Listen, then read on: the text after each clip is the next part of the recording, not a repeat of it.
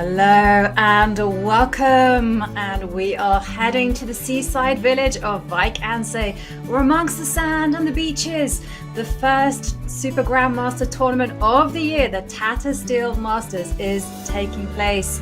And as we get ready for all the action in round 3, we move on to the playing hall, where amongst the hustle and bustle of the chess festival, we do have 14 players in the Masters, amongst them 2 world champions and 5 players who will be competing in the candidates.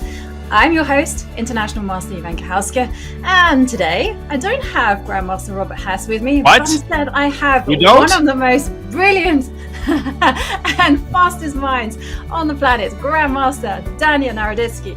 Daniel, we meet again. We meet again. Thank you for the warm introduction, Ivanka. It's a great honor to be here and be a part of this incredibly prestigious event that everybody looks forward to. We had 2 very exciting rounds to kick off the event, and I feel like I get there, as usual, fashionably late, just when the party is really getting underway. Yeah, you said it. The party is underway. I mean, yesterday we had such a great day of chess. And can you believe it? 2 rounds in, we've already had a 50% decisive rate score. That, for me, is unbelievable in a classical event. And have you been following the event so far? Have you been following the games? I've been doing my best. I've been so inspired by Tata that I actually played my own over the board event yesterday, but the games have been really, really interesting. And this is what I like about Tata. It's the right mix of top-rated players and aspiring juniors. Everybody's here to win. Everybody's refreshed from their New Year's holiday. That's a lie, because most people played in the World Rapid and Blitz. But nonetheless, people are here to fight, and we've already seen that in the first 2 rounds. Let's take a look at the results from yesterday's round. Even the draws, Yovi, have been really interesting. Obviously, some crazy storylines already. Van Forest, he's won the event before. 2 losses with the white pieces to kick things off. And on the opposite end, Alireza Firouzja, he's slicing through this field. Absolutely. Alireza Firouzja, he left last year winning a Rouen tournament. It was 7 out of 7, and he's continuing his winning ways with 2 points out of 2. Yesterday, he played a brilliancy against Paro Magsudlu, and yesterday also Gukesh defeated Wei Yi in another spectacular game.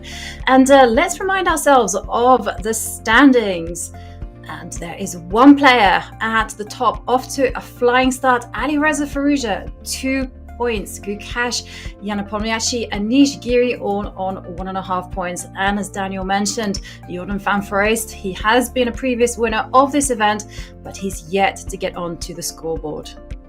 And he will try to do that today. I mean, obviously, Tata Steel is the longest event that any of these players, save the World Championship, perhaps play all year. I mean, it's 13 rounds. We're only 2 rounds in. It's way too early to make any general conclusions about form. But today's round is going to give us more clarity about who is going to jump firmly onto the first half of the tournament standings. And on that note, I think it's time to review our matchups for today. Absolutely. Who will get their first win of the event? And here we can see, can Alireza Firouzja continue his winning ways as he faces off against Max Warmerdam, and Jordan van Foreest yet to get onto the scoreboard. And there's Vidit versus Nepomniachtchi, one of the highest rated matchups today. Donchenko versus Giri, a game that Anish is probably going to try to win. And the world champion Yovi, will he get his first win today against Gukesh? Well, that is a tough matchup, and certainly also a tough matchup for Praggnanandhaa, who faces against Wei Yi. Yesterday, Wei did lose to Gukesh, and there we can see today's matches. I think we are going to be in for a lot of excitement. I mean, we have been treated to a lot of brilliant chess, but that's to be expected when you have some of the world's best and most talented players here in Vaikanse.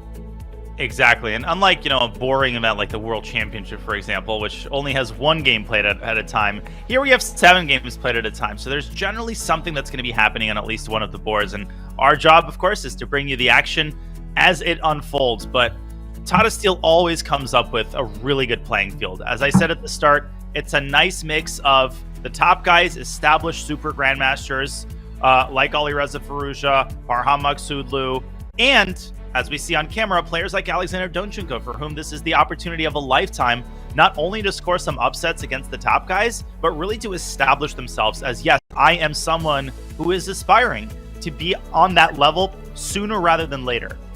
Yes, and there you can see on the screen Donchenko, who earned his stripes. He did win the Tata Steel Challengers last year, and the man of the moment, Vidit. He's had an absolutely stupendous 2023, winning the Grand Swiss. No mean feat, I can say.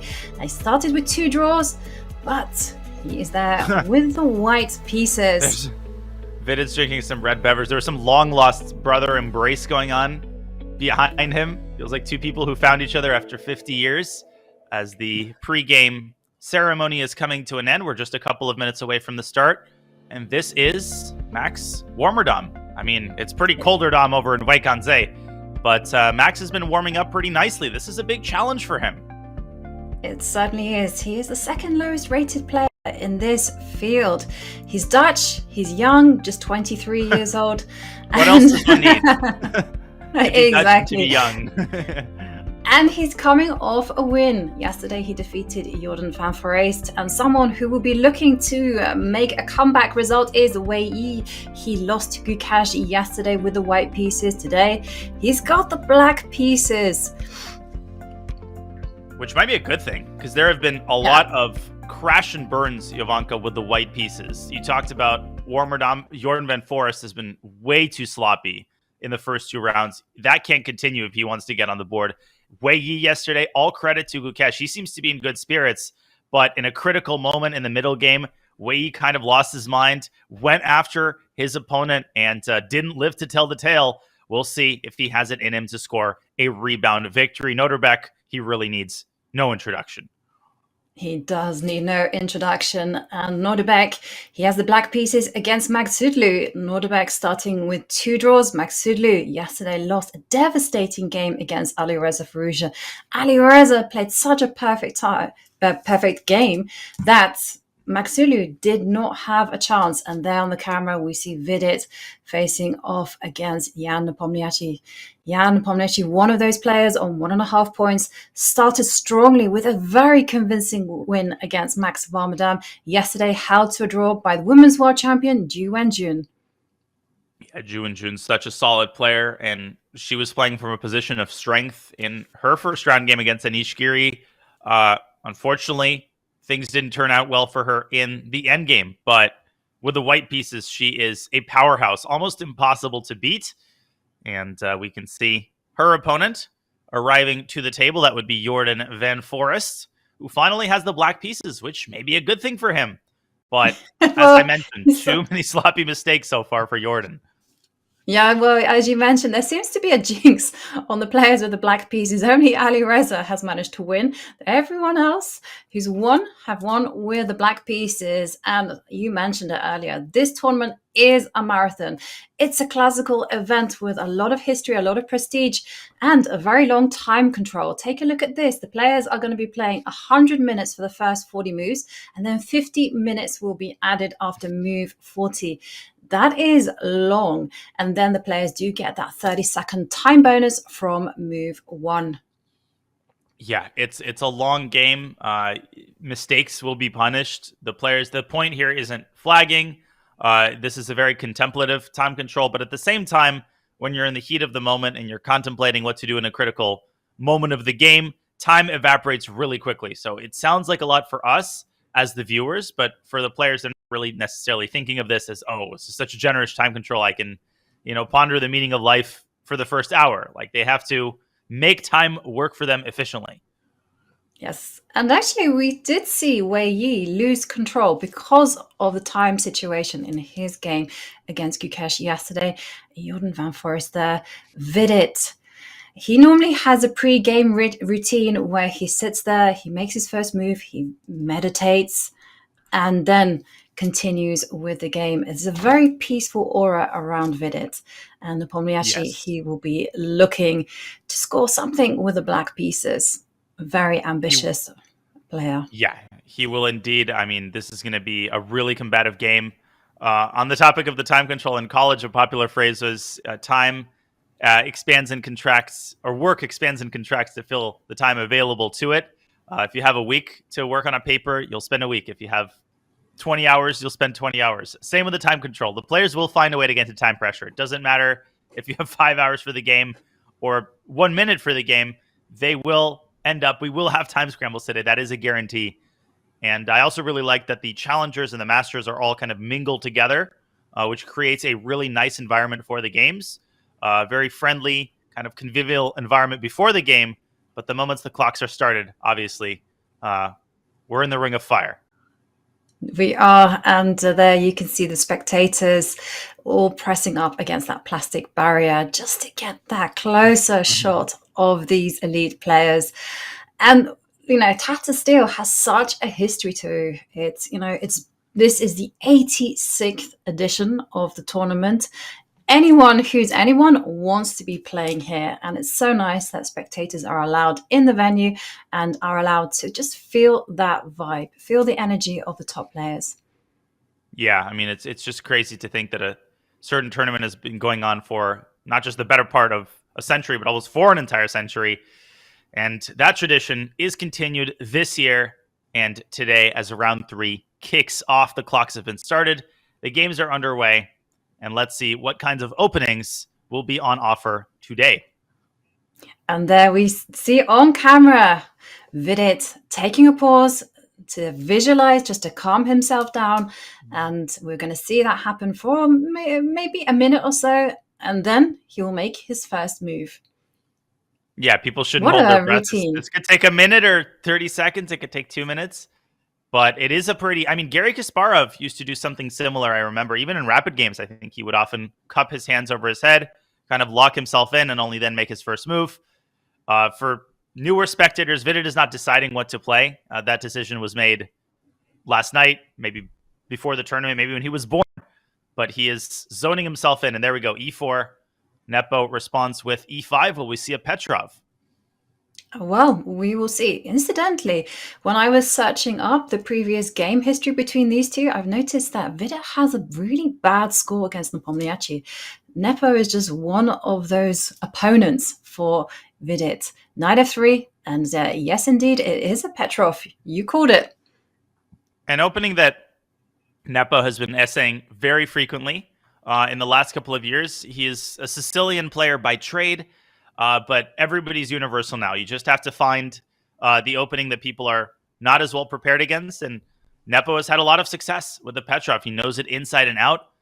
This must have been accepted by Vidit, so I'm excited to see what he's going to bring to the table.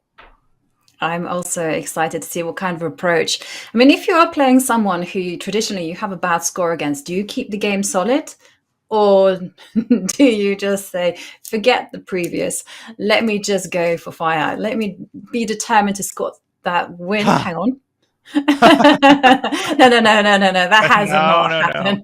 As much as I like the F5 square. Yeah. H4, that actually might be a novelty. It doesn't look so bad. I mean, knight takes e4, knight f5. I mean, with no threat, exactly. But, I'm interested. Hey, I don't know. I mean, I would believe anything nowadays. Everything's a move. Yeah, well, some gremlins, I think, have gotten into the technology. Yeah. I don't think knight h4 was played. That was hilarious. I'm pretty sure he took the pawn. Nepo played d6 and Vidit dropped back to f3. That's going to update momentarily. It was a brief DGT delay. We can probably take this opportunity to travel over to the bird's eye view, where maybe we will be welcomed by more move 3 novelties. Okay, a lot of really unusual openings at the top. We have a modern game at the top in Ju and Jun versus Van Forest, and we have a very rare gambit played by Abdusattorov on the lower right, and d4, d6 by Giri. Crazy stuff already, Jovanka. A lot of unconventional openings. Yeah, and where do you want to head to? Maybe we can go to... I also see that Praggnanandhaa is playing in a very sharp manner against Wei Yi. There's lots of things to whet our appetite. Which one do you want to head to? I would like to start with Maksudlu versus Abdusattorov because I feel pretty passionately about this gambit that Noterbeck is playing. This is a gambit that I actually happen to have come across in my online blitz exploits. So I faced a talented Norwegian player named Elham Abdulrauf. He's an IM now. And about 2 or 3 years ago, I would play the English against him with white just to get things more positional. And he would play this gambit against me. I'm going to go from the start. C4, E5, knight C3, knight F6, knight F3. Now here, the automatic move, of course, is the 4 knights English, knight C6. Everybody plays it. But no, E4 looks completely brazen because that pawn is immediately surrounded by white's knights and potentially white's queen. But the whole point is you're using this pawn as bait in order to open up the center and develop a very serious initiative. And when I check this line with the engine, it's actually a legitimate gambit. It's been gaining traction, and it's still obscure enough where I think Parham might not be completely familiar with it. I'm sure he's come across this gambit at some point, but it might not be fresh in his mind. The idea is actually pretty straightforward. If white takes the pawn on E4, so let's say knight G takes E4 is played. The other main move here is queen to A4. That's generally the top engine move. But if white accepts the sacrifice, black trades on E4, follows up with D5, expanding in the center. And if white's knight drops back to G3, let's say after the pawn... Whoop, no, that is not likely to be played. Not the move. Let's say the pawns are traded. Knight drops back to G3 and H5. And it's actually very, very difficult to prevent H4, which traps the knight. Because if white plays H4 himself, the bishop comes out to D6. Suddenly there's more threats. White is poorly developed. And that's how I lost many, many games online. Happy to see that this opening has been gaining traction, OTB Joanka. Yeah, it's become very fashionable, I think, these days. I mean, we saw it in the Women's World Championship match last year. And yeah, as you've highlighted, very dangerous stuff. I mean, it's shocking, actually, that white's knight can get booted around all over the place. And also, it really breaks the rules of chess, right? Because you're not meant to sacrifice a center pawn so early in the game. You know, the wing pawns, that's fine. This one, bit more shaky. But I love the fact that people are just proving otherwise, you know, that timing is so important and development as well. It's all about the concrete. And what are we expecting after C6? Do you expect queen A4? Do you think grab the pawn? I think I'm actually really curious whether Parham is familiar with this line and trying to remember his prep, or he hasn't seen this at all, which is a possibility. This line, as I said, it's still obscure enough where it mostly hides in obscure online chess corners. Of course, white could play kind of the bailout move D3, but this is not in Parham's style. He's a very ambitious player. He tries to play for maximum, particularly with the white pieces. So I'm expecting one of these two moves. Queen A4 leads to some crazy complications. Black often goes D5 and then B5. We can avoid jumping into that rabbit hole unless we see this move on the board, so we can wait for his decision. But I'm loving this. This signifies to me that Noterbeck has come prepared with new weapons and obviously playing for a win right out of the gates of the black pieces. Yep. And Parham, famous for his fighting chess. Noterbeck, he had a fantastic Tata steal last year. You know, he almost won the event, was leading until the final round when he lost to Jordan van Foreest. Well, he'll be wanting to repeat that success from last year. So I like to see the ambition in the youngster, still a teenager. Maybe we can go back to the bird's eye view as we wait for Parham's response and take a look at some of the other games that are in play. Absolutely. We've got an assortment of exciting openings. Yuan Jun versus Van Foreest with kind of a perk modern setup by Jordan. Very ambitious. Okay, Donchenko Giri has transitioned into a King's Indian. That is obviously music to my ears. And Donchenko himself is a King's Indian player. He used that opening to draw Dingley Ren in the previous round. Joanka, I think, had a hankering for the Prague Wei game, which is in a very sharp Najdorf. Shall we perhaps travel over there? But first of all, I wanted to... Can we go over to the Yuan Jun Van Foreest game? Because, well... Jordan van Foreest, he successfully avoided white's cheapo. I just wanted to point out that the knight came to C6. And this is a great decision because if the knight had gone to D7, then oh dear, there could have Oh, been trouble ahead oh. after bishop takes f7, check, king comes out. And if you notice, the queen on d8 doesn't have too many squares after king takes f7. Knight to g5 is known to be a good antidote to knight to d7. And yeah, white is just winning here. Yeah. Either white traps the queen if the king ducks back to e8. If the king moves to g8, then the knight takes on the entire black army, and there will be no black army to speak of after the knight is done. Knight takes c7, queen moves away, knight takes rook, and the knight easily evacuates back via c7. This is a very valuable line to know.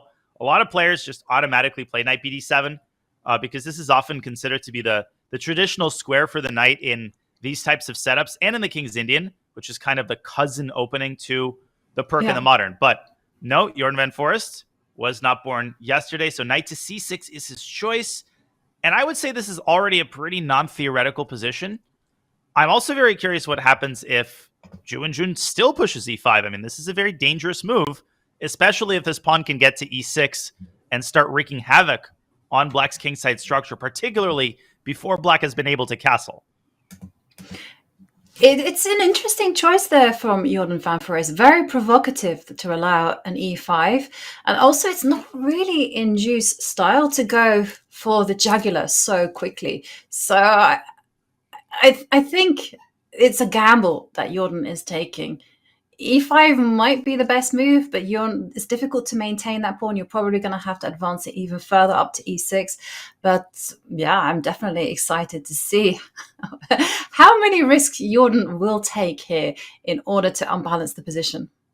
Yeah, but sometimes this is how you get a nightmare tournament, right? You lose, in his case, the first two games with white, and then you try to take too much risk on in the following game with black. Suddenly you're in trouble out of the opening again, and then you fall into tilt. And honestly, the move e5, to me, doesn't seem to be all that risky. If we forecast what can happen, I'm pretty confident Ju and Jun is tempted by this move. e5, what is Jordan going to do? Well, probably he's going to play d takes e5, d takes e5. I think he has to go knight to g4, maybe. Although then, yeah, e6. This looks pretty unpleasant. This gets pretty crazy. Bishop takes c6, bishop takes c6, f takes c6. Maybe he knows this, but I mean, queen takes c6. And apparently there's this very powerful shot, knight to d4, hitting the c2 pawn, and white is just not developed enough to justify the placement of the queen. But a lot of calculation to do already in the early going for Ju and Jun. Yes. And then the question is, does she go into these complications? Does she play so directly, or does she kind of take a timeout to go h3, which I feel is a little bit more in her style, which does prepare e5 and takes away the g4 square for the knight.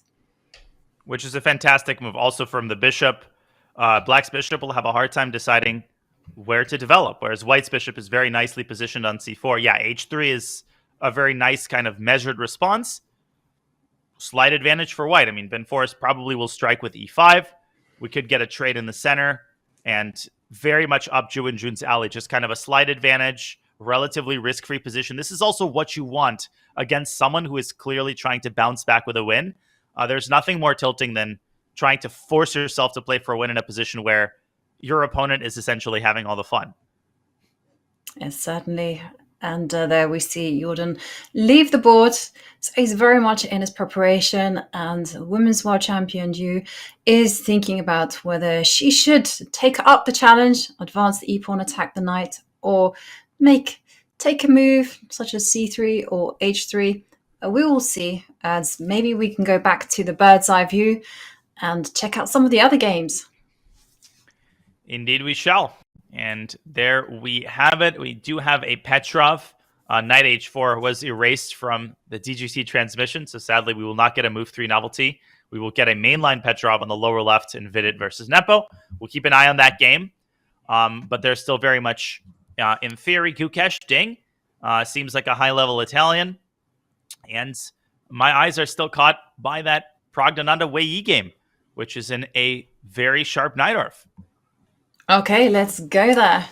As a commentator, I appreciate it when the players come to the board in a fighting mood.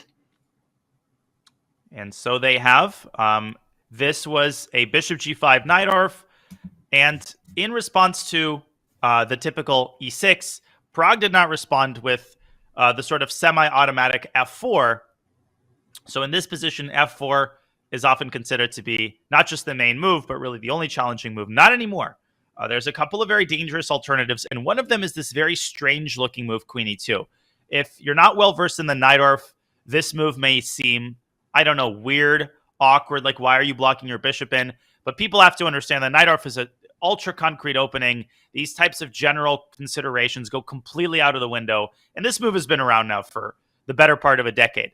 In response to bishop e7, though, move 8 h4. I'm going to look this up on ChessBase, Jovanka, while you're talking, but I know very little about this position already.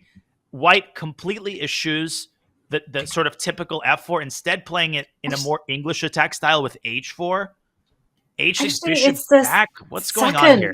Choice in the database. I mean, well, first of all, I think it's to do with anchoring that bishop on g5. Modern day chess is all about overprotecting the pieces, making sure there are no loose pieces on the board. And the most popular move was, as you said, f4, but h4, second most popular move. And actually, Black's response of h6, second most popular move. Most popular move is just to ignore that bishop on g5, b5. But h6 played and bishop d2, and now there aren't that many games here on the database that I have, but Black has tried the queen coming out to b6. They've also gone for another plan that you have in the Najdorf, advancing queenside pawns with b5. Knight c6 has been tried. I think it's a toss-up between queen b6 and b5. They seem the most attractive after all. Queen b6 does attack the knight and the pawn. Yeah, queen b6 looks like a dangerous fork, and it forces white to drop his knight back to b3, which is often considered to be a concession in the Najdorf. This was the logic of Jordan van Foreest himself, who played this move against Peter Svidler a couple of months ago at the 2023 World Cup. And Svidler scored a crushing victory with the white pieces in that position. Crazily, this position first occurred in 1989. You always think, well, this is modern chess. Surely the first game must have been in 2019, but no. We stand on the shoulders of giants. So I see quite a few games from the 1990s. To me, b5 is probably more natural than queen b6, just because, I mean, if Black plays b5, you're already threatening to push b4, kind of asking the knight on c3 where it plans to go. And I'm really curious what White's intended response is to b5, because if you're forced to play a3 in a bishop g5 Najdorf, that is often considered to be a serious concession, because you're often castling to the queen side, and if you have a pawn on a3, that pawn often serves as a hook, which helps Black develop the queenside attack faster. Okay, so I agree with you about a3. What happens if you say, I'm not afraid of b4, instead castles queenside? So let's take a look. Black pushes b5, which I think is very likely. White responds by castling, laughing in Black in the face of danger. I push b4.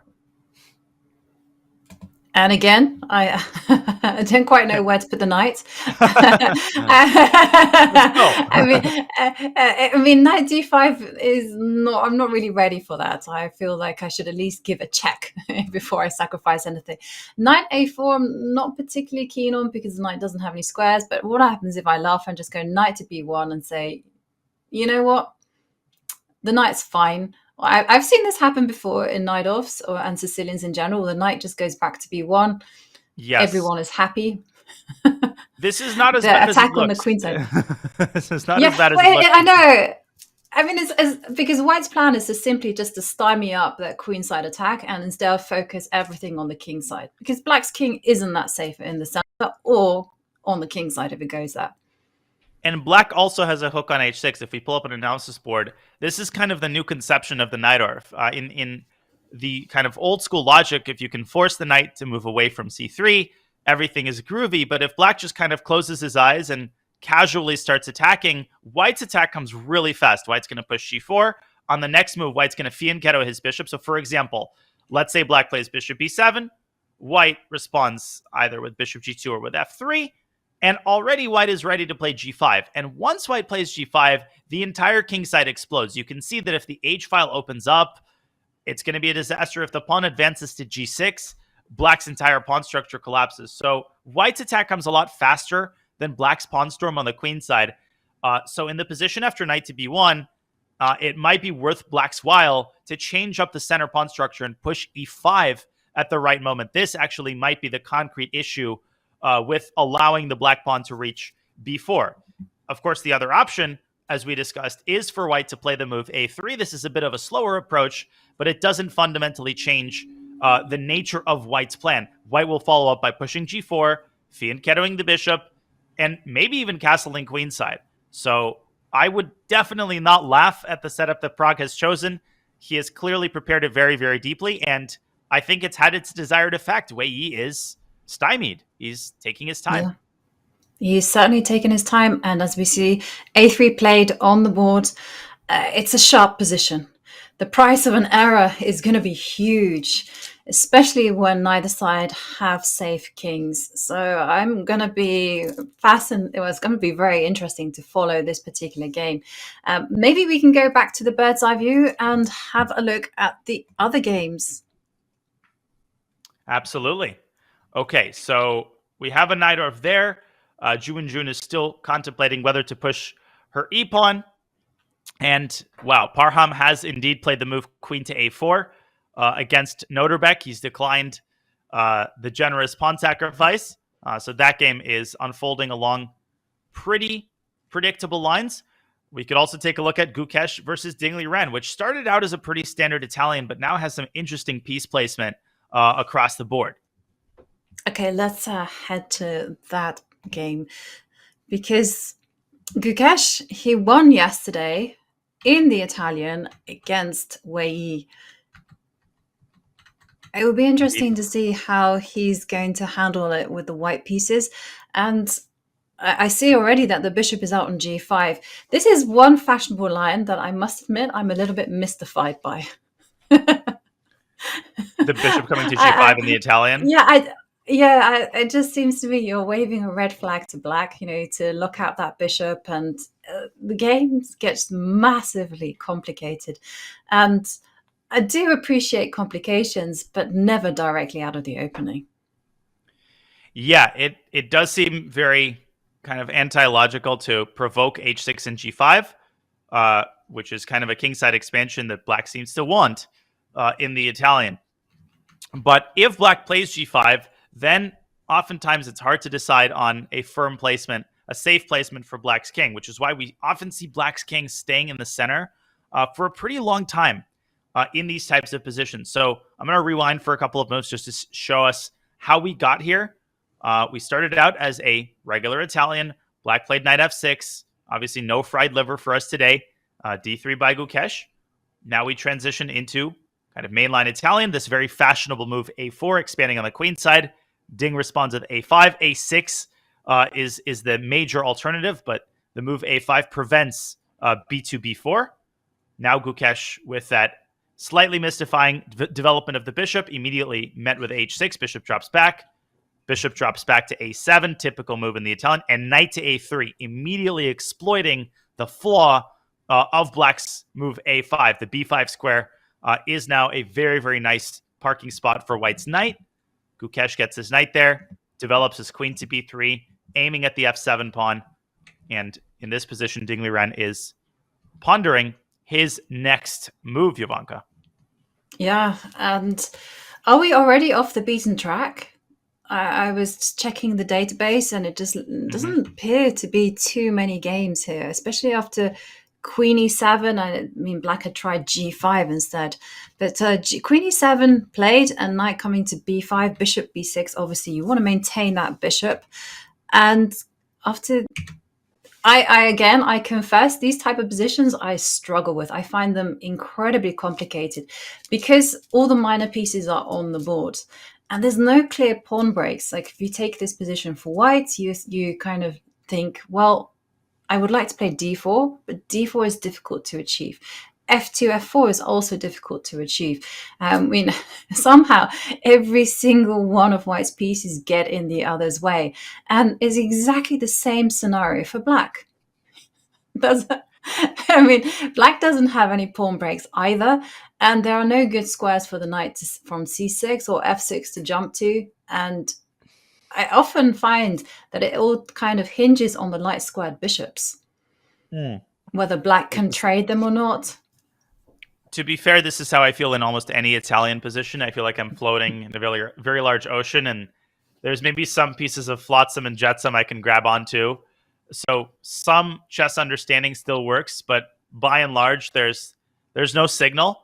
Um, Largely, the issue, I think you nailed it. There's no pawn break, so it's hard to understand which direction the game is going to go. There's so many different paths that the game could take. For instance, both sides' kings are still in the center. White could castle kingside at any moment. Black could castle kingside. Black could castle queenside. That's definitely not out of the question, especially if he sets his pawns in motion. And of course, there's the question of this bishop on c8. The intuitive developing move is bishop to e6. It could be met with this very interesting knight retreat to d2, which you don't see often in the Italian, knight f3 to d2. You often see the kind of symmetrical maneuver knight to e2, but obviously that's gone. That knight is already on b5. But the f3 knight can jump back to d2, and the point is, in answer to the bishop trade, the white knight jumps into c4, and white focuses his pieces on the queen side. That might be something which is giving Dingley Wren pause. I will also add that there are some tactics here with knight takes d6 check. So, for instance, if after bishop e6, white trades on f6, already knight takes d6 check wins a pawn because the c7 pawn is overloaded. So there's a lot more than meets the eye in these types of positions. Yes, certainly. And just on a strategical level, white has to worry about the black playing g7, g5, and just shutting out the dark squared bishop. Indeed. Man, there's the position That's is something happening on so many levels. Definitely. Oh, very cagey position there. I think this one will be decided in time trouble. we saw it yesterday. In fact, speaking about g7, g5, has it appeared on the board? It Or was has. that you putting it? No, Okay, no. yes. I'm waiting for g5 is on the board. So Ding has committed to pushing that pawn. Does that mean he's not going to castle kingside? Not necessarily. It's still possible to castle kingside, but my guess is he's going to combine the move g5 with the development of his light squared bishop, potentially to e6. Yeah. And, well, still a very tense position. And we might see a similar scenario for Gukesh that he had yesterday. The game was just brewing along full of tension, and then everything was decided in time trouble. So can we go back to the bird's eye view and have a look at some of the other games? One that I was particularly intrigued about was Anish's choice against Alexander Donchenko. Alexander Donchenko, one of the lowest rated players here. He's here because he won the Tata Steel Masters. The two played each other in 2021 in the Masters, and there it was a draw. And Donchenko, he's a very positional player. He really is a big fan of the fianchetto systems. Actually, whenever I want to play a fianchetto system with white, I always look to Donchenko's game. Yeah, he always has a fianchetto bet. White, black, he'll always find a way. Bishop on g2 or bishop on g7. And if you think we're lying, he had a King's Indian with the black pieces against Ding. Great preparation, draw. He has the white pieces here. Giri also has a fianchetto bishop, so it's a fianchetto party today. Now, this did not start out as a King's Indian, Ivanka. It started out as a queen's pawn opening d4, d6, kind of inviting Alexander to play e4. Like, I dare you to push the pawn to e4. What would Anish have played in response to e4? Well, this will forever remain a secret. Maybe a perk, maybe a Philidor. We will never know, at least until we interview Anish, and then maybe he won't tell the truth. Maybe he'll tweet about it. Instead, Alexander played knight f3, and we transitioned into a King's Indian. g3, g6, and now we have a completely normal King's Indian, c4. And this move, bishop f5, which is not the main line. I mean, of course, the main move is for black to castle kingside, but bishop f5 is a very well-known line.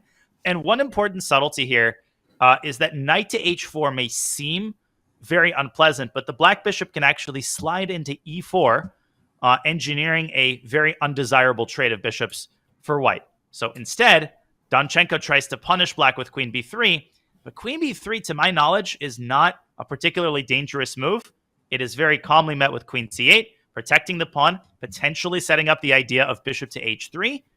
And after knight c3, knight c6, not a very good sign that Donchenko has already burned 20 minutes. Anish still has the full complement of 100 minutes. Yeah. And the thing that worries me most about this is that black does have that possibility of bishop h3. Black's plan tends to be based around the e5 pawn breaks, the castles, e5, and as long as you have a home for the light square bishop, all tends to be quite well. Whereas white, the big struggle here is, what are you going to do with your dark square bishop? And I mean, I've experimented with putting the bishop on f4. At times, I just forget about it and just say it is what it is, and instead focus on going, playing for an e2, e4. But here, with the queen on c8, bishop on f5, I feel black is comfortable. Yeah, I mean, obviously, I should probably recuse myself from this conversation entirely as a self-professed, King's Indian addict. This position already looks very comfortable to me from the black side. But putting my biases aside, why do I think that things are going well for Anish? First of all, as you indicated, it's the presence of this bishop h3 idea. Also, the queen on b3, very misplaced. It may seem nice to be pressuring b7, but this queen is constantly getting in the way. It's also softening up white's control of d4. So later on, if both sides castle and black pushes e5, white is going to have a hard time maintaining his superiority in the center. I think the question on most people's minds is what happens if you just push d5? And the answer is pretty anticlimactic. It's not knight to a5, which runs into queen a4. Check. That would fork the knight and the king. As I speak, d5 is on the board. I did not make that move. Alexander Donchenko did. To my knowledge, the knight drops back either to b8 or to d8. So black provokes the push of the pawn, opening up the dark squared bishop, and later black will chip away at this d5 pawn, either with c7, c6, in some cases maybe e7, e6. The engine gives a slight edge to white in these positions, but I would not put too much stock into that. The engine hates the King's Indian. It'll give white an advantage in any position. From a human perspective, I like the way that Anish has set up his pieces. Yeah, I totally like the setup as well. I also really enjoying the retreat knight to d8. I mean, white's big plan, once you've gone d5, is also to back it up with the knight planting itself on d4. That is actually ultimately the plan that white adopts. But here, if you were to go knight to d8, knight to d4, the bishop has that hiding place on h3. And trading off light square bishops is never a good idea in these type of positions. So in the tournament, yeah. Go ahead. Yeah. No, I just think that Anish's gamble has played off. I haven't seen too many games where Anish has been playing King's Indian. I just don't recall him playing this opening at all. This is actually, it's very weird to even speak of Anish playing a King's Indian. Knight d8 is instantly on the board. A couple of tournaments ago, in a very similar position, a friend of mine, about 2200, he played a move like knight to a5, and he saw that the knight was lost after queen a4 check. I'll put the moves on the board, but his idea was something like bishop to d7, queen takes a5, b6. He looks up and says, I trapped the queen. That's it. The queen has no squares, except, of course, for a3 and b4. So sometimes there are ideas where you kind of give up the knight like this and trap the queen. This is not one of them. And surprisingly, Anish Giri has managed to avoid blundering a piece and is obviously still in his preparation. No question about it. Yeah, and we do see knight d8 being played. Okay, well, this one is, again, going to be very interesting. Let's go back to the bird's eye view. And I'm really curious to see the game between Max Warmerdam and Alireza Firouzja. Alireza, flying start, 2 points out of 2. He's playing the second lowest rated player. So do you think that Alireza will be looking for the win? It's hard to say. I think Alireza is going to check the results of the opening. Max Warmerdam, just like Alexander Donchenko, is kind of a solid 26-50 type player. I'm going to flip over to that game. So I don't think Alireza is necessarily playing too ambitiously. Let's not forget, this is a 13-round event, so you don't necessarily need to win every game against, a sub 2,700 opponent. I think Alireza has found a nice balance between a relatively solid opening in the Queen's Indian and yet something that's a little bit more combative than, say, a Queen's Gambit decline. So we definitely have a double-edged position on the board. We see a pawn having appeared on f5. And, of course, Alireza has entrenched this knight on e4, as is very standard in a lot of these Queen's Indian lines. Yes, it is standard, but it's not without its risks, right? Because unfortunately, you can't take back pawns. And when I play the Queen's Indian defense, and I'm always quite happy to see f5. I'm going to say happy-ish, actually. I'm going to qualify that statement. Because I feel like once d5 comes for white, Black really has to burn the bridges and continue in a really aggressive fashion. Because if he doesn't, then strategically, I'm just going to be better. Well, with the white piece, is going to be better. So, yeah, definitely some risky play, I would say. And I'm just, again, checking the database. One game, and white did play bishop e1. But Max Warmerdam, playing knight I think the e5. engine should relax. Okay, this is a nice move. It's not, it doesn't knock my socks off. Double exclam is a little bit overstating it, but it's a nice move. Yeah. I mean, obviously, knight takes d2, bishop takes b7, and I mean, Black can probably resign. But yeah, everything is good, right? I really like this move. Knight e5. You're gonna move that knight back to d3 if it's chased. You control the f4 square, and you can eventually go. You make some backward moves, bishop e1, and start kick back the knight on e4. Definitely dynamic.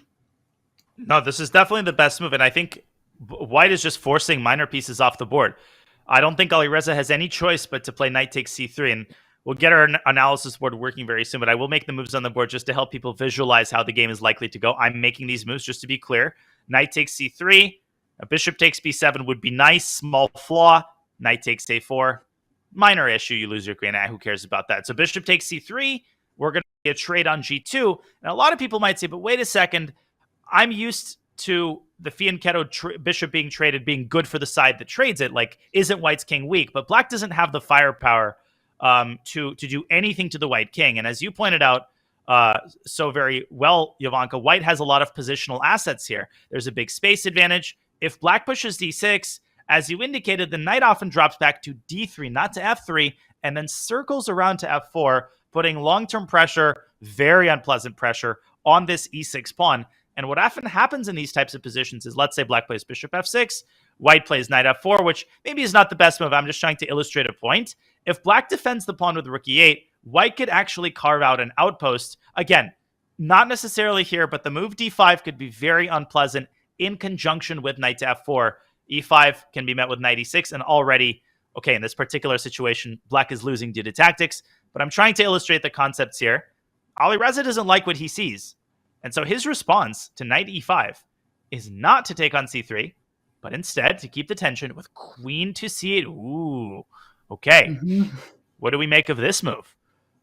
Well, now there is the threat of knight takes bishop in the air, so you have to do something with that piece. And the question is, do you drop it back to e1, or do you maybe move it forward to e3? Or perhaps do you just reinforce that bishop on d2, defend it with a rook? Or do you take on e4? Oh yes, yes. Rook, knight takes knight.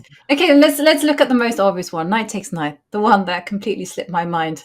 But I agree with you. I actually think, this is the dangers of monkeying the engine, which gives knight takes e4 as the top move. But from a human perspective, if you look at it with your own eyes, after knight takes e4, okay, black could even recapture with the bishop, inviting a bishop trade. And this position, to me, looks it smells a little bit because black is going to play d6. Suddenly, the knight does not have this traditional retreating square on d3. And this is the kind of position Alireza is going for. Black is probably worse here if you sit Stockfish down in front of Alireza. But, I mean, white could very easily lose control of the game if d6 happens at the wrong moment. So I agree with you. I think it might be more in Max Warmerdam style to play a more conservative move like rook a to d1 and try to maintain kind of the spirit of the position, if you will. Mm-hmm. Yeah. Rook a to d1. That's my vibe. But then again, Max also is quite an aggressive player. We saw him play fantastically well against Jordan van Foreest when he had the initiative. So maybe we might see him being tempted by playing knight takes e4 and then opening up the position.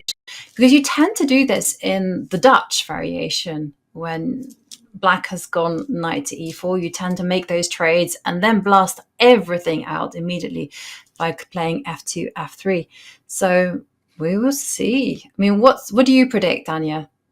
I predict rook a d1, but it's very hard to say. It might actually depend on Max's mood. To me, I feel like the psychological edge is on white's side. You want to tempt Alireza to take more risks, and rook a d1 seems like a very nice way to do that. Just kind of keep the tension, say, listen, if you want to trade a bunch of pieces, we can do that, but I'm going to kind of maintain the structure as it currently is. I'm not going to play your game. But queen c8, honestly, that move slipped my mind completely. I thought knight takes c3 was forced, but that's why Mr. Firouzja is over in windy Vacanze, and I'm over here in sunny Charlotte. Okay, it's not sunny at all, but you know what I mean. And we will see what decision Max makes. Maybe a good time for us to go to our marquee matchup between Nepo and Vidit, which we haven't checked into yet. Yes, it is a good time, but I'm gonna leave it's a you good all time on for a break, isn't cliffhanger. it? It is a great time for us Amazing. to take a quick break, and you can see the players just fighting it out in the sunny village of Vacanze. And we're going to take a quick break, zoom out, and just get ready because more of the action will be coming your way in just a few minutes.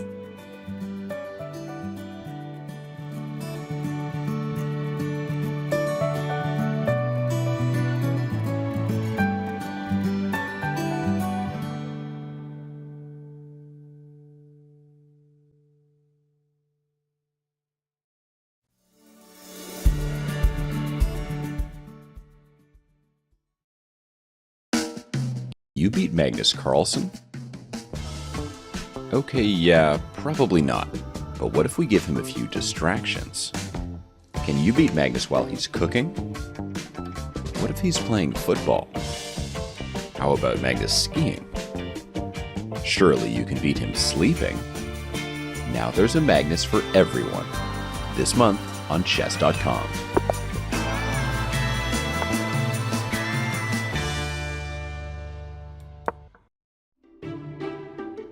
That little girl is 8 and she's the strongest chess player of either sex in the world of her age.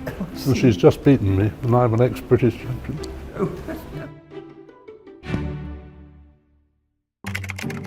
On a school day I would probably take an hour in the morning for chess, and then I would come back from school at around 4, and then I think I would do chess again up till like 8, 9 stuff, and then I would go to bed.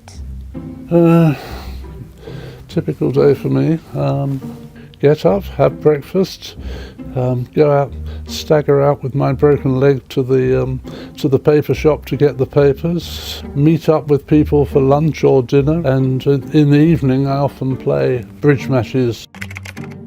Well, my father taught me when I was about 8 or 9, and I read all the chess books in the Chelsea Public Library, and I got very interested.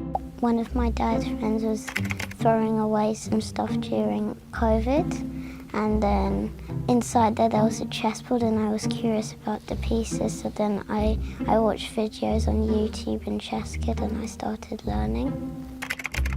I'm not thinking I'm going to suddenly improve and be back in the England team. No, I just do it for enjoyment.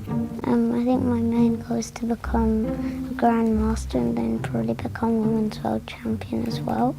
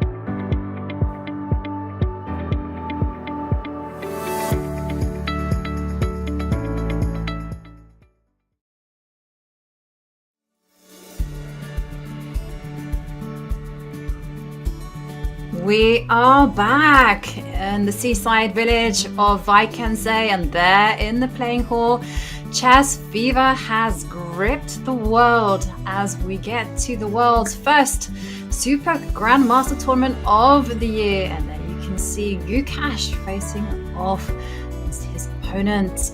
But we left you all on a cliffhanger. We promised to take a look at the marquee matchup that is between Vidit, man of the moment, against Jan Nepomniachtchi.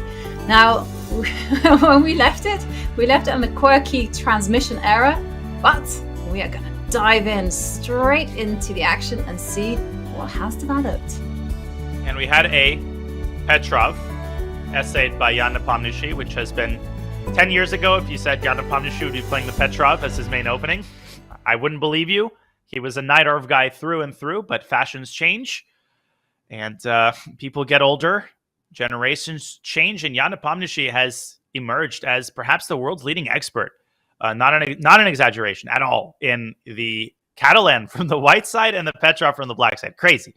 Now, the reason we didn't check this game earlier is just because they were following mainline theory for a while, but now I finally feel like we've settled into something like a fresh position, as evidenced by the fact that Vidit already has only an hour and 7 minutes on his clock to Jan's hour and 39 minutes. How did we get here? Let's rewind a little bit. We had a Petrov. Spoiler alert, knight takes e5 happened and not knight h4. Sad. Okay. So this is all normal. d4, d5, main line, bishop d3, bishop d6, castles. I mean, this even I know, and I don't really play this opening for either side. c4, c6, rook e1, bishop f5. I feel like this is familiar. Yovi, I feel like all of these positions kind of blur into one. Queen c2, knight to a6. Very mainline. But from the old times, like from around about the early 2000s. Ancient history, yeah. The time of the Persian Empire. Xerxes Yeah. Xerxes was still issuing decrees when Boris Gelfand first played this. Knight a6. Yeah, played. And a3. I mean, this is all pretty standard, I would say. And now what happens next? This Bishop g6, rook c8. This is the current position. But earlier on, I feel like this bishop moving to e3 is unusual. And okay, I'm just checking the games, and it is a new idea according to my database. That is, I mean, White's previously played a c4, c5, just trying to clamp down on the queen side. Instead of bishop e3, move 12. Yes. So c5, yeah, c5 and b4 is, of course, the kind of standard plan of queenside expansion. Bishop e3, okay, I mean, it's a logical developing move. Rook c8 and knight c3 has just been played by Vidit. Okay. A lot of tension there in the center, so big threat. The knight on e4 is now unguarded, so do you sound the retreat? Do you capture the knight? Do you reinforce the knight on e4 with f5, which looks really risky, but it's actually an idea in a lot of Petrovs. Yes, you often see the pawn advancing to f5 in the Petrov, and then sometimes further down to f4, which is made even more tempting by the presence of a bishop on e3. Knight takes c3 would be my initial instinct. What happens if we just swap a bunch of pieces, especially because b takes c3 can be met with d takes c4. And because of the pin exerted by the black bishop, White loses a pawn in that line. So if White has to play queen takes c3, it's like I asked my opponent, I mean, if you can play the main line Sicilian, then I'll play a Sicilian. If you can guarantee not to play the Alapin, I'll play c5. So if you can guarantee that White plays queen takes c3, then I think this is a pretty feasible position for Black. You can trade the other bishops, now trade the pawns, and you have this beautiful, lovely parking spot on d5, which you can maneuver your knight to just in time. This looks like, Jovanka, to my old school positional conception, a lovely position for Black. I was on the same page as you until I started looking at lines such as bishop g5, attacking the queen, and then the knight coming to e5. And I wasn't sure whether White is very quick with the control and pressure down the e-line. Yes, and also there's often ideas like the queen dropping back to b3, exerting pressure on b7. So I agree. It's oftentimes you think, once the knight gets to d5 and you get the blockade, it's the end of story. It's actually not end of story. White's got some assets too. I totally agree. It's not an automatic decision. Yeah, that was my one concern about this type of position, that the knight on a6 was just too slow to get into the action. Like, for instance, I think this particular position would be great if there was a black knight on d7 ready to kind of go to f6 and b6 and somehow control the d5 square. But because it's on a6 and c7, that changes my assessment somewhat. Yeah, White's very, very active, 95, bishop g5. So this is one option. I think the position is equal, but maybe this is not entirely to Jan's liking. Maybe he decides that this position is too easy for White to play. What are the other candidate options? You pointed out f5.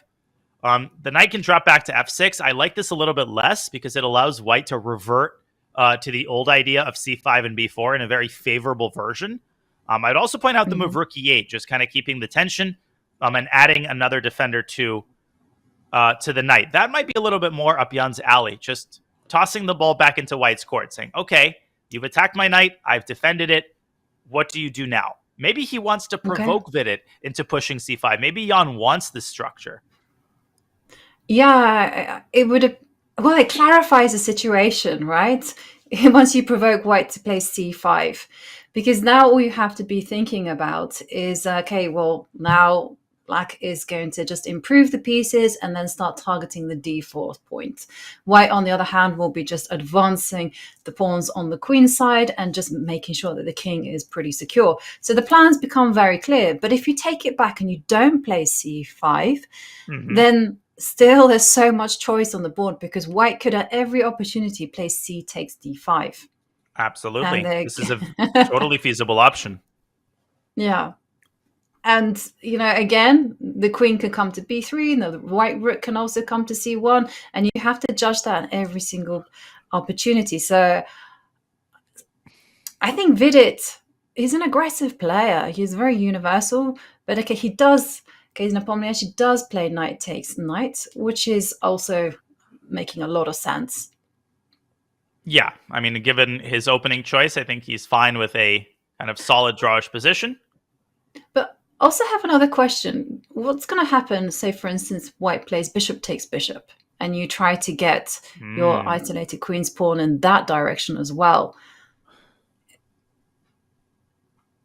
Great point, because you're forcing black. Well, f takes g6 maybe is a thought, but I would be shocked if that happens. I think hg is essentially automatic. And, I mean, one benefit of this structure, other than its lack of visual appeal, is that sometimes, okay, let's say dc, queen c4, knight c7 is on the board, just like in the other version. White has this very nasty idea, maybe not immediately, but to push the knight to g5 and then try to get the queen to h4. And if a queen lands on h4 with this pawn structure, black often has literally no way to prevent the queen infiltration to h7. So this could be a tactical idea in Vidit's pocket in a position like this. Yeah. Yes, the more I'm kind of looking at that position, the more I'm not that happy, actually, especially with the knight coming to g5. And also, whites will be able to introduce rooks on the third row in a potential attack. So, okay, knight takes c3. Decision time for Vidit. Does he capture the bishop? I mean, how ridiculous is it to capture with the f-pawn? After bishop takes g6? Yeah, I mean, let's have a look, because Not ridiculous sometimes at all. I'm feeling quite gung-ho, right? And if you play queen takes knight or if pawn takes knight, maybe there are even sacrifices of In a rook bullet takes game, f3. I'm doing this. I'm doing rook f3, g Yeah. h4. In a classical game, actually, it's not. I mean, the engine doesn't hate it. The eval bar doesn't fly away to, the upper reaches of the stratosphere. And it's no wonder, because white, I think, is forced to push f4. And already black can consider giving some sort of a perpetual with queen g4, queen h3, or driving the white king toward the center. Very interesting idea. Queen g4 check. I mean, I don't think in a situation like this, Vidit would risk it and run up to e2. Because it's not like, okay, you're down an exchange, you're not down a queen. A lot of people don't understand this about exchange sacrifices. They think once you sack something like an exchange, if you don't prove something in the next two moves, that's it, you're busted. But often you see high-level players, Ivanka, they play slow moves even after they've sacrificed material. And I think this is a really instructive concept for a lot of people. So, for example, take a position like this. You might see black playing rook e8 or knight c7. Just because you've sacrificed something doesn't mean you can't improve your pieces more slowly. Exactly. I completely agree with you there. I mean, for the time being, the rooks that white have, they're not effective. So it gives black the time just to improve the pieces. And like you say, rook e8, I love putting the knight on e6. And the white king is not going to feel comfortable on the middle of the board. No, the reason I mentioned this line is this will definitely be running through Vidit's mind as to whether he plays pawn takes knight, queen takes knight, or bishop takes bishop. I agree completely. In fact, I agree because it's the only quote-unquote concrete line you have to look at. The other decisions are largely evaluatory. Like, you have to evaluate the isolated queen pawn situation and judge who's got the better side of it. But with f takes g6 and rook takes f3, that's a line where if you miscalculate, you might actually lose, or you might allow a forced draw, and maybe that's not what you want. So you have to weigh the pros and cons of allowing this exchange sacrifice. I think that's exactly what Vidit is doing. Maybe b takes c3 is on the table. Maybe he wants to allow dc, but I highly doubt that. I think we're seeing him decide in real time between bishop takes g6 and queen takes c3. And these types of micro decisions are what classical chess at the highest level are made of. This is why chess is so hard. And what about the difference in clock time? I mean, you see Vidit coming to the hour mark, whereas Nepomniachtchi, barely use any time on the clock. Yeah, typical Jan. Typical Jan. Yeah. He's bored. He's But bored. he but he's sitting at the board though, and he's also working pretty hard, because he actually mentioned in an interview that something that he likes to do is walk around, take inspiration from the other games, pick up on some ideas here and there, and just keep himself occupied. Yeah, broadly speaking, chess players are divided between kind of sitters and walkers. There's the players who, try to regiment and restrict, self-discipline themselves. Like, I can only get up 3 or 4 times per game. I mean, I used to try to do this. Like, I would only allow myself to get up at certain times. That kind of went out the window pretty quickly when I realized the appeal of walking around the playing hall, especially in a tournament like Tata, where there's a lot of interesting games going on. Absolutely. There's a lot of time on the clock. There's no reason you can't take like a minute to refresh yourself and look at the other games. Yeah. Well, important decision there for Vidit. But you mentioned interesting games. So can we go back to the bird's eye view? And there is one particular game where I'm looking. Black has a queen. It's there in the corner. It's Magsudlu against Abdusattorov. Oh my gosh. You can see there's a queen on e3. There's a bishop on d6. We gotta go there. Oh my god, there's actually a lot of games that have so much promise. There's opposite side castling and Gukesh Ding, but that game is moving a little bit more slowly. That's a slow burn. This is thriller, Die Hard, Bruce Willis, Furious 5, stuff happening, cars exploding kind of action. And let me tell you, I had a feeling that we would see something like this when Noterbeck played that gambit. So first of all, let's see how we got here. Because I think that might give us some insight into how the players are dealing with this utter chaos that's on the board, or not dealing with it. So we saw the move c6. We talked about knight takes e4. I mentioned that queen a4 is the other main move. He played it. Noterbeck responded with queen to e7, saying, if you don't want the pawn, I'm going to defend it. f3 by Magsudlu, chipping at the pawn, giving the knight on g5 an escape. We have a trade. So the position, Jovanka, it's sharp at this point, but it's not unmanageable, but it gets unmanageable very quickly. g6, d4, bishop g7, c5. Okay, bishop are e4. we in the realms of theory? Doing? I don't think I'm just so. wondering, are we? I mean, this looks so unusual. And okay, so both players freestyling. I would bet a and silver as dollar. Yeah, bishop d6. Yeah. So, okay, talk us through what else happened. Okay, knight. Just knight laughing a6, at him, just ignoring the threat. Parham spent the last 4 moves preparing one move. So he went d4, c5, and bishop f4, all to play bishop d6, and Parham just allows it. Parham says, okay, I got to do it. Bishop d6 on the board. Queen slides into e3, and this was Noterbeck's big idea. He's just sacrificing an exchange. What is he sacrificing it for? Well, not only is White's king stuck in the center, but Black's got tremendous attacking potential with his knights. Knight to g4 is obviously a big idea. The other knight could also jump into b4 at a moment's notice. So I think he's going for kind of the long-term attack.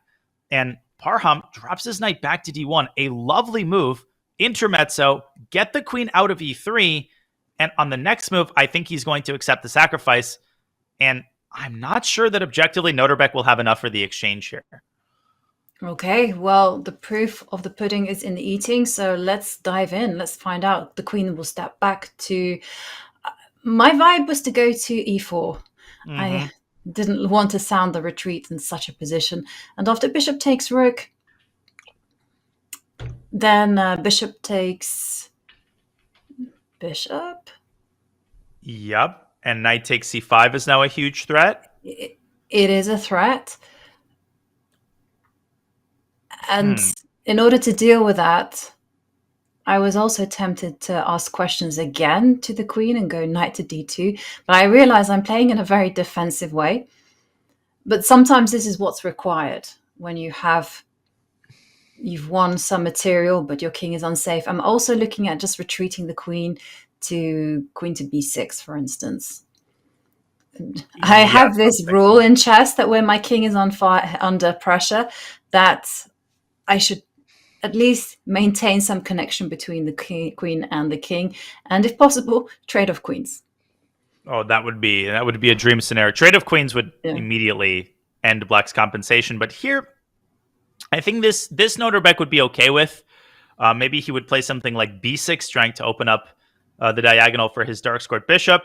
It seems, though, that the eval bar suggests that after queen e4, there is some sort of second intermediate move. Maybe, I think you called it, Jamanka, maybe attacking the queen again.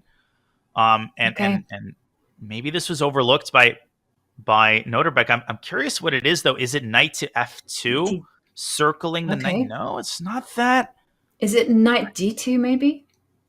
Knight to d2. So what could it be? No. Now, we don't use the engine when we commentate, because that's using the engine when we commentate is stupid. So, people could laugh at us, but try finding the move with your own eyes in this position. I honestly have no idea what it is. Maybe it's just to do nothing. Maybe it's just to leave that Just bishop on e3? d6. Yeah, just d3. Yeah. Wow. I mean, the bishop on d6 is Amazing. such a beautiful piece, right? It's just that preventing is such a difficult move, but it's an exchange. You want to take the rook, but no, just leave the bishop here and leave black's queenside buried. Yeah, and you do have ideas such as bishop takes knight. I'm just suggesting it so you can get the king to safety. But also, I really like the idea of locking out the light square bishop from ever getting into the game. No, honestly, this is an incredibly instructive idea. Now, people might wonder, okay, what happens specifically if black, let's say, plays rook e8? White's bishop can dive into c4. Now there's more threats. Bishop takes f7 is definitely an exchange that white is going to take. You pointed out a secondary idea. Just grab the knight on a6, get the king to safety. Castle King said this is probably much more practical and just better. And look at black's bishop on c8. It is completely buried. The bishop on d6 is totally safe. You're not getting that out. I mean, you can maybe try bishop f8, but that smells of desperation. And the queen on e4 is not safe either. Now knight f2 it already becomes an idea as well. And maybe in Noterbeck's calculations, he was so engrossed in trying to sacrifice something that he forgot that this isn't checkers. As my grandfather used to say, Right. In the Eastern European version of checkers, you have to capture a draw if it's offered to you. The rules are different here. You don't have to accept a sacrifice. Amazing idea to keep the bishop on d6 and refrain from taking the exchange on f8. Wasn't it the old historical rule as well in chess that someone sacrificed, you had to accept? Hence why Morphy had such stunning games, because it was a gentleman's agreement. Your opponent has taken the time to play a brilliant move. Yes. No, I mean, knight to d1, what a fantastic move there, attacking the queen. So this means that black already has to tread really cautiously and not put the queen on e4, as we discovered, but then where to go? Well, Queen maybe E6. back to e6, queen e8, queen e10. I don't know, just go all the way back. I was just wondering whether there was any point in going to, it's not a great square, but queen h6. That square also caught my eye. It's kind of a nice base. I actually like queen h6. This is a very cagey move. But maybe white does the same thing. Maybe white still plays e3. Mm-hmm. Yeah. I don't know. And yeah, the knight on a6 just doesn't have a role to play in the game. I mean, so but after e3, what happens if you insist that white should capture the rook? So for instance, play knight e4. Take my rook. I force you to do it. Yeah, I mean, the bishop on d6 is so good. Let's get it off the board. Although I can see the evaluation bar says, I'm laughing at you. Bishop takes bishop. Yeah, the problem is in a position like this, there's no concrete tactical threat, so I'm able to bring the rest of my pieces out. Bishop d3. Yeah. Well, okay, that was a huge mistake, apparently, for some unknown reason. But, okay, maybe, again, your idea. Just bishop takes a6. Emphasize castling. Get your king to safety as quickly as possible. Castles, and clearly black's initiative has largely evaporated. In a blitz game, this would still be a little bit double-edged, but in a classical game, I just want to emphasize the defensive power of the knight on d1. It's easy to dismiss a piece like this and say, oh, it's just a passive piece. But the knight on d1 is the anchor of white's position. It holds the e3 pawn, and it really gives white's position an air of solidity and safety. Yeah, absolutely agree with you there. Knight to d1, fantastic piece. And also this positional idea of just giving up the bishop for the knight on the edge of the board in order just to saddle black with a really bad bishop on c8. It's such a beautiful motif. So let's go back to the game position. So we looked at Queen e4, that was bad. Queen h6 was bad. Where else can Queen you e6. go? You can sacrifice the queen. e6. Okay, But I don't think that's on the cards. No, not on my watch. Queen e6. Okay, so that means after moves like e3, I guess you have to I mean, it seems ridiculous to give up an exchange with the move knight to b8. I'm just so afraid of bishop takes knight. You're preventing bishop takes a6. It's true. No, I feel like a complete amateur. It's like, take my IM title away from me. I cannot suggest knight to b8, sacrificing the exchange. Yeah. No, I guess you have to go. But again, the same idea. Knight to d5. Yeah. We go bishop takes a6. And bishop takes... Yeah, bishop a6. I mean, I was thinking some knight takes e3 tricks, but that's just not going to work. White can easily dodge that in a million different ways. Okay, so yeah, bishop takes f8 and castles kingside. You could even sack the e3 pawn in many cases. And again, I think the underlying problem is that black doesn't have enough pieces. Black doesn't have it. Black is trying to make, gold out of... I mean, I don't know the proper word for it. Gold out of something that isn't gold. We have an expression in English. I mean, maybe it hasn't crossed the Atlantic. You can't make silk out of a sow's ear, out of a pig's ear, basically. You can make silk out of a pig's ear. Yeah. I'm going to make sure it crosses the Atlantic from this day forward. I will propagate this to states far and wide. But the correct is they use sow, the sow is a female pig. Well, interesting. So yeah. So I might be mispronouncing the sow. I'm not quite sure. But yeah, it's a good expression to know. Yeah, it's a good one in the bag because I want to transmit the meaning of this phrase pretty frequently without profanity because we're obviously commentating. But this is a very unenviable situation for Noterbeck. He's taking his time. I think he's largely going through the frustrations that we just did, trying to kind of use process of elimination. Did he miss knight d1? Maybe he overlooked this move entirely. My guess is that he might have forgotten that bishop takes f8 is not forced. Because Parham worked so hard to get a bishop to d6, you might assume that the logical conclusion is to accept the exchange, but no. In fact, the bishop just remains on d6 as a positional entity, blocking off the development of black's queenside. Great play by Parham. Plenty of fight ahead. The game is not over, but Noterbeck he needs to demonstrate some serious accuracy here in order to emerge in a single piece. It's only move 12. And just for reference, I mean, can we consult the computer and find out what is black's best defense? Because we were floundering. We've earned it. We've earned it. Yes, I think so. Queen e6. White pushes e3. I think we did a good job of understanding the basic ideas. And apparently the only move to maintain a halfway feasible position is b5. Okay. Which makes some sense to me. I guess you're preparing the lovely fianchetto to b7. And you're stopping bishop takes knight. And look at this. And now we start getting this typical crazy computer chess that makes no sense. Queen a5, knight d5, white bishop e2, knight takes e3. And I just want to show one move. Knight takes e3, queen takes e3. Yeah, totally logical. Play bishop f8, bishop f8. And now queen d2 would be a human move. Queen c3. a4. Just as if it's just a sunny day and nothing's the matter. You just push a4 and undermine the b pawn and trap your own queen for some reason that will maybe become known to us many years down the line. And it's +1. Yeah. White is better. Well, just to state the obvious, computers aren't human. They're There's never a more appropriate no time for that way. expression. Exactly. Well, look A2, at King A4. F1, Knight C5.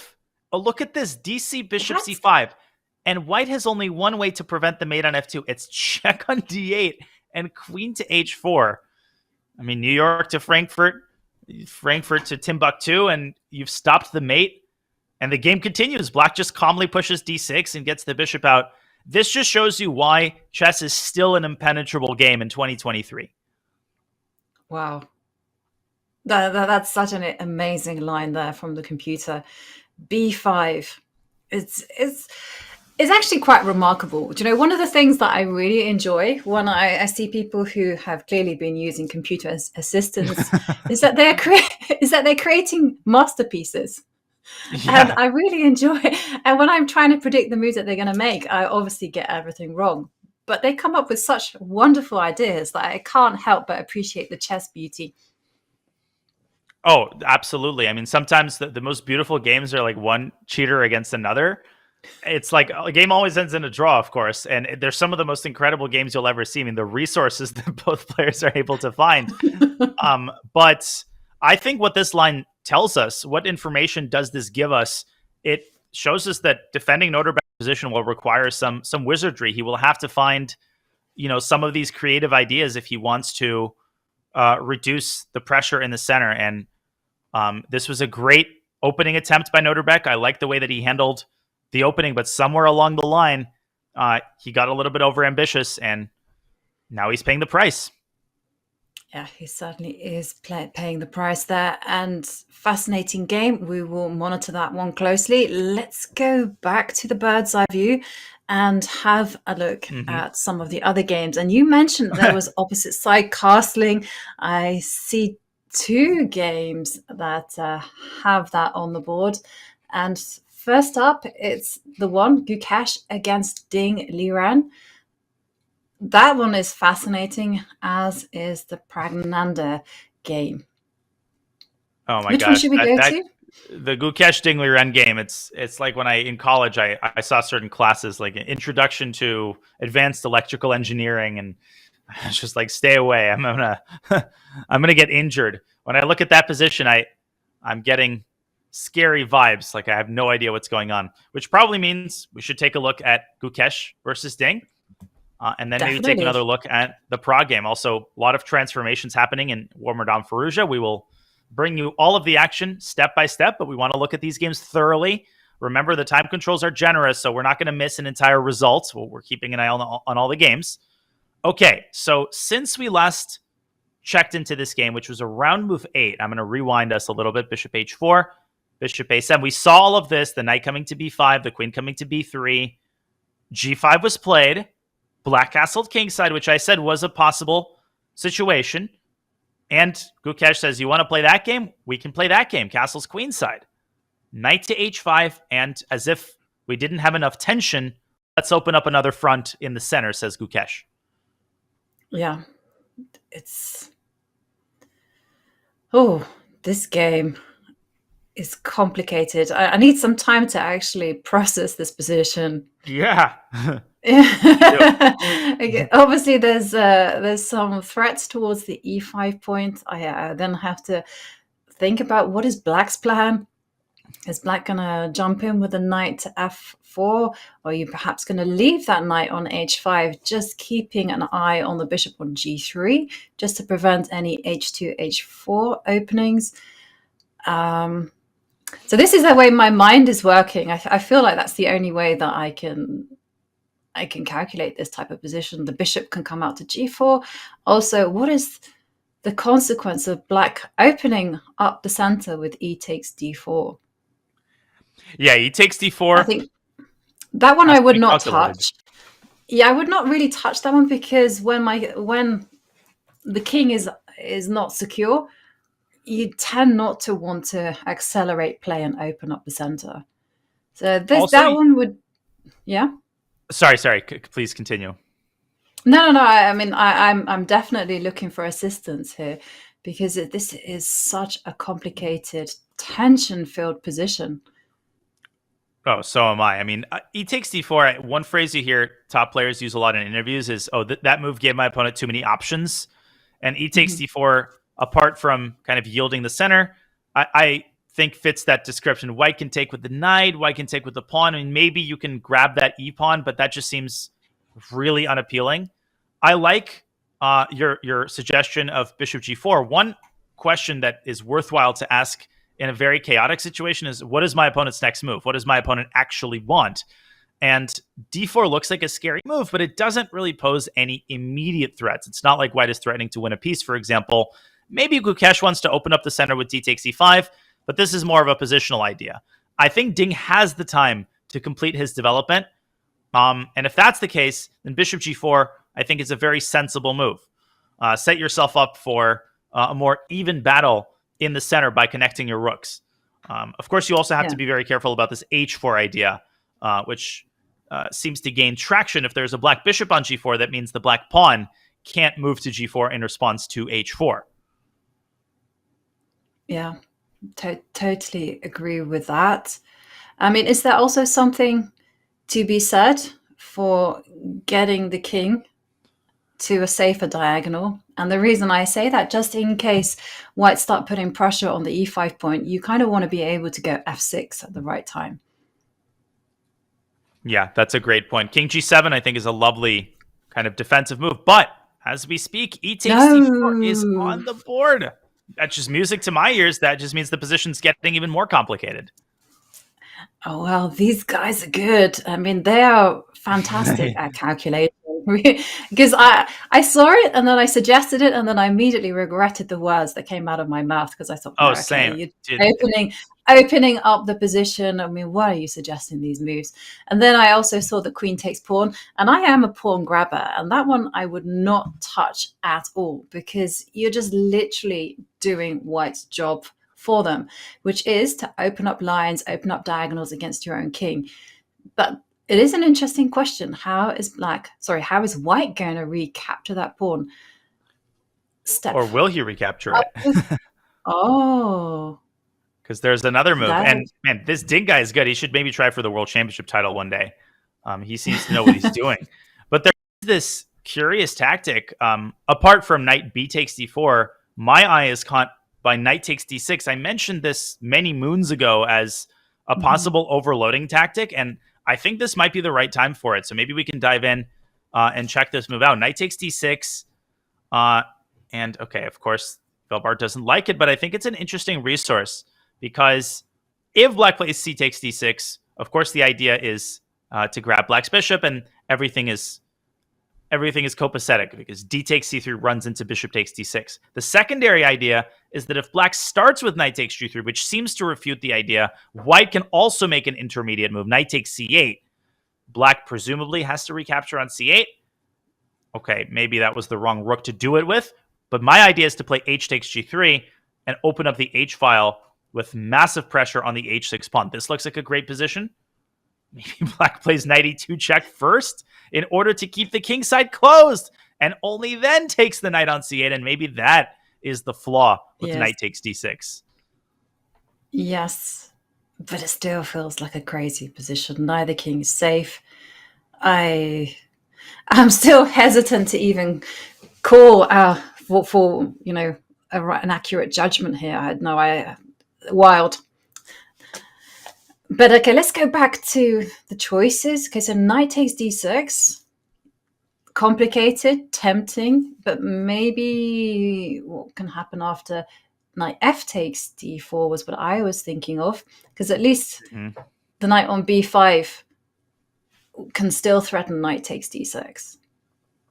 That's a great point. You're maintaining the threat, and you're inviting black to take on e4, which honestly just looks like it's riddled with tactical holes. There's a lot that white can do in response to queen takes e4. I mean, our old friend knight takes d6.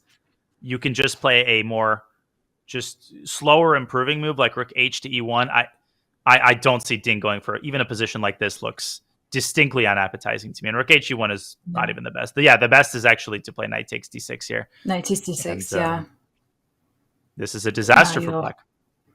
Yeah, and you can Well, white easily controls all the light squares. They're the only weaknesses the white king has, and they are under control, so all is well. They're only weaknesses if your opponent can get at them.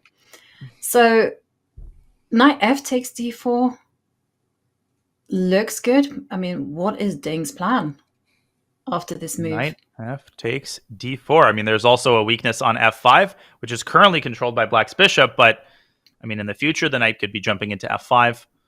Maybe he wants what about to if you move go like knight e5? e5? Yeah. Great minds think alike. Okay, knight e5. Let's say I really don't want to part ways with my light squared bishop. I feel like that's a pretty valuable attacking asset. Maybe I can drop it back to e2, hitting the knight. Mm-hmm.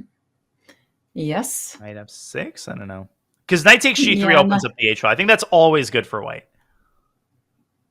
It's just a ready-made attack, so I'm going back with knight f6. And also, it's a cliche, but it's a good one. Oh. Nope. I want to hear the cliche. Oh, no. A knight is a king's best friend. A knight is a king's best friend. Is a knight a d6 pawn's best friend? Yes. No, I had a friend who was going to write a book on defense, or he wanted to write a book on defense. He said there's really no good books out there covering this really complicated subject. I said, well, you promise me that you'll have a chapter saying a knight is a king's best friend. And you could see him pondering, and he thought about it, and he goes, yeah, it's true, isn't it? I'm like, yeah, it is. Sometimes when you think about these phrases, they turn out to be, there's a reason that they've survived the test of time and weathered the generations. I keep lobbying for knight takes d6, but then white might not have any knights left, and the king will be all alone without its best friend. So maybe a slower approach like f3 followed by h4 would be on the cards in this position. But I think the important conclusion to make is that this transformation has favored white. I mean, take a look at this position and compare it with what we had before e takes d4. Clearly, Gukesh is very happy here. His knight's firmly entrenched. He's got a clear plan of action on the king side. Ding doesn't have much going on the other side of the board. I really like your move, knight f takes d4. Very accurate recapture. Yes, I'm not liking this position for Ding. I feel like white has all the option, as you really called it, h2, h4.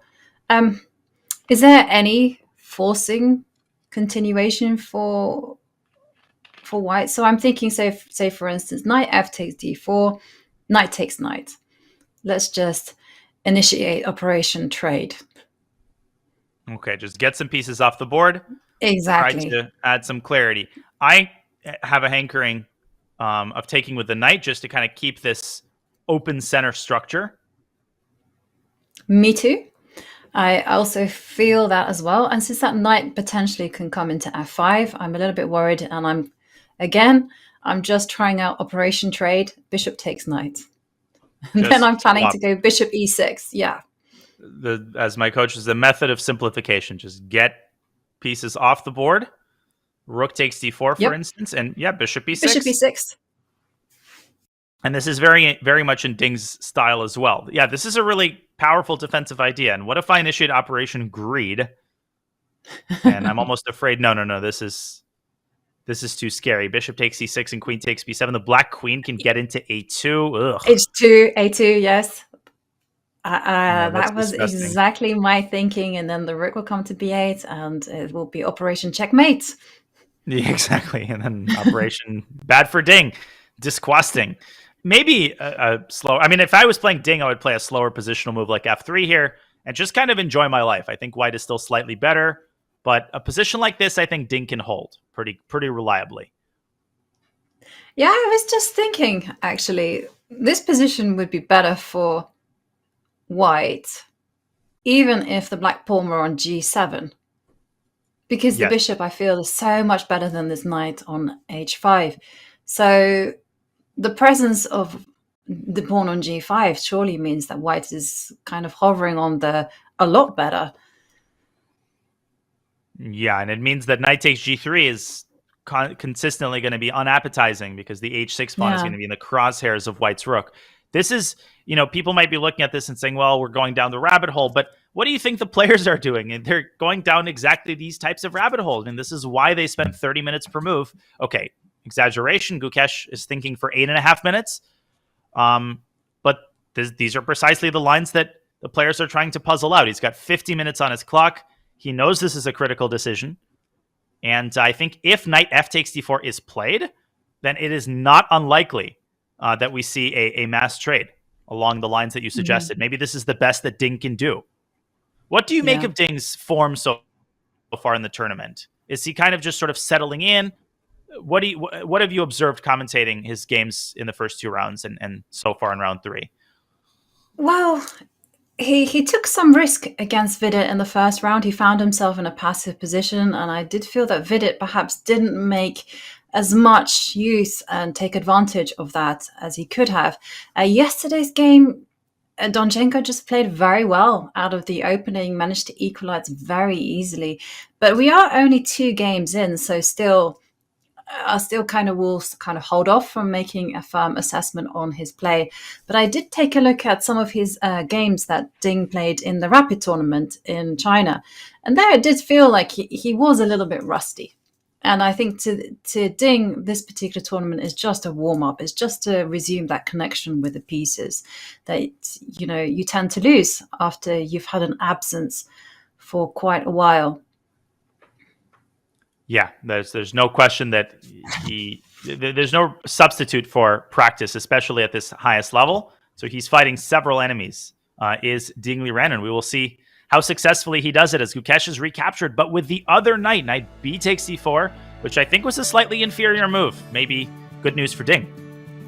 It is perhaps it is perhaps a good news for Ding, but it's still nonetheless a complicated position. And as we take a look at the playing hall, we are going to zoom out and take a quick break, but don't go anywhere because we are going to follow a lot more of the action, the Tata Steel's Masters. So see you in a few minutes.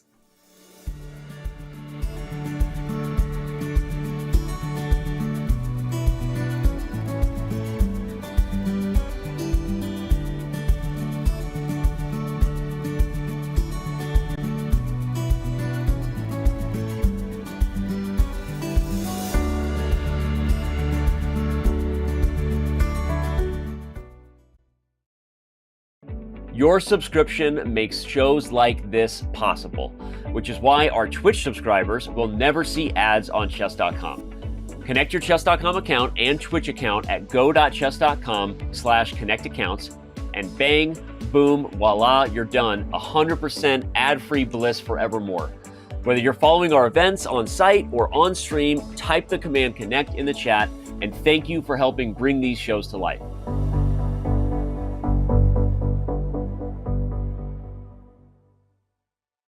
The way I understand it, there are 2 spells. You can freeze a 3x3 area of the board, and then you can mark a piece that you can use to jump. So we're going to start with a Sicilian here. Now I'm threatening to take his pawn, because I could freeze his knight and then potentially take the pawn, but I'm out of the freeze, so I guess... Oh, and he froze my pawn. That's very smart. Okay. I think that's how it works. Okay, so that means I lost a piece here. So can I jump through this piece? I don't understand. That jump I still need to figure out. Maybe that's on the other piece. Can this piece jump? No. That is the tricky one, is the jumping thing. So I'm down a minor piece. Wait, why did... No. Oh, James wants to jump over and attack g7, so I'm going to castle. Can I jump through this? No. He was attacking my pawn on g7 because the queen could have jumped over to take my pawn. With this jump piece. Oh, of course, he probably will play bishop h6, and then I'll have to play g6. Okay, but now he can set a jump on g6 and play queen g7 checkmate, I'm pretty sure. And I don't have my freeze, so I think if James figures it out, he mates me. Yeah, this is why I'm not good at variance. I'm good at chess. Okay, he missed it. I think he... Oh, and he froze me, so that's annoying. Can I jump? What if I put it on his piece? I'm just curious to know. Do I bounce off of it or something? Like, what does this thing do? Oh, wait. Okay, he gave up his Oh. queen for some reason. Yeah. What is he okay. preparing to do? Yeah. No. He's going to take my queen. I guess we're done? Like, there's no more freezes? We're just playing chess? Okay, if we're playing chess, then I lose. GG. Nicely done, James.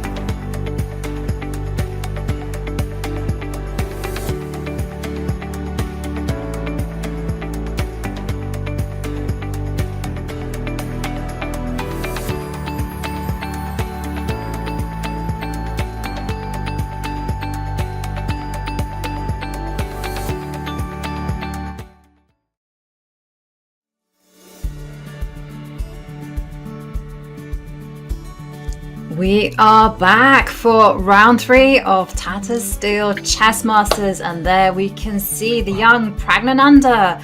He's facing off with the white pieces against Chinese talent Wei Yi. Very dynamic, very complicated position. But last year, Praggnanandhaa actually finished in 9th place. Can he do better this year? Well, let's take a look at some of his achievements. And 2023 was a golden year for the young Indian superstar. He qualified for the 2024 candidates by becoming a runner-up at the World Cup. He was the youngest player to ever break 2,500. He did it when he was just 12 years old. And he's currently the shared world number 1 under 20 junior. The future is bright for the young Praggnanandhaa, and recently he just was awarded some sponsorship. There was a big fanfare. He's a recipient of the Arjuna Award, and so many achievements at such a young age. But talking about challenges, achievements, well, he does have the white pieces against Wei Yi. It is a complicated position. Shall we dive in and have a look at what we can expect from these two? Absolutely. I mean, also, I just wanted to add his current rating, 2743, is crazy. I mean, he just recently crossed 2,700 during the World Cup, which was a standout performance by Prague, and he didn't look back from there, just keeps tacking on the points. That is just remarkable. If you told me Prague would be 2740 in January of 2024, I wouldn't believe you. It's insane, the growth of some of these young players. But he has a very difficult task ahead of him. Now people are taking him very seriously. He's got an X on his back, and he's got to navigate the treacherous waters of this position. Knight to d4 was the last move. We remind you that this was that weird bishop g5, queen e2, knight arf. Since then, clearly Wei Yi did push e5 at some point. That triggered a trade on f5, and it changed the pawn structure. And right now, Wei Yi could grab the pawn on f5, probably with his queen, And I think Prague's response to that is going to be very positional. I think he's just positionally sacrificing a pawn for the bishop pair and for good control of the light squares in the center. Yeah, and he's not afraid of sacrificing material. We saw him do that against Maksudi in the first round. He's very much a calculator and just playing for the initiative. If there's a concrete line, he will go for it. And queen to d3. Shall we take a look at what will happen if that pawn sacrifice gets accepted? Queen takes pawn. Which Just to note, you have to take with the pawn. If you take with the knight, you will find yourself in a pin after bishop h3. You don't want to be doing that. Yuck. Also, you're just going to lose a piece. I think g4 and g5 at a minimum is going to pick up a knight. Just the knights are both in the way. So having played knight d4, it would strike me as very unusual if Wei didn't follow up with queen takes f5. Now, what is Prague's intended response? Well, I think the sort of standard response is just to play queen takes f5 and bishop g2. And a newer player might say, well, okay, White sacrificed a pawn. Why is he trading queens? But even in the endgame, White's compensation is not just positional, but also potentially more tactical. I mean, even if Black castles kingside, even in an endgame, White could still push g4, g5 and still open up the h-file. You don't have a queen, but you still have some pieces called rooks, and they can be known to deliver checkmate. So I like this position from White's perspective. Black also has to burn a tempo to protect the b7 pawn. Not totally sure what White's follow-up should be here, Yovi. I'm struggling in this position to figure out exactly how White should kind of add some fuel to the fire. I don't know what comes to mind here to you, because this position's very likely. It is very likely. So the first thing that I'm always looking for are pawn advances or pawn breaks. So I really want to get going with the king side. I loved your idea of going g4, g5. Unfortunately, you can't do it now because the pawn on g4 would be loose. But moves that come to mind is just h4, h5, just kind of clamping down on the king side, getting ready to advance. Also, maybe you can ask questions to the knight on f5, perhaps park a knight on d4. But I was also thinking bishop h3, then back that up with g4, g5 in order to put the knight on d5. Bishop h3 is a fantastic move, because if you can force this knight to move, then the other bishop can come out to e3, chasing the knight around further. Once the knight drops back, then maybe this bishop can also come back to g2 in some cases. And now you've got kind of the perfect arrangement of minor pieces. You have control over d5. You have some ideas like bishop a7. So you're kind of dictating the game on all three sides of the board, queen side, center, and king side. And I think this is likely what Prague is going for. Lovely positional idea. Yeah. Oh, I like your idea of bishop a7. That one is very unpleasant. Yeah, actually, the more I look at it, it reminds me of a Catalan type position where you give up a pawn. It looks like White doesn't get that much, but then because of this pressure against the b7 pawn and the power of the two bishops along the diagonal, it's very awkward to meet. Maybe you might even have to go knight c5. But yeah,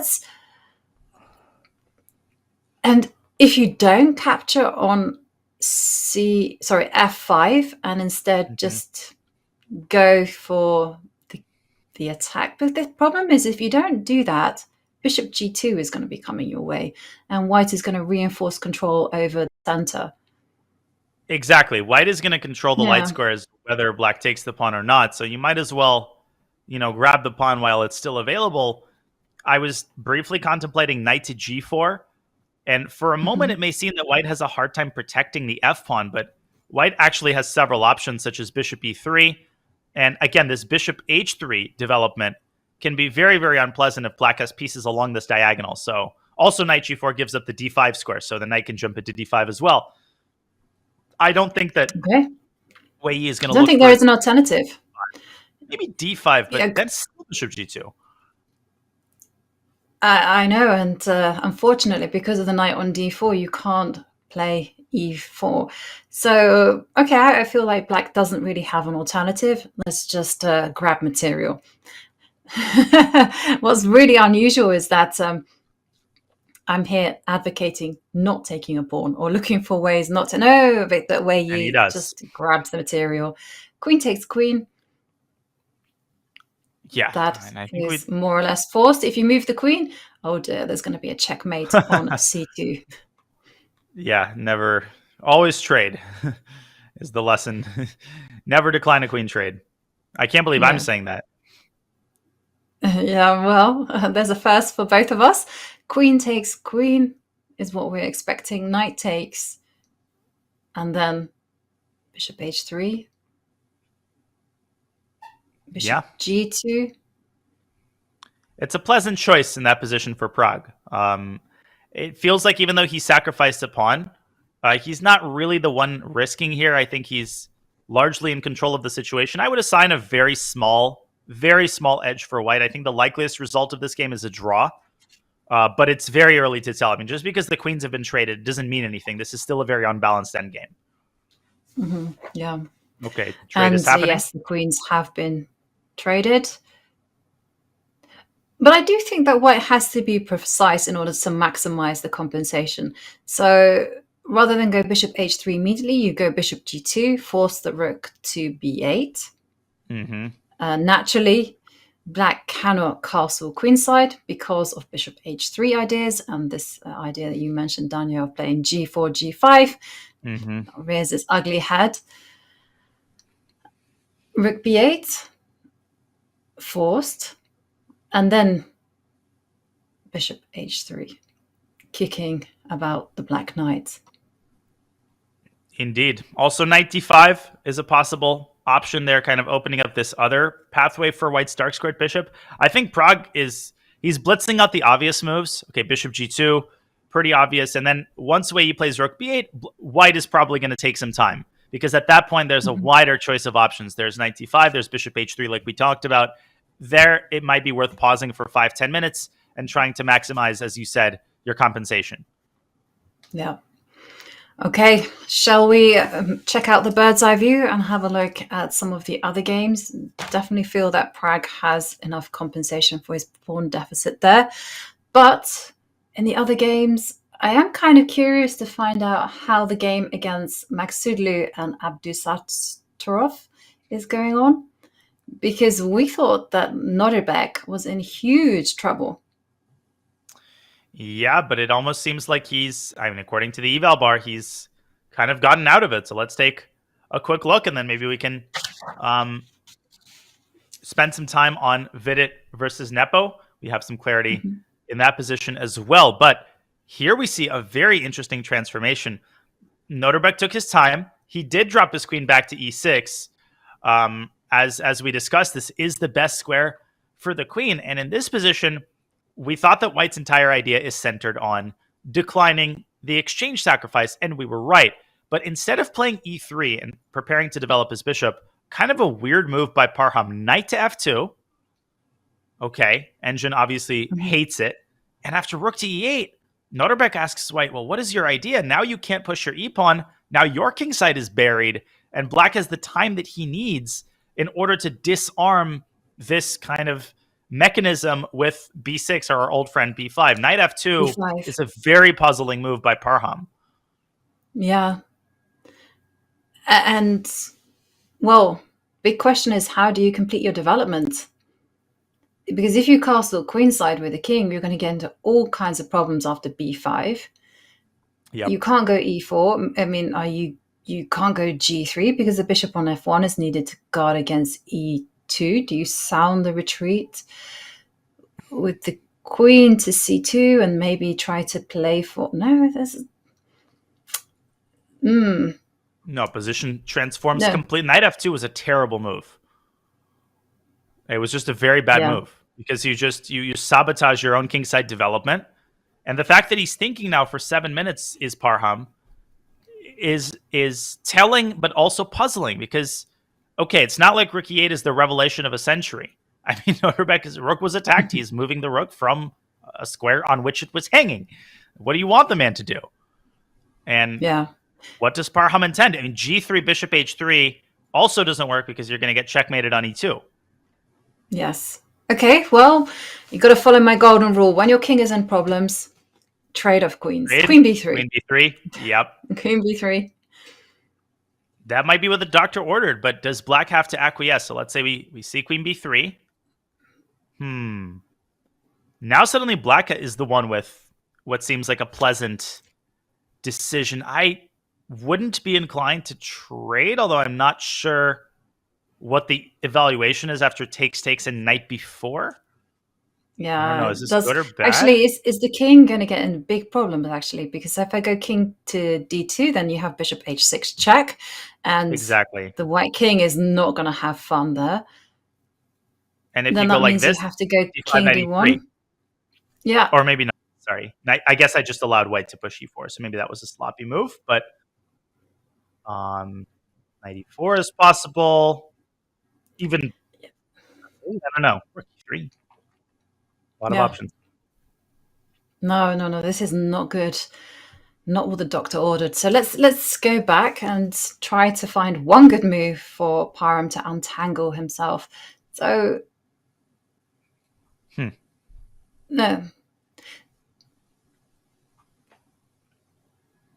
I'm going to be honest with you. I'm not seeing it. I'm queen c2, but then allows knight b4. Yeah, Very puzzling, very perplexing. I was thinking maybe to try to solve your problems tactically with like e4, knight takes e4, and bishop c4, but no, that fails miserably to knight takes c5 check, and the queen could not be more misplaced on a4. No, yeah. this is a very, very big and dramatic turnaround in this game, which seemed to follow very much in Maksudlu's favor. He successfully dealt with the opening surprise, and just when it seemed like he was about to really put the pressure on Noterbeck, he plays this one sloppy move, knight f2. Looks innocuous, but it really kills his momentum. It prevents any kind of central development, and now he's dealing with a whole new set of problems. Amazing. That is true. And even slow moves where you try to untangle yourself by a rook to d1, maybe try to castle by hand, black still has the idea of going b7, b5, and trading off dark square bishops. Black is in full control here, and white is going to pay the price for not having developed the bishop and the rook. And there is also, in certain situations, this knight d5, knight e3 maneuver, although you have to be careful. Once you take your eyes off of the e4 square, white pushes e4, and in most cases, white's happy. But Noterbeck's got to be sitting there thinking, hey, thank you very much. And Parham's thinking time tells us all that we need to know. He's overlooked something, some detail, and he's in trouble. He is in trouble. Well, the big question is, can Parham unravel and find a way out of this complexity? Well, we'll find out. But let's go back to the bird's eye view and let's check out the game between Vidit and Jan, because you mentioned that there had been some clarification. And the game did follow along the lines that we thought it might do.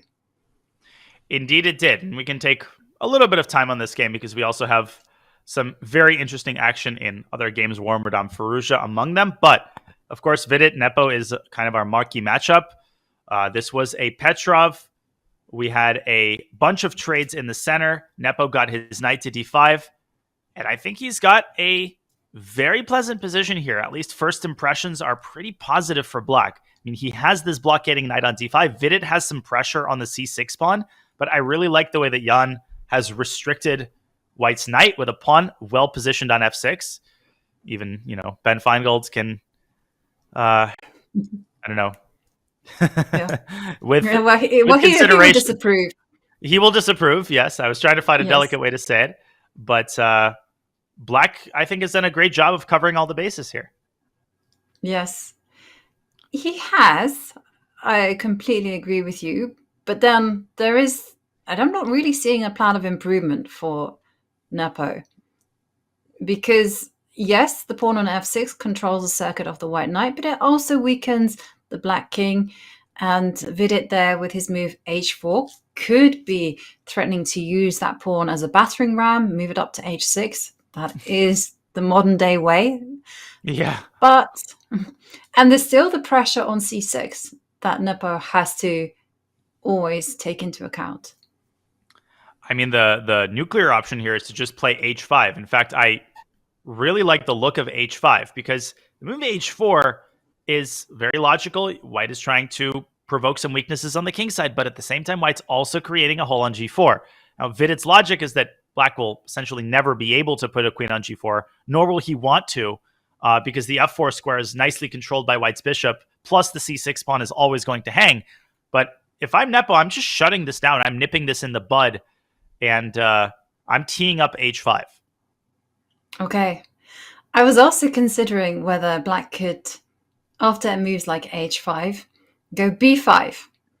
So I understand it gives away a pawn, but the whole philosophy is just to be able to put the queen on g4, and then bishop f4, and then try to create some kind of trouble against the white king.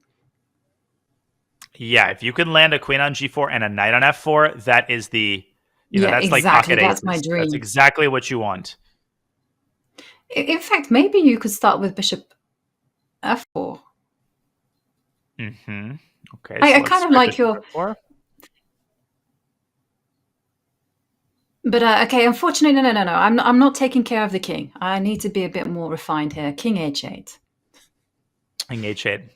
That Yeah. move has to be thrown in at some point. Okay, so let's say I continue with my ambitious kingside campaign, h5. Okay, now I can go Is it bishop time? f4. Yes, it's time. And just to illustrate how dangerous this idea can be, I'm just going to put some moves on the board. If white takes on f4 and cooperates and pushes h6, this move completely misses. I mean, first of all, this is just terrible because it blunders a fork on e2, but you can't do this. I mean, h6 has no meaning if there's no pieces on the king side. It actually often helps black to open up the g file. White shouldn't just blindly push the pawn up to h6, as you saw Nepo there, casting a glance up at his opponent. So after king h8, it's entirely possible that Vidit says, I don't know, h5 is kind of giving me the wrong impression. Maybe he makes a more casual move like rook to e1. Also, this is prophylaxis. Queen g4 runs into the very pretty and very thematic shot, queen takes c6. Deflection, and then, of course, a back rank checkmate. So maybe rook e1 will be met with rook e8, and there is a very high probability, Yamanka, of the game liquidating either via a trade of all of the heavy pieces, or you often see some sort of a repetition. There's always some way to repeat moves, and this would be a great example.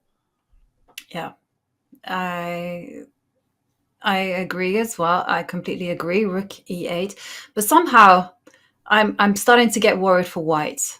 I do feel that it will be black agreeing a draw from a position of strength. I agree. White perhaps has enough dynamic, potential in his position in order to maintain the balance. But yeah, it is quite risky because I also really like your h5 move as well. h5, and then I'm just obsessed with the bishop coming to f4 and the pieces bringing forward. And one thing I wanted to note is that because of white's isolated pawn on d4, you can't just initiate trades. You can't just top off rooks, because with more exchanges that happen, the weaker the pawn on d4 gets. Yes, it's not a given that a knight endgame is just a dead draw. In many situations, this is exactly how you lose, how Magnus wins. Sometimes he lulls his opponent into thinking, let's just get all the pieces off the board and it's a draw. But there is some hidden weakness that starts to manifest itself only when the heavy pieces are gone. And this is a great example. So Vidit has to be on guard. Let's put it this way. He also has 33 minutes, so he doesn't really have the luxury of thinking for too long. G6 by Nepo. Interesting move. Clearly a prophylactic gesture, intending to meet h5 with g5. This would be very undesirable for white. Then the h-pawn would become a serious target, and bishop f4 would become an even stronger idea now that the g-pawn will anchor the f4 square. Actually, a lovely move by Nepo. G6, small little move, but tosses the ball back into Vidit's court. Totally. And I like the sophistication behind it. King to g7, now a possibility. Preparing these moves of bishop f4 and the queen potentially coming to g4 as well. Yes, I'm really, really liking the skill that move displays. Shall we go back to the bird's eye view? Because you mentioned a game, Max Warmerdam against Alireza Firouzja. Yeah, and when we left he's the tournament leader. He certainly is the tournament leader. And what I like about it, he started with 2 points out of 2. But at the end of 2023, he played in Rouen and he scored 7 points out of 7, which means so far he's unbeaten. How far I think can he keep his winning streak? he has something like 16 and a half out of his last 17 games, which of course has been majorly inflated, as you said, by his exploits in France. But nonetheless, a very impressive string of victories. And here we have this Queen's Indian that keeps kind of changing. First, we had a more traditional Queen's Indian structure. Now, after the trade on e4, we have a much more unconventional pawn structure. It would be hard to pin down the opening, just kind of looking at this position alone. And Warmerdam's last move was f2, f3, trying to get rid of this pest on e4, which is really hurting the coordination of White's pieces. Mm-hmm. Yeah, that is definitely a motif that you use in these type of positions with a pawn on e4. Also, you're just accelerating the play, opening up the position. But okay, there's no way that Firouzja can maintain that pawn. So what happens after pawn takes pawn? Well, that's a good question, and it's a very likely choice by Alireza. I guess White will recapture with the pawn. Mm-hmm. And later on, the rook could slide up to e1. I mean, e6 and d6 are both very tender. d6 is very nicely protected by the bishop, kind of Sicilian style, but e6 is a very attackable weakness with rook d to e1. And I'm so tempted to just set the position alight by making moves such as h5. I think I've been inspired by the games between Max Sudlu and Nordebek, because I'm thinking h5, h4, put the queen on b7, pile up on the king. It's actually not it's a very tempting move, especially because this knight is annoying and it can't come back to f2 because the f3 pawn is going to fall. And if you can force the knight back to e3, this is actually quite an awkward square because it doesn't have any prospects in the center and it's blocking the e file, which makes the e6 pawn a little bit safer. Nonetheless, I think White is slightly better in this position. There is this idea of pushing f4, f5 and trying to carve out the d5 square. So I think Warmerdam would be mildly happy in this type of position. Are there any alternatives for Black? Is e takes f3? Well, obviously it's not forced. What else could Alireza be contemplating? Knight b6 maybe? Knight b6, queen b7. Actually, maybe even just jettisoning that pawn. So, for instance, queen to e8. Mm-hmm. Okay, I don't think I have any tactical try. Yeah, you take it. And at that point, I forgot that the queen was on a4 hitting at d7. So, no, I need to be a bit more sophisticated here. So, my bad. Let's take back and maybe go for your knight b6 move first. I'm not giving up on queen e8, queen to g6. But then I guess you go queen c2. Yeah, this might be the kind of tactical idea that Warmerdam's play is hinging on. And now if you play ef, knight takes c4. h5. White has... Oh, you want to throw at h5. But here I just wanted to illustrate White has this shot. Bishop takes g7. Discovered attack against the knight. And obviously this is a very unfavorable transformation for Black. Now the king is permanently weak. And you're still saddled with these very tender pawns in the center. But you wanted to go... Yep. No, I just wanted to show what happens. Yeah, what happens if you go h5 in this type of position. The queen is on c2, is in a wonderful diagonal, and all sorts of unpleasantries happen because the queen can come into g6. Knight h6 check is also going to be devastating. And it just goes to show what happens when the queen gets involved. Knight h6, yeah. Yeah, this is just instant KO. So this is a tale of two queens. The queen on a4 is currently better placed than its counterpart, but the queens might shift positions. White's queen might drop back to c2. Black's queen might try to find a more active square on the king's side. I have to say, I like Warmerdam's position. I like the way that he's handled the complications. Obviously, we didn't watch this game for the whole time, but I think he's kind of embracing the moment. He's not just trying to play for a bailout. He's playing ambitiously, and his last move, f3, asks Black a very unpleasant question. Yeah, it does. Although I'm still thinking, I'm obsessed with this h5 move, but maybe you could do it right now. H5. Well, the good news is that it still forces me to play knight to E3. Yeah. The bad news is you have a pawn on H5 now.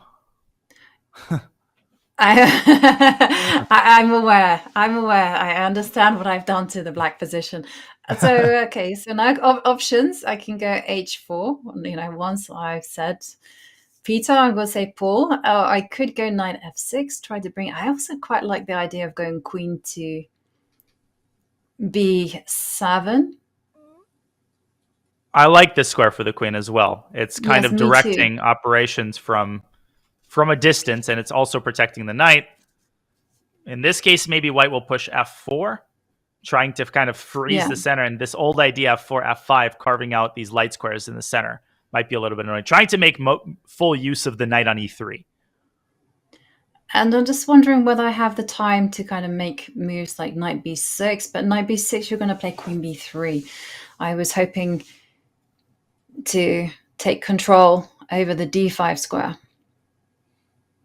It's possible, but then maybe you go A5, A4. Just, Okay. Having said A, you have to say B. Having said H, you have to say A. That is true. That is true. So, well, we do see knight B6 being played. No Okay. pawn lunges. Okay, but then queen C2. I You feel like the considered queen this? moving to C2 is going to be better placed. Yes, She's of course, ready to spring to the center. Warmerdam sees this bishop takes G7 trick. You don't want to go queen B3. That's a non-starter. That's a very awkward square for the queen. After queen C2, I think, we might see a trade on F3, and then Alireza might play a slower move. I don't know, like queen C6, or maybe he'll try to push D5. So this is a game to watch. This game has a lot of potential to become, it's already exciting. It has potential to become more exciting toward move 30, I think. Yep. Okay. Well, we'll keep an eye on that game, but let's go back to the bird's eye view and take a look at some of the other games we haven't visited in a while. And my eye is instantly drawn to a few games. So first of all, I am curious about Gukesh against Ding, because looking at the bird's eye view, I can see that his queen has now shifted to the H7 square. Of course. What could be more natural? We have to take a look at that game because I think of the current games, this one might be the most exciting. We last left it after Gukesh decided to recapture on D4 with the B knight. We thought knight F takes D4 was a better option. I think it was a better option. Ding responds with G4, forcing affairs even further. Knight to H4, bishop takes D4 CD, and he does end up grabbing the pawn on E4. I wouldn't bet my life on it, but this ends up happening. Rook HE1 and queen H7. What a simple position. Very simple. Clear as mud. And yeah, exactly. Okay. That's a good one. Yes. So what is White's plan of attack? I'm having... bishop... White is down a pawn. White is down a pawn, and that's always something of great concern. Okay, so let me think logically. This type of position, I always have to remember to assess it on a move-by-move basis, and I always try to go through that CCT, checks, captures, threats. So first up is bishop D3. There's a threat. There's also an attack. D5. No, was that you making that move? Rook D2? No, that unfortunately, I'm afraid that was Gukesh. That wasn't me. Okay. Hands off the mouse. I was just getting into it. I was like, what's going to happen after moves like D5? For me, D5 and then putting the rook on E7 was tempting. But rook D2 was not on my radar by any means. What is the plan? Rook D2 is I would be very careful not to dismiss these ideas, because these players are at the board. They've been engaged in gaining information about this position for a long time. So they see a lot of details that, the untrained observer might not see immediately. But Rook D2 is a sign that he might not know exactly what to do. He's obviously controlling. Okay, he's controlling the c2 square. So in some cases, he's taking the sting out of the knight jump to b4, which could happen anyway. By the way, what I like about knight b4 is that it prevents the move bishop d3, and the queen on h7 is actually kind of a beast. I like pieces like this. It's unassailable. The only way to assail it is to drop the bishop back to d3. If you could take that away, the queen on h7 is perfectly safe. What could Gukesh's next move be? I don't know. Okay, queen d1 looks absurd. Maybe he just doesn't have an idea. Ding has punished him for taking on d4 with the wrong knight. Yeah.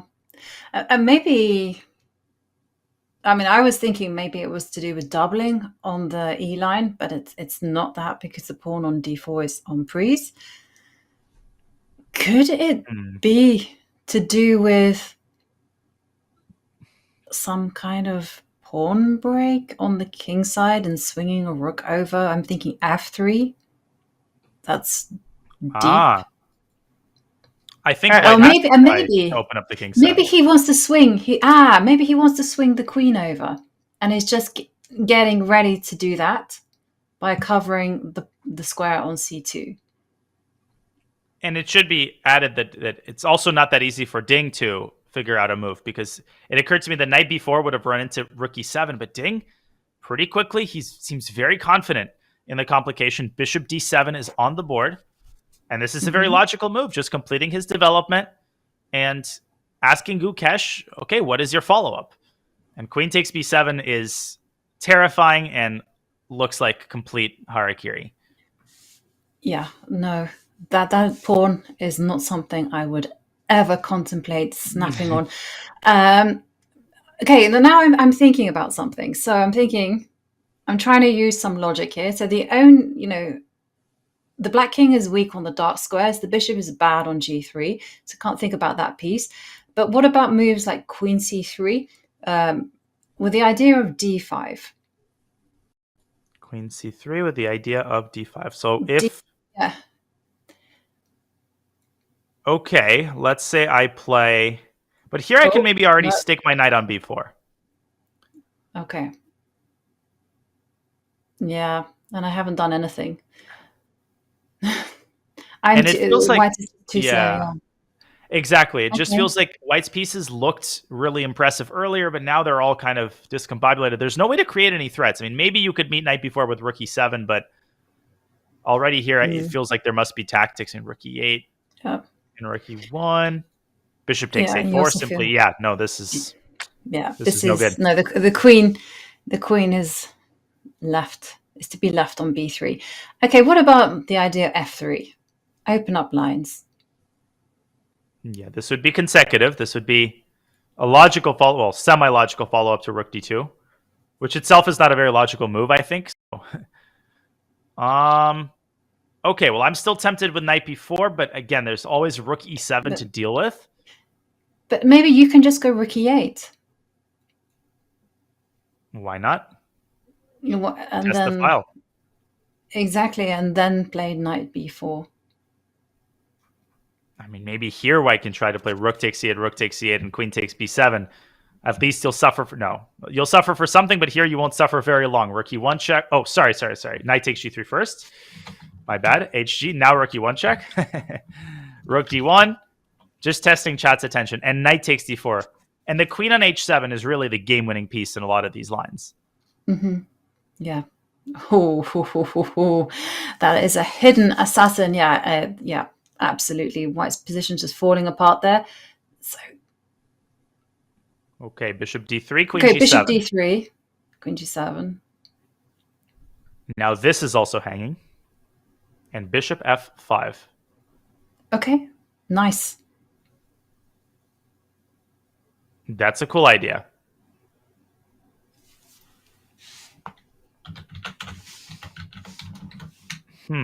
So obviously he wants to establish a knight on f5. Once this is played, actually, this seems to make perfect sense, but I will admit it didn't occur to me at all.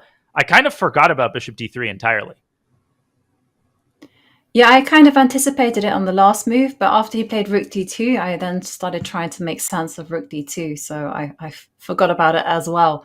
So yeah, and the funny thing is, I even suggested this idea in the Vidit Nepo game, but Yeah. it disappeared from my mind. Very nice idea there. Okay, well, the big threat is obviously bishop takes bishop and then planting a knight on f5. But how dangerous is it to allow a knight to f5?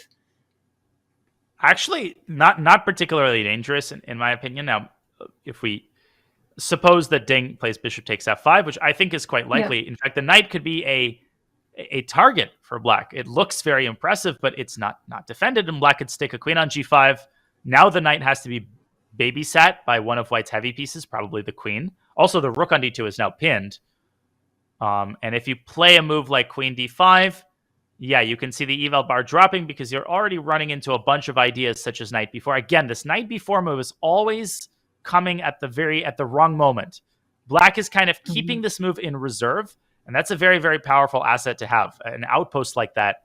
So in this position, probably white has to play a knight e3. Yeah, no, I guess there's probably some move here that keeps some chances alive. Yes. Okay, queen takes b7, but that's terrifying. Maybe you need to go for it though. Queen takes b7, then knight, then that at least allows you to run away with a knight to e7. But still, I agree with you. You don't want to be playing this. By the way, we now understand the point of rook d2. It was to do this maneuver. Very deep stuff from Gukesh. Oh, it was to make sure that queen g5 does not come with check. Yes, exactly. Wow, that's incredibly That's deep, deep, isn't it? Yeah. Goes to show why Gukesh is good. He's playing in the candidates later on this year. So okay, but okay, let's go. Bishop takes bishop. Knight takes. I think this is the critical moment here. And then you mentioned queen g5. There's also queen f6. Queen g5 looks. Is there a difference between the two? Well, the reason I like queen g5 is because, well, two reasons. The first is that it pins the rook. The second is that the queen is on a defended square, so you don't really have to worry about any sort of tactics having to do with black's queen. But of course, I think queen f6 is a very reasonable alternative because here you're maintaining pressure on the d4 pawn. This is a very pleasant choice, and it could lead to the same position. If white does take the plunge and take on b7, which might be the only feasible thing to do because you're already down a pawn and your position is collapsing, you have to try this. If black takes on f5, we transpose to the same position. Doesn't matter where black takes the knight from, g5 or f6. We get this position. Maybe black can try to reroute the other knight over to b4. This would be a simple option. Maybe there's something better here. But this position could occur two different ways. You're right. If you keep the knight on the board, because after all, the knight on c6 has amazing potential. I mean, you've been wanting to put it on b4 for a long time. So can we do that? Get to it before it's snapped off? Before it's snapped off? Yeah, I know. That one's an easy pun. Hey, you got to pick up the low-hanging fruit. I'm a little bit worried. Hang on a second. Yeah, no, hang on a second. If we do this with the queen on g5, isn't this better? Okay. It probably then is. At least you're threatening knight to d3. That always gives one a cheap thrill. Yes, knight d3 is a huge threat. Maybe I can still try queen e4, but that's a lot scarier with the queen on g5. I agree. Yeah, definitely. I mean, maybe white can play knight e3, but all of this looks very fishy. It's just about maximizing black's advantage if you're Ding and kind of not being lazy and just going for the easiest option. Okay, we're going to see something like this on the board. The bishops have already been traded. And now where is Ding going to put his queen? Queen g5 on the board. Queen g5, yeah. Pinning the rook. And now, is queen takes b7 the only move that white has in order to survive? Honestly, practically, I think so. Because the other option is to just drop your knight back to e3. And in that position, Ding is up a pawn. Yes, but then I still feel like after something like knight b4, white has very little to fight for. I don't know, maybe. Or maybe queen b5, I can play rook e8. Yeah. Yeah, queen b5, rook e8, I think, is strong. Okay. Yeah, that is strong. Because the intention with queen b5 is to meet knight b4 with knight to e7 check and trade of queens. Uh-huh. But breathe. it's not a wonderful position either there. Okay, queen takes b7. Let's dive into this one more time. Queen takes b7. Let's have a calm look at the alternatives. So I have a question. What happens if I play rook to b8? There's no sacrifice. There's no problems with. I realize I'm giving away the knights. Yeah. So first of all, I was looking at rook takes pawn. Mm-hmm. Yeah, this is a lovely tactical idea. Unfortunately, knight e7 is going to be a problem. Followed by something like queen c3. Yeah. Okay, so not possible there. And then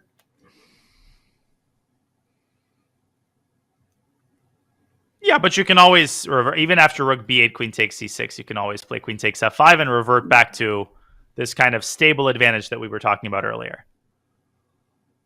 Mm-hmm. I'm just trying to get as much as possible from the position. But, we're very lucky because we saw from the evaluation bar what's going to happen after knight b4. We can always take back. Just trying to... Yeah, I mean, I think... Okay, well, the players... Queen b5 played. Queen b5. Good call. Yeah, I was... But I think the thing is, though, queen takes b7 might be one of those moves that you've instinctively ruled out. It just looks like it's too hot to handle.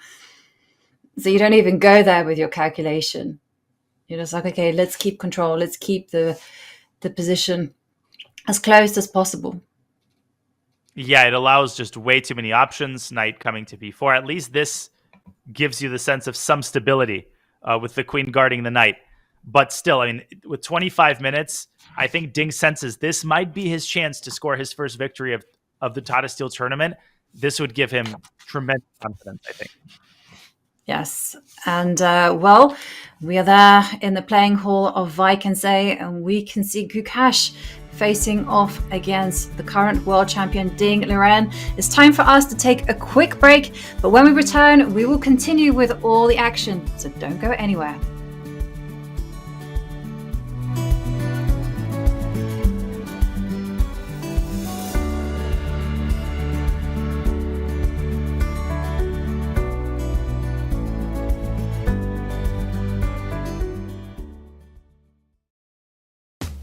The Variants Community Series continues on January 4th with Crazy House, where you can add your opponent's captured pieces to your own arsenal. 6 weekly arena tournaments held every Thursday will be followed by a championship event with cash prizes, including a $1,000 first place prize. The third and final weekly arenas will be streamer arenas featuring gifted subs as prizes. Win any of these events to qualify for the championship and show the world what you've got. Join the Variants Club today to learn more about upcoming events, how to participate, and much, much more. See you in the arena on chess.com.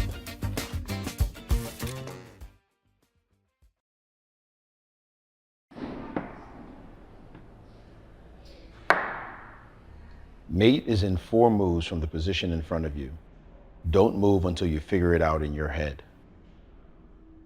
Don't look at me for a hint. I can't do it without moving the pieces. Yes, you can. Clear the lines of men in your head, one at a time, and the king will be left standing alone, like a guy on a street corner. I'll make it easier for you.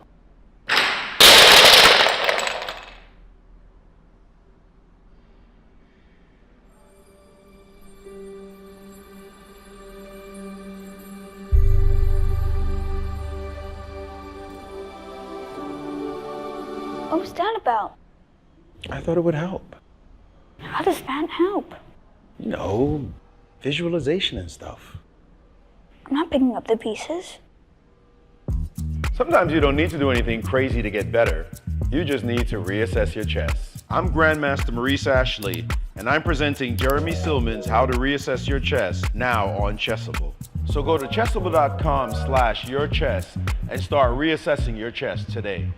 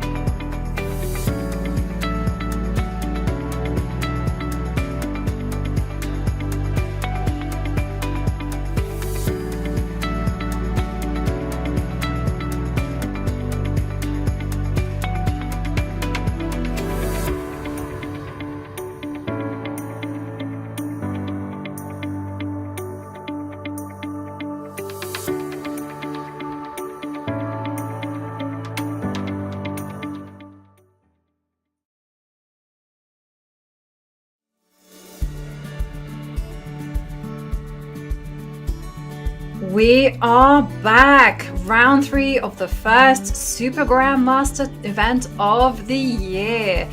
And, well, looking back, how was 2023 for our participants? And Danya, take a look at some of those things that have been highlighted. Anish Giri with the highest drawing rate, but he did play 79 games. Dingleren with the highest rating. Take a look at this. Param Magsudlu played 108 games, but he wasn't the top game player there, because when we go to the second page, you can see that it was Gukesh and Thrice that played 120. It's just insane, to play so many games per year. And where you had the biggest performance rating jump, won 78% of the games he played. Just 27 games though. Do any of these stats surprise you, Danya? I mean, honestly, 120 games, that's an average of a game almost every 3 days, which at that level is just insane. It shows you these players' ambition. They essentially never turn down an invite. They're completely committed. They're locked in. And it's just such a wide difference. I mean, Wei with only 27 games, And they never get tired. They're taking full advantage of their youth. Although Gukesh is currently in big trouble against Dingli Ren, but we've talked quite a bit about this position. It seems like Gukesh is going to continue defending for the foreseeable future. It certainly appears that way, but still, anything can happen in this particular game. Ding's position, he could fizzle out if he to play some inaccurate moves, but definitely it is advantage Ding. Maybe we could go back to the bird's eye view, because again, looking at the evaluation bar and the positions, I see that Praggnanandhaa, he is nurturing a comfortable compensation for that pawn deficit. He has complete control over the light squares. That game's there close to the middle on the right-hand side. But the one game that is really wild is the game between Magsudlu and Abdusattorov. There, right and bottom right. I mean, it was wild to begin with. And I did leave the question because I was really perplexed here. Like, how was Magsudlu going to unravel? And here is his answer. He says, well, actually, forget the center. Advance pawns on the right side of the board. No, I think we have to take a look at Magsudlu versus Abdusattorov. In my experience, these types of games where they tend to have just endless twists and turns. Every time you think you have a handle on how the game is going, which side is in control, just when you least expect it, there's a crazy turnaround. And it seems like we've had another turnaround. Last we talked, Magsudlu was struggling with the consequences of his mistake on the 13th move. He played knight f2, and we criticized this move. It prevented him from pushing the e-pawn, but we know Parham, right? He's 27-40 for a reason. He plays very combative chess, so we see him lose more games than the top players. It often creates the impression that he somehow doesn't belong at the top to some chess fans, and that could not be further from the truth, because he is a monumentally talented player. He's ultra creative, and he's such a fighter. He will always find a way to create challenges in any position, and he managed to do that in the span of 3 moves here. He played the move h4. Okay, no comment. b6 by Noterbeck was consistent with his plan. Knight g5, I guess that was the idea, to anchor the knight. And queen f5 is met with g4. Bang! Another shot on the king side. And what is going on here? Yeah. Well, first up, I'm going to bite and say there's a g4 pawn up for grabs. I'm taking that. And in fact, I think it's the only move. The queen can go to d5, but let's have a look at the ambitious, greedy knight takes pawn. Yeah, what horrible things await black if he takes the pawn on g4, which of course was the reason that Noterbeck probably didn't consider the move g4. Now, bishop h3, obviously not possible because f2 is hanging, so you likely have to start with knight takes, queen takes. And now there must be some move. There has to be some move. Either a move like queen c4, queen b3 to attack the f-pawn, but clearly there's some very, very nasty resource here that is what's giving Noterbeck pause. I mean, could you suddenly turn around and play it positionally and just castle queenside and say, well, king is safe? I do quite like your queen b3 move, though. Yeah, and castle queenside, it is a legal move, and it's not a bad one, I think, just to get the king away. But maybe we could start with queen b3. And not surprisingly, the pawn on f7 is hard to defend. Because if you bring your queen back to f5, you're running into bishop h3, which, of course, on the previous move was not possible because of queen takes e2 checkmate. But here, yeah, this is insanely hard to defend f7. Queen f5, yeah, bishop h3 is not possible, yeah. Or not. I guess could not be more natural to play bishop h3, but apparently that's not the move. Okay, well, maybe you go e4. Yeah, but then I was worried about rook takes e4. Yeah. And then I was thinking bishop e2. Just give up. Oh, no, rook takes e4 is going to be good. Okay. I was hoping bishop e2 and then rook f1, but... Yeah, quickly deploying all of the pieces. not in time for... Okay, maybe. Okay, hang on a second. I wanted to deploy the rook h3. You were on the same wavelength as me. Rook h3. I still don't love it though, because black can play bishop takes d4 and interpose with queen d5. That is true. So what this is telling us, I mean, sometimes when you analyze, you get clues about what type of move am I not considering, and you inspired me. And maybe now is the time to just castle queenside and say, I'm not going to try to beat you immediately. Let's take care of business first. Let's get our king to safety. And now e4 is a massive threat. Now that the king is out of the center, there's no shenanigans. And you have a tempo because black is not... I mean, black can play BC, but now white can counter-strike with e4, and we are just in time. Black is busted here. Yeah. Chess is simple sometimes when you find the right moves. Castle queenside. Oh, yeah. Lovely, lovely idea. So, okay. So queen d5 was played. This is queen d5. Okay. And now... I mean, I wouldn't like this for either side, to be honest. And what happens if you were to just castle queenside? I have exactly the same question, because then e4 is again a threat, which traps the queen in the center. Castle's queenside. Okay, so let's say bc. And white can even here play... Oh, no, sorry. The bishop is hanging, so I guess dc. So it takes.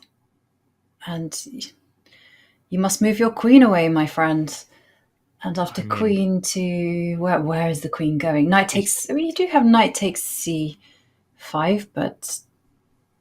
I was going to say, if you were able to trap the queen with the move dc, you might be traveling to dc to meet the president. I mean, this is a pretty impressive idea.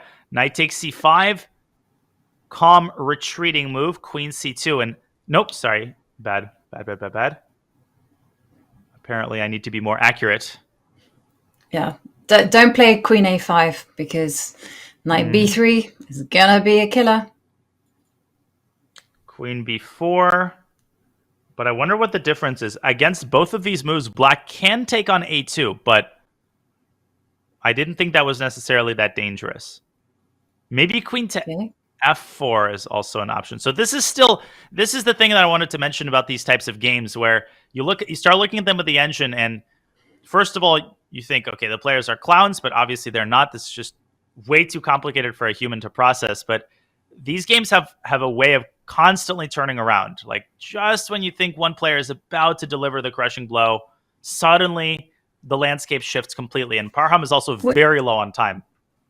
And on that subject, we do see bc5 played by Nodibek. Yeah, so we are going to see this line. He's banking on this flip of knight c5. Yeah. But this is crazy. I just checked. I cheated. I checked the correct move. And this is an insane idea. Look at this. You're supposed to play queen to a3, which my dumb brain ruled this out because you're giving black an escape square with check, and then black can take the knight away, and we're all happy. But no, king b1, knight e6, and look at this, e4, and the queen is trapped, this time on c4, and now you're definitely going to dc. But you're going to have to be checked for cheating first, because this is incredible. Look at this queen trap. Well, I'll be honest with you. Can we just also, with the computer, check the margins for both sides? Because I think this is findable if you really don't like the queen capturing on a2. So yes, let's have a look at what's going to happen. So after takes, dc, I think, is going to be played. Knight takes c5. And that queen, let's put the queen on c2, just because, queen takes, I mean, it's a nice move because after all, queen takes a2 is kind of close. Queen takes, the queen is, and now you go bishop takes knight. But I can see why this is, I mean, even if black doesn't do anything special and plays a slow move like d5, first of all, black has 2 pawns for the piece. It's not like, white is up 3 rooks or something, and black has to give checkmate in 1 second.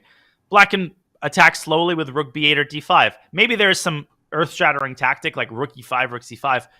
But I can see why Noterbeck, I think Parham sees queen a3. Something tells me he's exactly the type of player who's going to spot queen a3 instantly. Like, these types of ideas occur to him.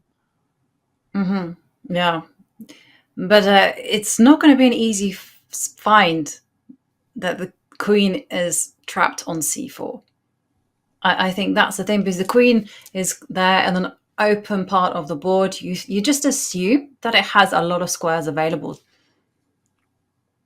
Yes, exactly. And we saw a line where the queen got trapped on d5. We saw a line that the queen got trapped on c4, and by two different pieces. On c4, it was trapped by the bishop. On d5, it's trapped by the rook. This position might occur on the board. I mean, it looks like Noterbeck's heading exactly for this position, hoping for queen c2, queen takes a2. Wow. What a critical moment this is going to be. Queen a3 is likely to secure a decisive advantage, because then, in order to avoid losing his queen after queen c4, king b1, Parham or Noterbeck might just have to leave his knight on c5. And that is a much different type of lost piece than queen c2, queen takes a2. Yeah, you don't have hardly any compensation for that piece that's disappeared from the board. And okay, let's just run through that line one more time, just for completeness. So queen a3, queen c4, check, king to b1, and the irony of it all is, if I move the other knight, is e3 still trapping the queen? Oh, no way. But there's just so much going on, and we're just, Nero fiddles while Rome burns. And you know what's hilarious? Black could say, okay, I'm going to give up the knight, and I'm going to get my queen. And no, this is also defended. It's like, you can't get out of this. Unbelievable. E3, what a move. How many different queen trap constructions? Now, technically, Black can play queen a4 here. We should keep that in mind. But in that case, White can always just grab the minor piece, and that is just as good as done. Okay. But also, there is the question, if you go back to the game position, you have to get to this position, and you have to understand that queen a3 is the only move to keep the advantage, or actually to win. Yes. And you have to, in your mind, see that queen c4, that the queen is devoid of any squares.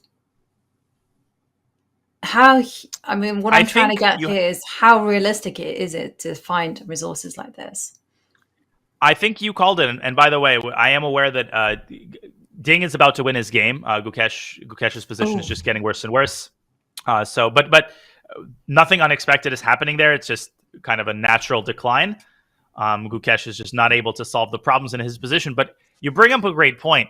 And I think what makes queen a3 easier to spot is the fact that queen c2 is so unappealing. It looks like it gives Black way too much activity. And if you're like, well, this option is off the table, then queen a3 has to be considered, because there are no other candidate moves that defend the a2 pawn. That might be what helps you. And if you calculate that, finding e4 is easy. So it's important to note that difficulty exists on two levels. There's something that's hard to see, like physically, this move does not occur to you. And then there's moves that occur to you, but you don't understand why they're good. This is the second category. Of course, everybody sees queen a3. You're moving the queen away when it was attacked, but you're ruling it out because it seems illogical. If you force yourself to look at it, you give yourself a chance to understand why it's good. Yeah, well, Parham is reaching for a piece. What do you predict? Pawn takes pawn? I think it has to be played. It's on the board. Oh, no, it's not. Come on, Parham. You can do it. You can do it. And he's done it. See it. Yeah. What a move. And now the rook attacks the queen. Wow. There really is only one try that Noterbeck can play to rescue that, and that is knight takes pawn, going on the counterattack. Parham sees it. He's 100% he sees queen a3. I think he's got that excitement. Again, you can never predict based on facial expressions. I've made that mistake way too many times. But all signs are pointing to queen a3. But even after he plays it and Noterbeck gives up a piece, with 17 minutes on the clock, the game is not over. I mean, the middle game continues. There's still tricks that Black could try. So we're going to see some fight in this game. But first, we're going to watch to see if queen a3 is spotted. Yep. Or are we going to see a result in Gukesh versus Ding? Your call. Oh, yes. Maybe we... Where do we go? Oh, He's taking on I C5. feel like he's taking on c5. Okay. Maybe we just wait for Let's give it 2 minutes. a minute. Yes. Let's give it See 2 whether minutes. he spots queen a3. The thing is, though, Gukesh is on the verge of resignation. His king is out there in the center. Yes. It's not going to last too long. Oh, I think maybe we have to go to the Gukesh Ding game. Okay, let's switch over just because we might catch a result, and we try to get the handshakes caught on camera just for content's sake. So I'm going to quickly flip on Gukesh versus Ding, and the moment a move is made in Parham's game, we'll update you on it. There we see the disaster that has befallen White's king, Ding Liren, making the last couple of moves. What a position. And look at Ding with an hour on his clock, just looking for that final blow to end Gukesh's resistance. Mm-hmm. And on that subject, where is the final boat? So, okay, you've got knight c1, you've got queen f1.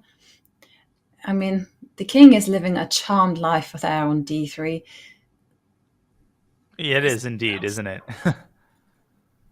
Okay, knight b4. I don't think there's mate. I don't think there's mate. Knight b4, king drops back to e2. I think it's forced. Yeah, you have to do that because if you go king c3, you've got queen c1 check. And that's going to pick up material. So king e2. And then...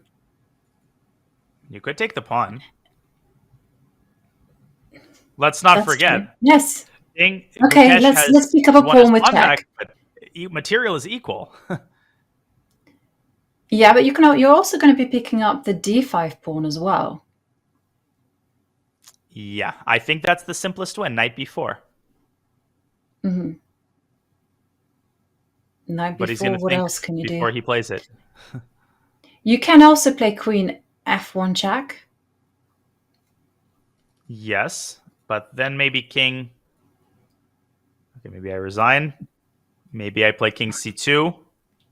Or maybe you... Yes, I play king c2. Up to okay, d4. king c2 and the knight... I was thinking, why not go the whole hog Spartan warrior that the king is. The king c2, then there is... I was thinking knight to b4. But then king b3, I'm still... Oh, hang on, wait 1 second. I kind of want to introduce everyone. I want rook to e4. At which point? So after oh no, queen f1, my queen is on priest. Sorry. Okay, so queen f1, king c2, then it's so close. Honestly, I think, knight b4 just seems like the easy, just seems like the straightforward option. But you believe in queen f1? You think there's mate there? Also, I'm worried about king d4. Now that you brought it up, I also don't see anything totally forced there.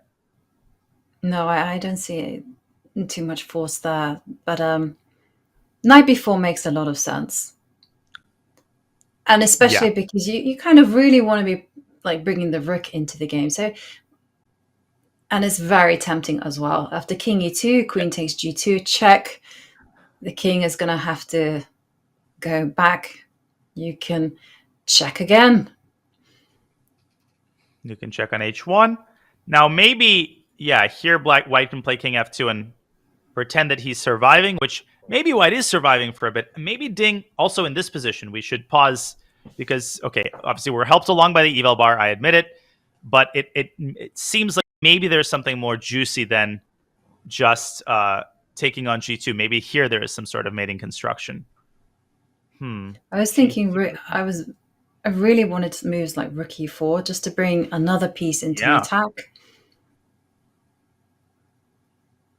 Definitely a Not just a viable option, but probably just the best move, because white is completely paralyzed. There's no rush at all, and this is what people often fail to remember when they're hunting the opponent's king. It's black can play a slower move, just accumulating the tension.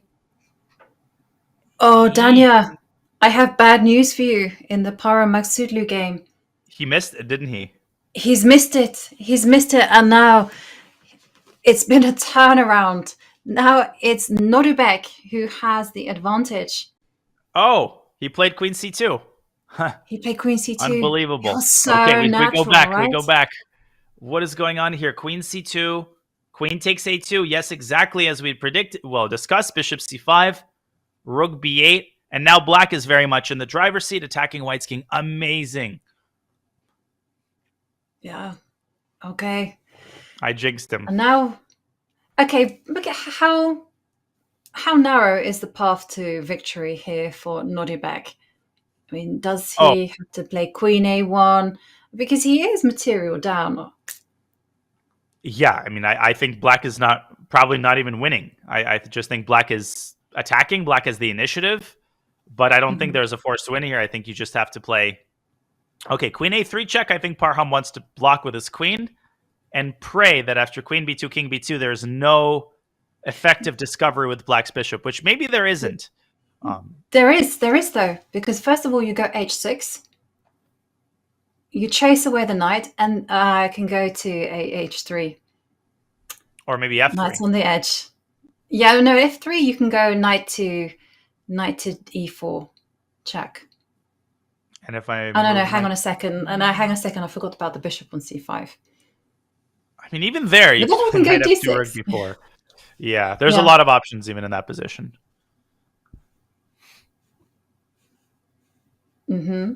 Okay. Maybe we can put these lines on the board, actually. They're so complicated. Queen a3. Yes. Okay, so queen a3, I think, is a great move. Queen to b2. Mm-hmm. And now...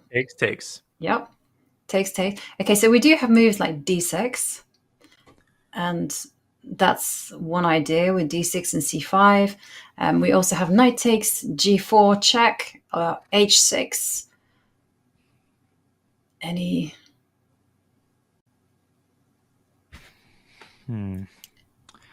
Yeah, it's infuriating. It's the same situation that Parham was in, where there doesn't seem to be a killer blow. And this can be a very frustrating situation where you burn a lot of time and then end up playing a panicky move. Okay, I think the move most people would want to play is like knight takes g4 check, but maybe this is what you're supposed to do, just take all the pawns. The question then would be, where is white going? I would imagine something like king to a3 to try to keep the b pawn protected, but maybe black can just play almost positionally with something like knight e3, because at this point you already have 3 pawns for the piece, so you're not even risking material loss. And you're going to grab the e2 pawn. Like takes bishop f8, even something as primitive as this, just going after another pawn looks phenomenal for black. Looks good as well. I mean, but you have to adjust to that. Crazy. And this game should be its own movie. You know, it's had so many plot twists. And queen a2, queen a3. What happens if you were to go queen a1? I mean, is there any chance that Nodibek will bail out and go queen a1, repeat moves? If the time situation were reversed, I would say queen a1 would be on his radar. Also, queen a1, let's not rule out the option that Parham says. No draw and plays king d2. Knowing Parham, that's not outside the realm of possibility. Okay. And after queen a3, queen b2, is Nodibek perhaps not tempted to trade off queens? Because after all, white's king is exposed, and you know the rules, don't trade off queens if you're attacking. Yes, but the issue is that if black burns even a single tempo, white uses this tempo to do what? Well, probably it depends on where black's queen would go. If you slide all the way over to g3, you're running into lateral moves like rook up to h3. But white is not that far away from consolidating. Like, imagine if white brings the bishop to c4. Suddenly, there's pressure on f7 again. I think Noterbeck, okay, he could be doing several things. He could be trying to figure out a discovered check in this position. Like, his mind could be in several different places. Maybe he is taking queen a1 check seriously. There's no way to know. But if I had to make a prediction, I think we might see queen a3, queen b2, and then a trade. Yeah, I agree with you. Actually, it dawned on me after queen a1, queen a3, queen b2, that there's really no good squares that the queen can run to. Like queen g3 also allows bishop d6, and you don't want to be stepping back to worse squares. But I'm going to be curious to know whether Noterbeck can make that switch from playing super aggressive chess where he's attacking the king to suddenly, okay, now we're in an endgame. I just need to collect material. Yeah, this is a very difficult psychological thing for a lot of players. But these top guys, they're trained to think like computers, and they're so good at that. Speaking of thinking like a computer, I'm keeping a side eye on the Gukesh Ding game, which is very likely to be our first result and our first decisive game. So we keep toggling between these two games because they are the most exciting, folks. The other games are largely kind of status quo. Vidit, Nepo might be a draw at some point, but nothing interesting is happening. Queen a3 check on the board. Let's go one more time back to the Gukesh Ding game, because I think Ding has found the most effective path to victory. I think we're about to see resignation in that game. Okay. What do you say? And can we quickly retrace the previous moves? He went for knight to b4. He went for knight b4. Gukesh did not like the prospect of giving up another pawn. He went up to d4. This is Sparta. And very calmly, queen to e1. Hello. Rook on d2. I'm just curious where you're going to go. Oh my gosh, this is resign time. Rook e2, queen d1 is mate. Queen e2? But okay. Queen e2, we start looking for beauty prizes. Maybe queen b1. Okay. Slithering around the edges. g4 check. Oh shoot, I missed that. Okay, let me amend that. Queen e2, queen c1. Queen e2, queen c1. Yes. And then I duck away, and I'm threatening this little mate on c5. And the rook on d2. Which is unavoidable. Now, white has forced mate. Bishop e5, king h7, queen g7. Small problem. Like, I can capture this bishop. Okay. Nicely done. Okay, so... Yeah. Gukesh is kind of accepting the hopelessness of his position right now. I'm just thinking of the best practical defense. Like you mentioned, rook e2 doesn't work. The rook and the queen are on the e line, so e4 is not possible. And unfortunately, let's actually show the continuation after queen takes rook. After queen takes rook. Oh, queen takes rook on e8. I didn't even notice that was hanging. Honestly, queen takes d2, king c4, and lovely mating construct. And again, the knight on b4, we mentioned it a long time ago. I mean, ever since Gukesh played a4 on, move 5, this has been a problem. And that problem comes back to haunt him. Okay, he's played rook d3, but all right, I mean, this is obviously total desperation. Ding is actually enjoying himself with 52 minutes. He's having a great time trying to find the killer blow. Maybe queen e2 here. I was thinking queen e2. I was also considering knight c2 check. But queen e2, looking good. Yeah. I also quite like your idea of queen c1. Oh. But, so many mates here. I think the simplest. What is the simplest win? I think the simplest win might be queen e2. Queen e2 threatening queen takes g2, queen takes b2. Yeah, queen e2. Okay, queen c4. I mean, And then you just the go queen Russian takes schoolboy g2. inside me is like, okay, go queen takes d3, but I would get that should be criminal Yeah. to play queen takes d3 in a position like this. You should be banned from Tata Steel. I like even f5 is winning, setting up the threat of the rook is on prees, everything is on prees. No, this is a pleasant situation for the world champion. I actually think f5 might be the best move. The king is just trapped by its own pieces. It just almost resembles one of those positions you see in compositions. But instead Very of true. only flashy way to win, there's like several ways. It's just that you don't see at this level like pure mates like this, like pure mating attacks of this kind, because often it liquidates into some end game and then there's some conversion phase. This game is going to end in checkmate. Yeah. There is one thing that white needs to be careful of. Do not be tempted to grab the rook on e8 grab the rook on d3 because then queen takes e8. That's Gukesh's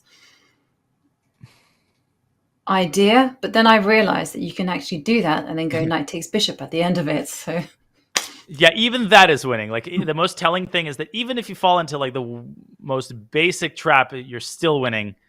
But I think we're going to see queen e2 momentarily by Ding. He's, doing the right thing, taking his time, just again, not just calculating, but also savoring the moment he knows this game is in the bag.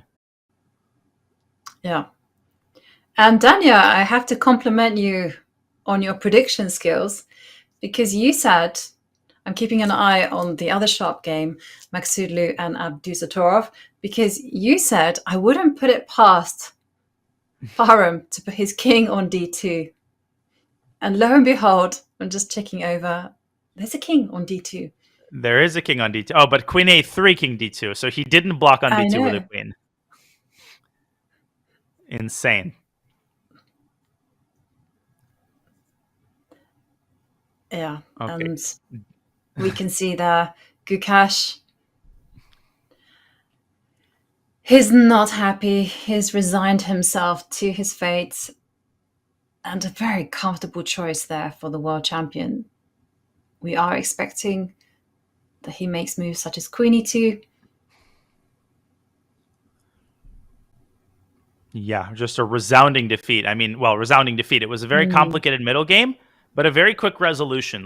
That's Gukesh took on d4 with the wrong piece. He lost that pawn on e4, and he just wasn't able to get anything back for it. And a great conversion by Ding. This is a big win. Yeah. This is a big confidence. Black pieces win convincingly. The curse of the white pieces in Tata Steel so far. It certainly is. But it's also very similar to the way that Gukesh won yesterday against Wei Yi. They had a very complicated middle game in an Italian, and then white lost control of the complications, and it was Gukesh that won very easily. And it seems to be an exact reversal, but this time it was Ding that was the lucky recipient. But I don't want to say luck because Ding, he found some great moves. This idea of going g4, grabbing the pawn on e4, playing the gutsy queen h7. It really was a fantastic showing there from the world champion, showing that he thrives in complicated positions such as this. Yeah, he didn't make any mistakes in this game, or no big mistakes, which is a huge compliment in a position like this. I feel like the elevator situation in a hotel, the moment we switch away from this game, he's going to make a move and Gukesh will resign. But if we stay in this game, he's going to keep thinking. But I think he is about to make a move. He just kind of hesitated there a little bit, and I can bet you it'll be queen e2. Okay, nope. He's waiting for us to switch away to some other game in order to make his move. He just knows we're watching. Yeah. Have you ever done that in a game? You've waited for the audience just to go away before making a move? Yeah, sometimes, when the audience is like Hikaru Nakamura or Magnus, you always feel very nervous making a move in front of someone like that, for lest it be a bad move and lest to trigger an unfavorable facial reaction from the spectators. So yes, definitely. In like the U.S. Championship, when one of the highest rated players comes over, I make sure to be hands over my head, thinking about my move, and make sure the coast is clear when I commit my blunders. As we see Warmerdam there, and we'll take a look at Warmerdam Firouzja momentarily. But okay, finally, a move by Ding, and it is Queen E2. Queen E2. Okay, Precision time to resign. Until the very end. Yeah.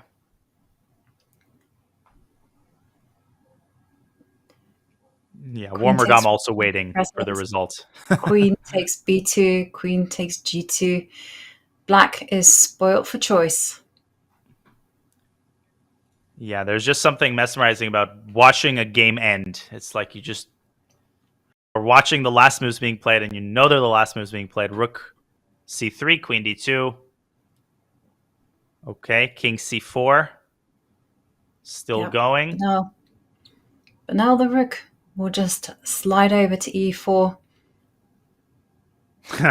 There's Jan. And Jan there with a smile on his face.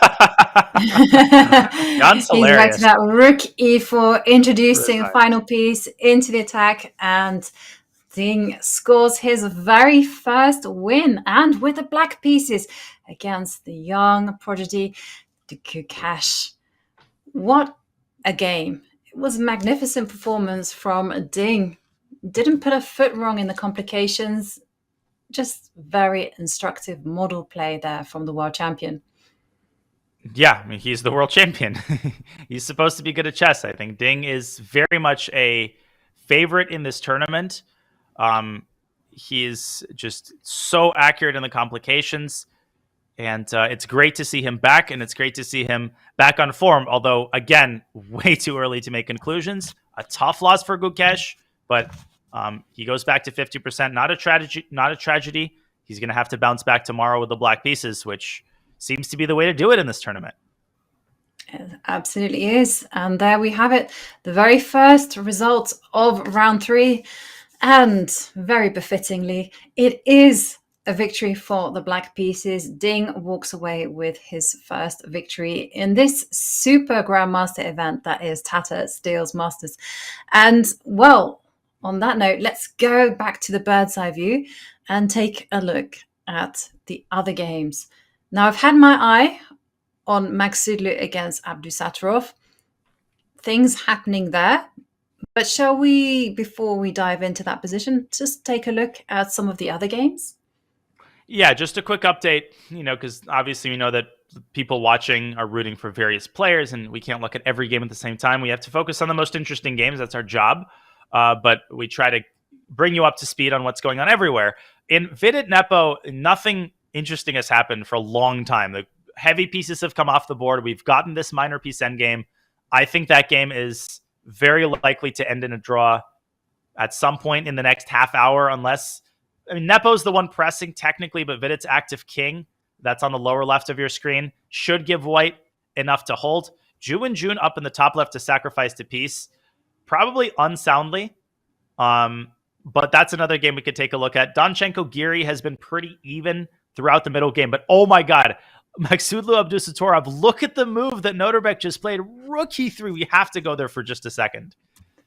Okay, let's go there as quickly as we can. Okay. Rook E3, and I can see it's been given a double exclamation mark of brilliancy on the board. Oh my goodness. And how did we get this? Queen A3 check, King D2, Knight D5, Rook H3, bang. Wow. Okay, so we have to highlight the first point. So what happens if white were to go bishop takes rook or rook takes rook? Okay, well, bishop takes rook. The point of rook E3 is it buys black time. What does it buy black time to do? To deliver a devastating little Chekaruski on C3. Goodbye. Just immediate finish. Knight takes B4 and everything is falling.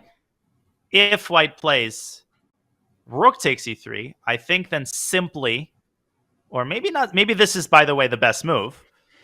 Knight takes E3. And the knight is now untouchable. White will have to move the queen. This is what we're going to see in the actual game, because if you take the knight after queen takes before, the king is once again caught in a mating net. For example, king d3, bishop a6. And finally, black's queen side comes out 26 moves into the game and delivers checkmate.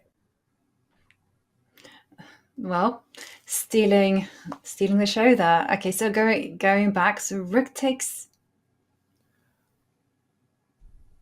Wow. So I think after takes, white has to play, for example, queen d3. Something like this, and hope for the best. Okay.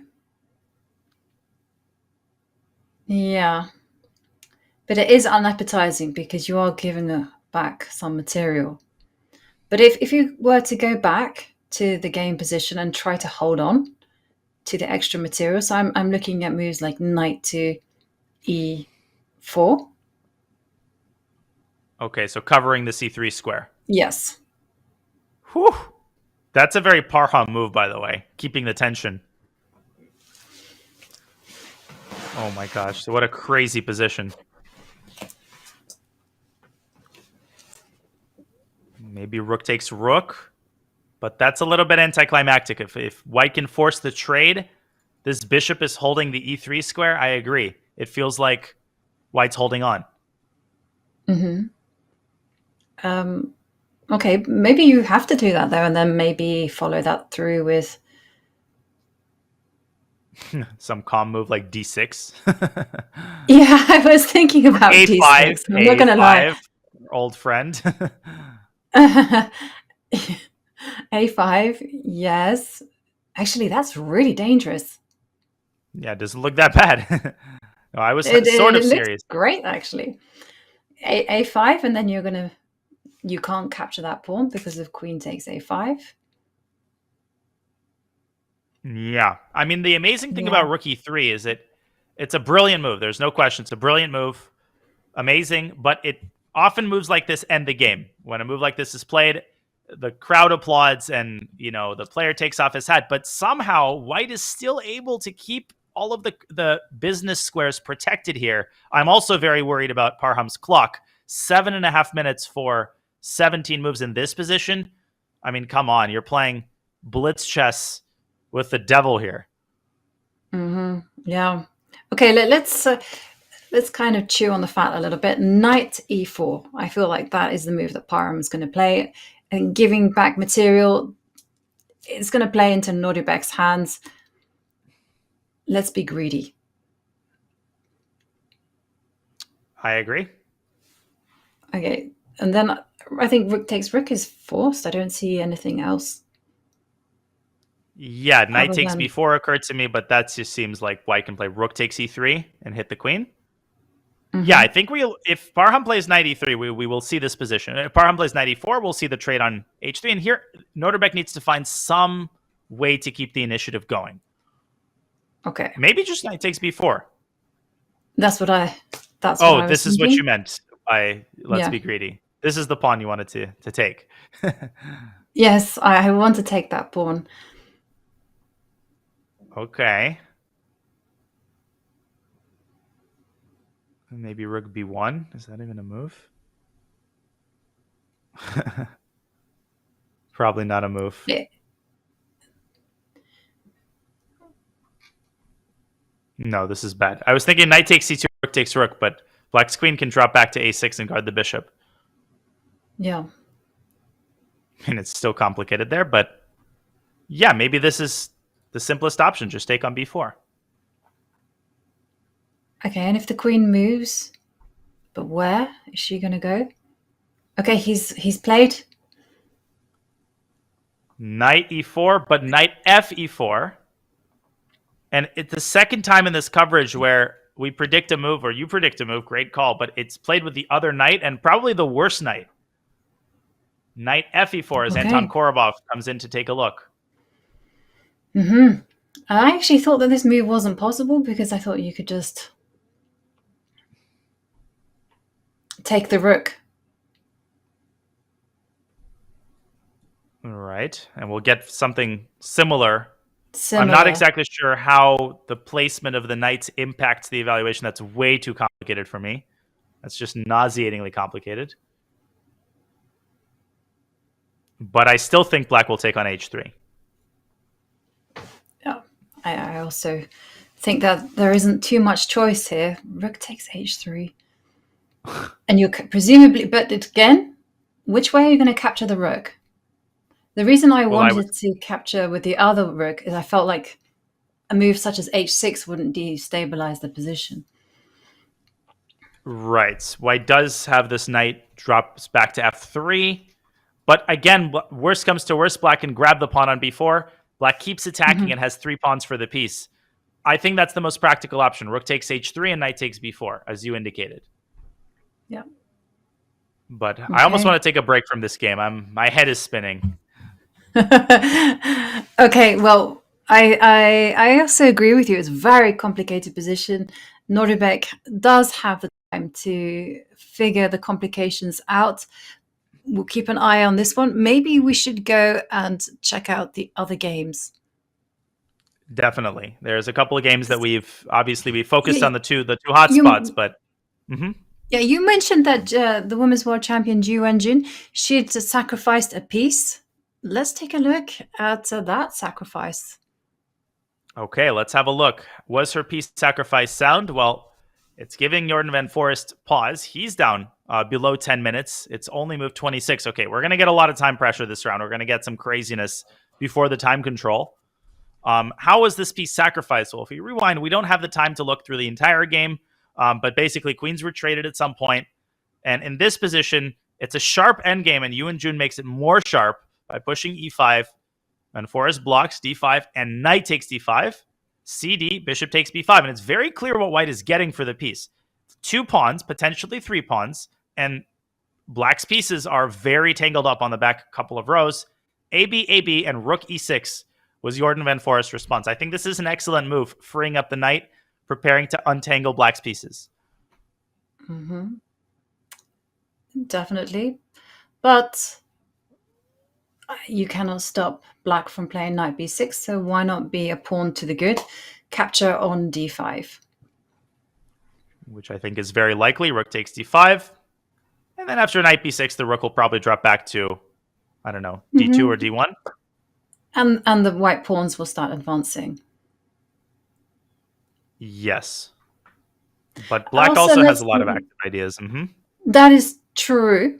And white has to tread very carefully. Like, for instance, you can't just go c2, c4, because once a light square bishop for black ends up on the long diagonal, then the g2 point will be very weak. But I just kind of wanted to highlight that white can put the bishop on f6 and just make the black king uncomfortable.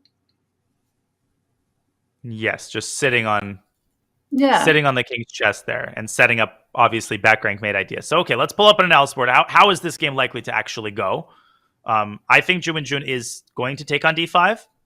I think that's very, very likely. I think we're going to see knight b6 or not. Okay, Evalbar hates it, but it hates me, so I'm not even taking its criticism seriously. Why is knight b6 such a terrible move? I guess rook drops back to d2, and maybe the knight on b6 is in the path. It's in the path of the pawn.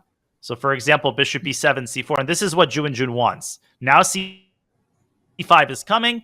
The pieces are all very vulnerable. c6 is going to be an idea. So this is what she is aiming for. And I really like this construction. Bishop on g5, pawn on e5, how it essentially prevents all sorts of activity on the king's side. Yeah. But what else do you do? If not knight b6, which is ultra natural, is there something else we can do here? No, you don't want to be going f6. What about knight f8? Just using that knight out of the line of fire. Just get out of yeah, exactly. And also, once the rook moves, maybe knight e6 will come. So let's say I still play c4. Probably still bishop b7. Yep. Very true. And compared to the knight on b6, the knight on f8 is much safer. It has more prospects. And now black has more time to generate activity with moves like rook a3, which would threaten moves like rook takes h3. Not the only move, but just a possibility. Yep. So, Yeah. Also, bishop c6. Is that an idea that you want to be doing? Or is it just too risky?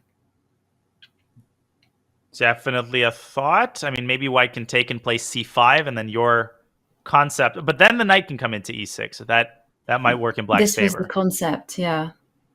But I honestly I couldn't quite evaluate whether a knight getting to e6 is worth giving white a clear path with two passed pawns. Yeah, this could be unpleasant. Knight e6, even bishop h6, just to keep the f4 pawn protected. And I don't know. Practically, this looks like it could go either way. So we're going to see one of these moves. I guess a big question is, if Jun takes on d5, where is Jordan going to put his knight? Yeah. And as we've seen, ironically enough, the safety first move, knight to f8, is the correct response. I just wanted to point out, there is another alternative for Ju and Jun to play, and that is bishop takes knight. Okay. So grab the knight straight away.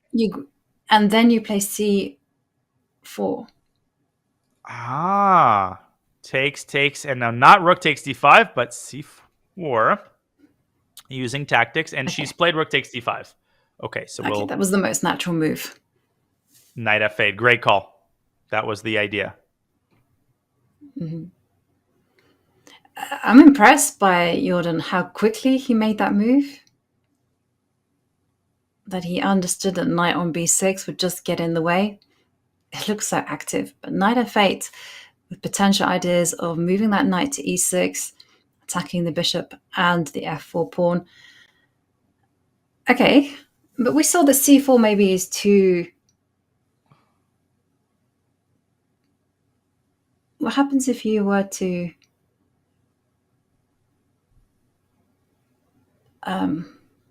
kind of don't have the time, right? I want to kind of go rook to d1 and trade off bishops and get very active, and then, and only then, advance the c pawn. But in this type of ending, does it benefit white to keep all the rooks on the board?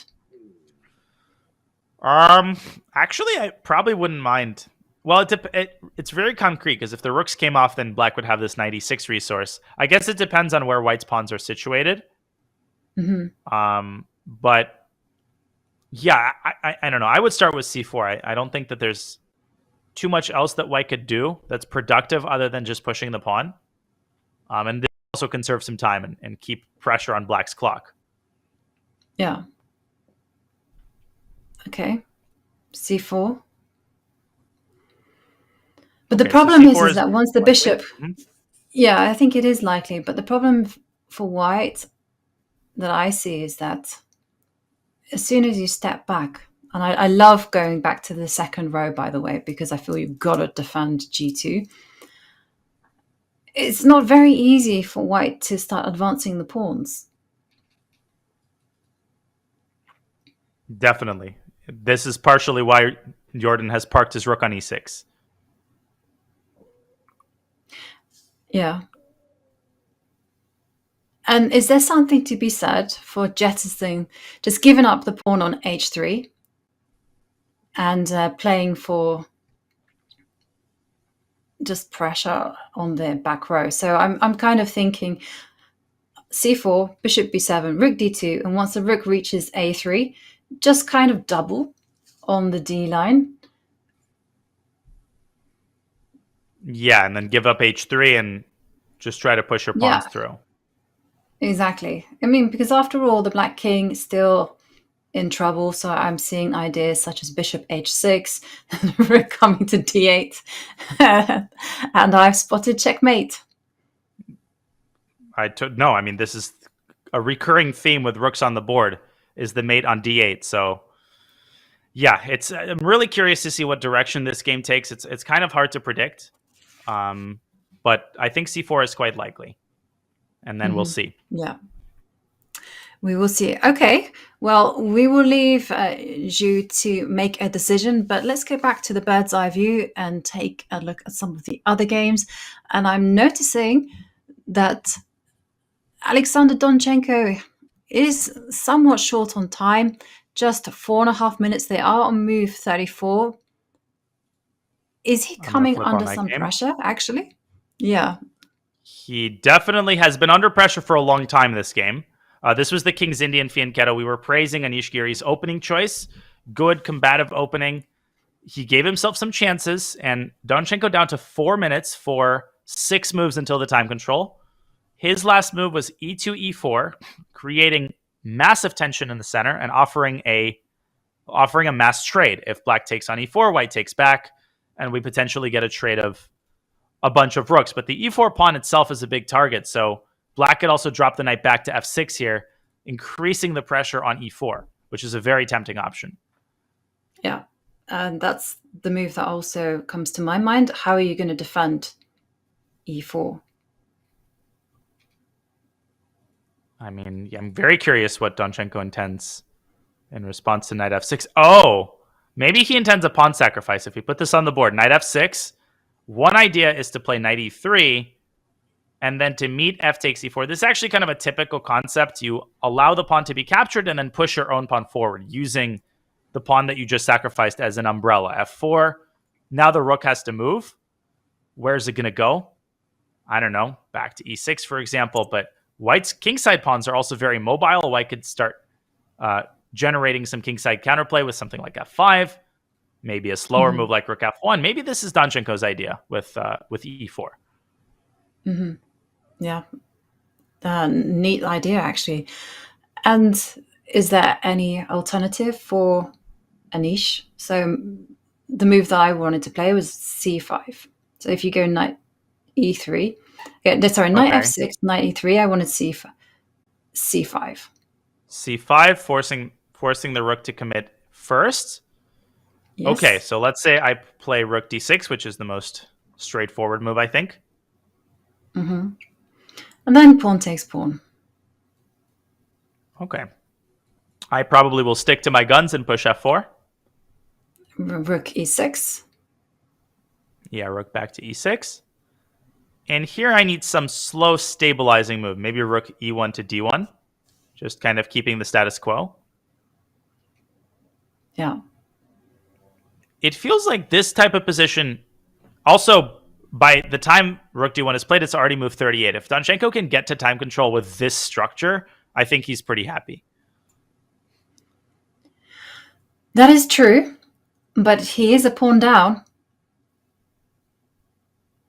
And I don't know, I'm feeling that the compensation is somewhat nebulous. Yeah, I mean, I guess it depends if he can get f5 and if he can control the d file. Yeah. Okay, so e4 is on the board. Anish is currently thinking. Of course, he can play f takes e4, but this would largely, I wouldn't call this a draw offer, but I think this would lead to a lot of liquidation. And Anish has played in a way that indicates he wants to win. You know, he chose the King's Indian defense. He deliberately changed the pawn structure to make it unbalanced. Anish will be calculating knight f6, what's going to be happening there. There are no other moves. I mean, can he be considering c? He can also be considering c5 immediately, actually. c5 immediately, but does that... Yeah. But there because, I can play rook takes d5? Yeah, and then you capture the pawn. Yes. No, you can't do that. Sorry, my bad. No. It's... I mean, everything is on the table. And there's a lot going on in the e-file. I think he's... You know, the decision is probably between f takes e4 and knight f6. And knight f6 is a risky move. I mean, after knight e3, I think it's a 3-result game. F takes e4, white will play rook takes e4. Black is not really risking, but then we're kind of heading in the direction of a draw. Could he also be considering a move such as f4? Because after all, you can't grab the knight on it because of the pin. Although this is Yes. my least favorite. I'll be honest with you. It's Because a I good feel like, move against time pressure. yeah, I mean, I would be a lot more drawn to the idea if there weren't a knight on F1. Or if you could put But I your own feel knight like, on F4. exactly. No, okay. I do not like that move. Yeah, Nisha's already spent 7.5 minutes on this decision. This is obviously a big decision because this is going to dictate the course of the game. I think Donchenko has great chances to hold this. If he can make it to time control in one piece, I think he likely holds this position. Yeah. Likely. I think so too. Okay, so maybe whilst Anish is thinking, let's go over to the bird's eye view and have a look at some of the other games. We haven't checked in on Max Warmerdam against Alireza. Yeah, I was thinking the same thing, and we have a lot of action, a lot of resolution on that board, and a lot of trades. So let's head on over to that game. Looks like a pretty decent position for Max Warmerdam. He is the one pressing. There's a hanging rook on d4, but obviously black cannot capture it due to queen takes c6.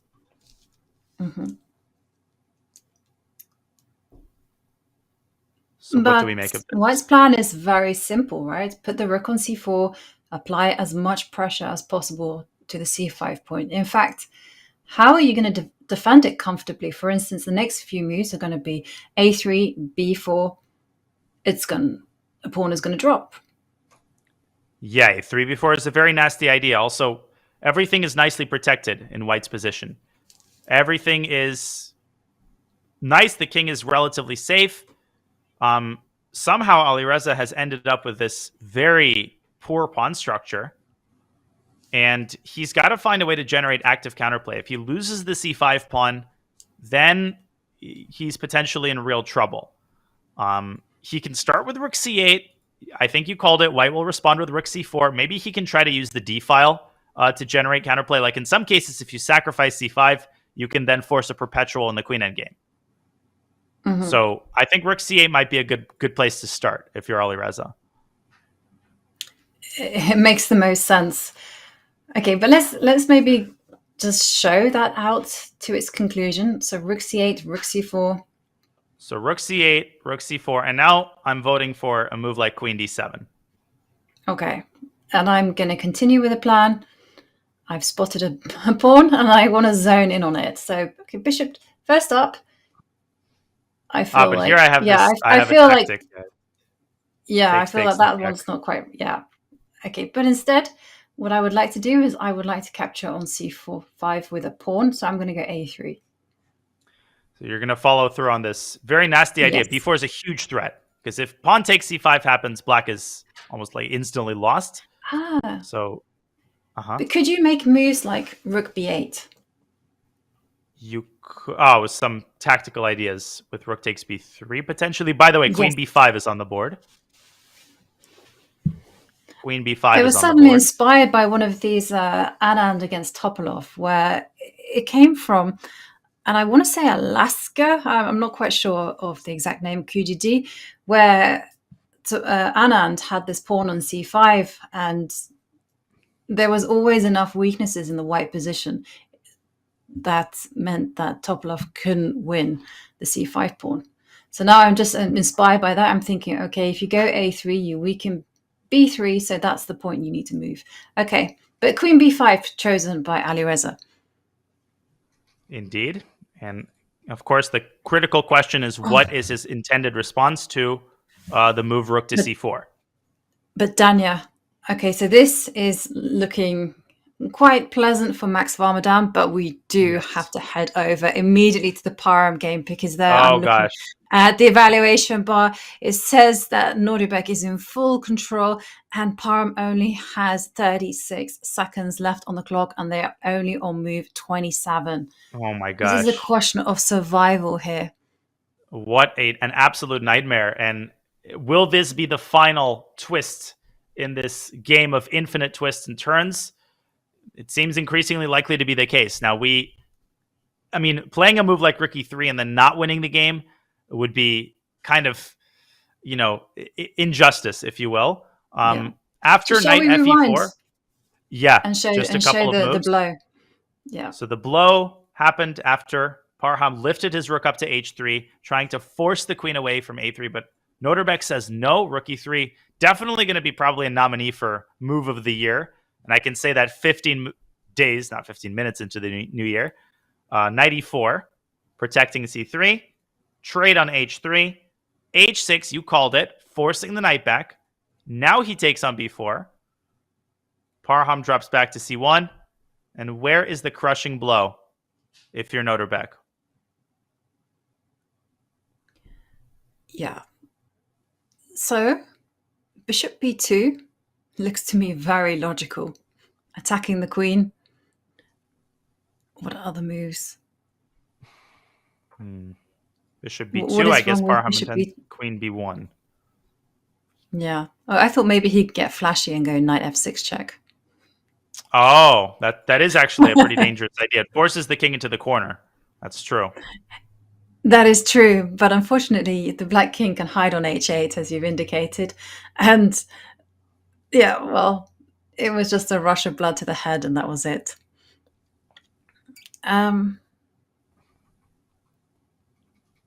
Bishop b2, I guess queen c4 is also a possibility. Although that runs into d5. Yeah. Okay, queen b1. I But really queen like bishop b1 b4. feels so... Yeah, but... And queen b1 feels so miserable. Yeah, and it gives black another tempo for attack. Although, on the other hand, if white can drop the king back to e1, white is still up a piece. White is still somehow surviving. So Don't this you is have probably what moves like Noterbeck is looking d5? for. But after bishop b2, queen b1, don't you have d5 as well? Yeah, After definitely. all- Oh, and queen c3 is a mate Queen threat. c3. Oh my gosh, this is a disaster. Queen a5 played. I was Queen going to bring this a5? move up as well. This is also amazing because it sets up the threat of a massive discover check. King e3 is forced. You have to get out of it. And here I think Noterbeck has spotted some crusher. Maybe d5 and knight to a2, and the bishop on c5 might also be lost in some lines. Mm-hmm. Maybe knight a2 Let's immediately. hope. Knight a2 and knight c3 maybe. I don't know. Yeah, but d5 makes a lot of sense. I think black is spoiled for choice. Yeah. No, this is disgusting. I like d5. Just start with d5 and then make a decision based on where white puts his knight. d5 is played. Yeah. But it wasn't the most accurate move because I think the evaluation bias corrected itself. But it made a lot of sense to just destabilize the protection of the bishop. Knight. Where is the knight going to go? I guess it has to move forward. Put it on d6. Out of the way. Yeah, but then bishop b2 actually is a potentially very powerful tactic because queen takes b2. The queen eats up both of white's minor pieces. Man, imagine making this decision with 30 seconds on your clock. Well, he's now down to 18 seconds and the clock is ticking down and he has a terrible decision to make where to put the knight. There is no easy choice. 7 seconds. It's ticking down to 4 seconds. Wow. Knight to d2. It will be Knight a to miracle d2. if Parham survives this. Okay, knight to d2. Maybe the knight can come to b3, attack the queen. Maybe there's still some hope. Ah, that's his idea. Knight a2, queen a3. Was trying to cling to this bishop with all that he's got. If he loses that bishop, he obviously loses the game instantly. It's pretty amazing that, there's no killer blow, but I don't think there is. Black could even play a move like h5. I mean, there is stuff to do on the king side as well. What you want to avoid if you're Noterbeck is starting to play blitz, because then you run the risk of making a mistake and allowing white to consolidate. Yeah, definitely. Noterbeck has 12 minutes on the clock. He just has to slow down. He just has to think of the most correct move to play this. It's also tempting to go bishop a6, introduce new pieces into the attack, meeting king f2 with the idea of rook e8. Knight a2, as Daniel's pointed out, will be met with queen a3. What other moves?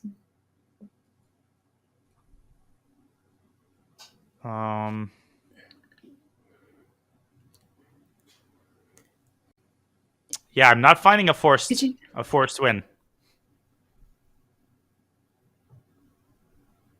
Well, the king doesn't have too many squares. I mean, can you play simple moves like rook b5?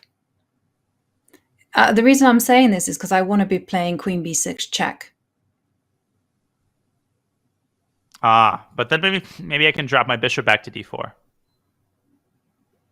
Yeah. So, yeah, knight a2, queen a3 is one position to consider. That I don't like. I don't know. I like the look of h5, honestly. It's also a really nice move in your opponent's time pressure when you introduce a new set of problems. With 30 seconds left, Parham has to figure out how to defend the g4 pawn. And there's no rush. You have 3 pawns for the piece. It's not, you don't only need to look for forcing options. Very, very true. And it's a good practical tip as well. And we can see on the camera, Nordebek just considering what to do. h5, rook b5, knight a2.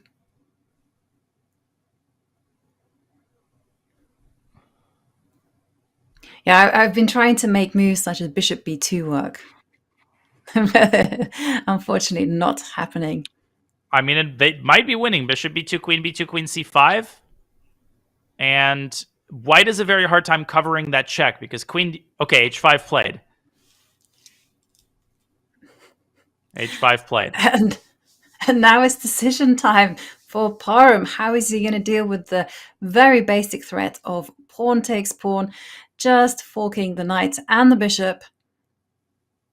Yeah, and you can't take because the bishop is win the hanging. pawn. 10 seconds already. The time is evaporating. I mean, there's just no way. Rome is burning. Everything is collapsing here. 4, 3, king f2. Okay, but now just h takes Okay, but g4. now Black pawn wins the piece back, and you're up a million pawns. There's just no way to survive this one now. No hope whatsoever if you have to return material. And there we see a very fast response from Nordebek. Pawn takes pawn and knight b3 attacking the queen, but it's insufficient. Nothing will save Parham now. Yeah, queen drops back, for example, to c7. Why not? It's a nice square. I mean, maybe there's a better square, but the fact of the matter is once the pawn is recovered, once the piece is recovered, I think the game essentially ends immediately. Not only does black have a bunch of extra pawns, but white's king is still going to be completely in shambles. Yeah, queen, Nordebek wasting no time. Back he goes to c7. Excellent. This is already almost resignable, I think. It certainly is. They're only on move 31, and still Parham is in trouble both on and off the board. 44 seconds. Time is ticking down. He has to give up material. Black is going to win another game. Amazing. Very likely, of course. Now, the game is not over. And we will start the round with 2 decisive victories as well. I mean, yeah, incredible. It's just been unbelievable that in 2 rounds so far, we've had like a 50% decisive score. And with black winning nearly all of those games. Yeah, this has been impossible to predict. And Nordebek, what a game, what an opening choice to play this very risky gambit. And there was just no way to predict which twist in this game would be the last. But I think now it's essentially safe to say that Nordebek will drive the point home. Okay, queen d2, an attempt to counterattack the knight on b4. But I think g takes f3 and queen h2 check might be the killer blow. Maybe you can just play knight a6 and taunt your opponent. just bring everything back and then calmly recover the bishop. There's a million ways to win here. I really like knight a6 because it also opens up an attack on the b3 knight. Okay, here he I goes. was liking pawn takes B2. knight with the simple threat of queen h2 check and picking up the bishop. Yes, the final few moves. F takes c2, wreaking havoc on what remains of white's forces. That would be a great way to start. Just take on e2, hit the rook on d1. And if white recaptures with the queen, you could even pick up the bishop on c8 or deliver a check on h2. There's a million ways to win. What about queen h2 check? Oh, but this king takes pawn. Yeah, that I thought requires some calculation, which of course the players are good at, but for lazy people like us, I don't know, like me, F takes e2 is... No. F takes e2. Nicely Sorry to predicted, include us in that category. No. It was entirely accurate. No, but this is also probably the best move. Queen takes c2. There is already a check on h2 once again, or a check on f4. Yeah, Erwin Lamy comes over to take a look at the devastation that Noterbeck has wreaked on his opponent's position. Good time management by Noterbeck. He's got 10 minutes. Plenty of time to figure everything out here. Resigning will happen in a couple moves. 20 seconds for Parham. And his position is in tatters. And in the end, what a game it was. Both sides living dangerously on the edge. It did look like Parham had navigated the complications, was winning, but it all turned on a series of mistakes. Warmerdam Firouzja have made a draw. Alireza was able to figure out a good defensive setup. They agreed to a draw, and there it is. Parham resigns his game. Huge win for Noterbeck. Another win with the black pieces. Insane. What a game. This one is going to be discussed. There's going to be YouTube videos made of this. And, we tried to keep tabs on this game, to keep track of all the twists and turns. It was difficult. I think we did a good job of it. And Parham, when he finds out about queen a3, is going to be devastated. Yeah. Parham will definitely be upset, especially because he will note that there were a few moments in the game where he found this amazing knight to d1 attacking Noterbeck's queen on e3. And once he understands that e3 was such a devastating blow for black, he will be so sad. And then, of course, he got to that fantastic position, queen a3, as you mentioned. That was just completely winning. But it's only winning if you spot those ideas. And it was just a game full of complications. It was a jungle out there. Amazing. I'm really happy that we focused on that game as we go back to our bird's eye view. Okay, Warmerdam, Alireza have agreed to a draw. And one could argue a tiny advantage for Warmerdam, but still a good result for the Dutch youngster. Craziness in June versus Van Forest. Okay, Vidit versus Nepo still. They've already made time control. Donchenko versus Giri is another game that we maybe should focus on because Prague and Wei Yi are going to make a draw. They are liquidating. It was always a slight advantage for Prague, but never anything special. Good defense for Wei Yi. But the interesting game going into the time control, I think, is Donchenko versus Giri. What do you think? Absolutely. And Donchenko doesn't have too much time left, 38 seconds for two moves. But it's not just the clock situation that is interesting. It's also the position because it does look like he is in trouble. It does indeed. How did we get here? I mean, we saw the position a couple of moves ago after e4. How did Anish respond to that move? It's very important for context that we rewind a little bit. So e4 was played. Anish responding with a5. That was not on my radar at all, but a very effective move in the opposing side's time pressure. Just passing the ball, forcing white to find a move. It was so effective, it actually provoked white to make a mistake because the next move, queen to d3, is awarded a question mark by the engine. Says that is not good because of, and it was an idea that I kind of alluded to, c5. c5 indeed. And now that the rook on e1 is undefended, the knight is untouchable, which means that suddenly white's rook is in trouble. Donchenko pushes his pawn up to f4, counterattacking black's rook, leading to a trade, and another excellent shot by Anish, knight b4, exploiting the fork on c2. Great tactical vision But this is very easy for Anish, and Donchenko, he sidesteps the trap with queen b5. This is the current position, 2 moves out of time control. And white's position is really on the brink here. After something like f takes e4, rook takes e4. Already rook f8 is very tempting. There's mating ideas. Ugh. This has suddenly gotten very dicey for white. It certainly has, because it's not just mating ideas against the white king. Also, black has a the pass pawn on d4. That will just... Which will be protected if it reaches d3. I know. Which it likely will. Well, I think f takes e4 is definitely the most natural move. And rook f8, you have to drop back with the queen. And this is why I was thinking you just go d3. Yeah, you have to choose the right moment for this move. Is the moment right now? Is the moment after f takes e4? Suddenly, Giri has a lot of tempting options. Yeah, he certainly does. What's wrong with d3? This is my big question. Why can't black just push d3? I guess he can. I guess that maybe white will react with knight to d2. Yeah, just trying to block everything up. And then at some point, maybe just slide the rook over to f8, creating more problems down the f. Other white plays rook f1. What the thing? Well, there's also queen c4 as well, trading queens. Yes, this is a very important resource for white. So, for example, if black does play my initial idea, f takes e4, rook takes e4, rook f8, and I'm using arrows just because we might get a move from Anish very soon. I mean, we will get a move very soon. White can interpose with his rook f4, and that seems undesirable. Any trades are good for white because white's king is very unsafe. And if the rooks are swapped, then white's queen becomes very active. You get some ideas of perpetual check. Definitely.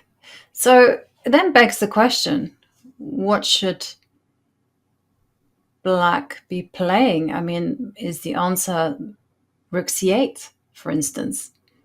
Getting ready to put the rook on c2 and then back up with a d3? Very interesting. There is also an open c file. Wow. But this is almost, it sounds pleasant to have this decision, but if you're Anish, you also know that the result of the game likely hinges on this move. So this is why he's spending potentially almost all the rest of his time on it. Yeah, I think he has to. He has the time to work everything out. And the more I'm looking at rook c8, the more I'm actually liking it. I'm not going to lie. I'm a big fan of my own move. No, I like rook c8 a lot. And then, because it also combines your idea of pushing d3, the white king is unstable. You've got f takes e4 at leisure. Yeah, I mean, moves that keep the tension are often the hardest to deal with in acute time pressure. It sounds like we're so close to time control. Only 2 moves, but only 2 moves. These are 2 very important moves for both players. I mean, black has 3 moves, of course, including this one. So what are the candidate moves? What is Giri deciding between? Well, there's f takes e4. That's the straightforward move. I've kind of soured on it. There's rook to c8. There's rook to f8. There's d3. I mean, obviously there's knight c2, but I feel like that's a dead end after rook e2. I don't know. It's a total toss-up what he ends up playing, but I like your choice of rook c8. Mm-hmm. Yeah. Oh, let's not forget that there's also knight takes a2. There is a hanging fun. We have to mention it. But I do think your knight is headed into the wrong direction, grabbing useless pawns like that one. Hey, you never know. Maybe it circles around to c3.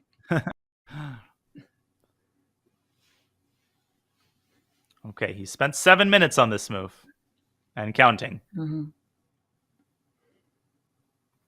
And just for clarity, what is the engine's first choice? Engine's first choice is rook to f8. Rook to c8 is up there as well. That's a good move. But rook to f8 is loading up loading up the tension on the f-file, setting up the threat of f takes e4 is very, very powerful. It's very hard to stop f takes e4 after rook f8. And what is white's best defensive try after rook f8? It's a3, which I think is a super scary move to play. Okay, I'm going to put this on the board really quickly. We have a couple seconds here. Rook f8. White is supposed to play a3. I mean, my instinct, honestly, was to play queen c4. The problem after queen c4 is that, yeah, you get your queens off the board. Congrats. But the endgame is dead lost after knight d3. You're just losing all of your pawns. Everything is falling. And black's rook is coming into f2. This is really bad. So you have to play a3. And now black can ignore the threat with f takes e4. Obviously, there's the threat of queen f2, queen takes 2. And now white has to play queen c4. Another insane move. Takes. And more or less, white is hanging on, but black is still much better. So if Giri finds rook f8, I think he's very likely going to win the game. Okay.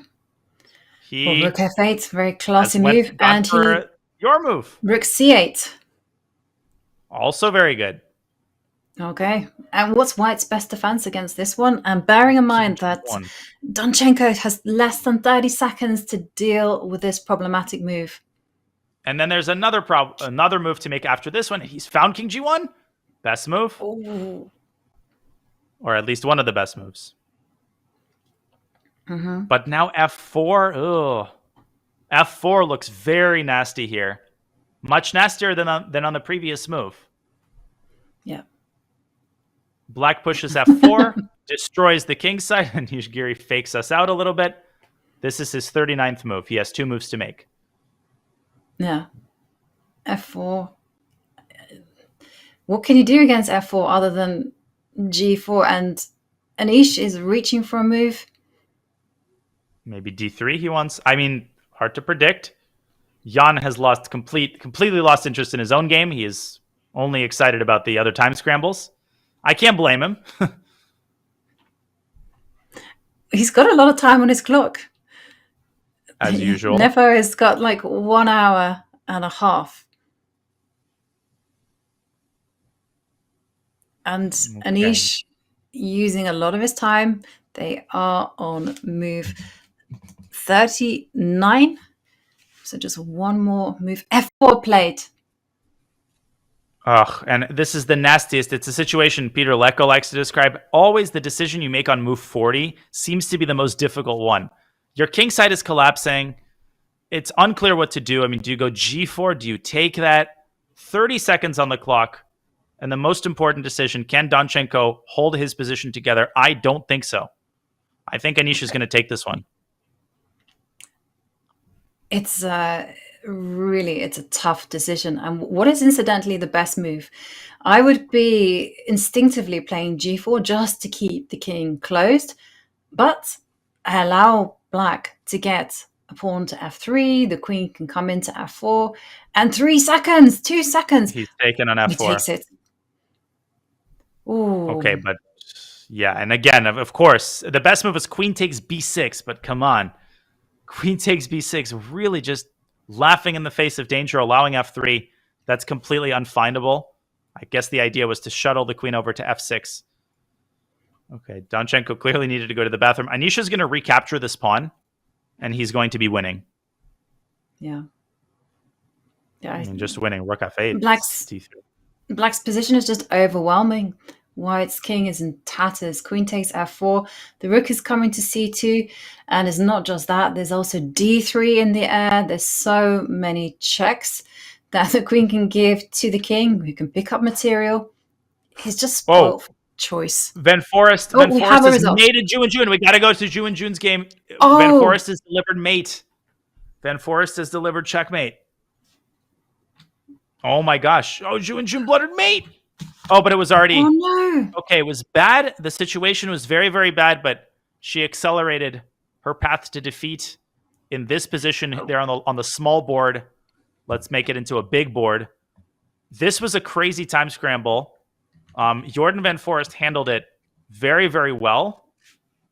We had some sort of crazy liquidation. Bishop takes g5, rook e6. What a move. Rook takes d4. Oh, and this is what Jordan Van Forest was setting up. Rook e2, hitting the g-pawn. Suddenly, there's a million threats to deal with. Ju and Jun trying to involve her bishop, but blundering this check on a1. Goodbye. King h2, rook takes g2 is forced mate. What a win by Jordan. Well, good news for Jordan van Foreest fans. He's now gotten onto the scoreboard and moves to 1 point. And what Black a wins disappointing again. game for Ju and Jun. Yeah, we've had 3 decisive results, 3 And- Black victories. And if Giri Unbelievable. wins 4 Black victories, and Giri is very likely to win. We're going to get a draw, by the way. We're going to get a momentary result here in Prague versus Wei Yi. Let's go to that game. Look at all the games ending before the time control. This is crazy. Okay, this is liquidating into what will be rook versus rook very shortly. Anish Giri has obviously recaptured on f4. They have made time control.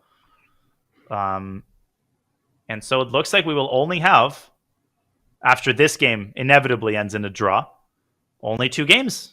The Giri game and Nepo versus Vidit, which hasn't changed in a millennium. I actually thought that the Vidit against Nepo game would be finished already as the players, but there you see on the camera Wei Yi, Praggnanandhaa snaps up the pawn on a6.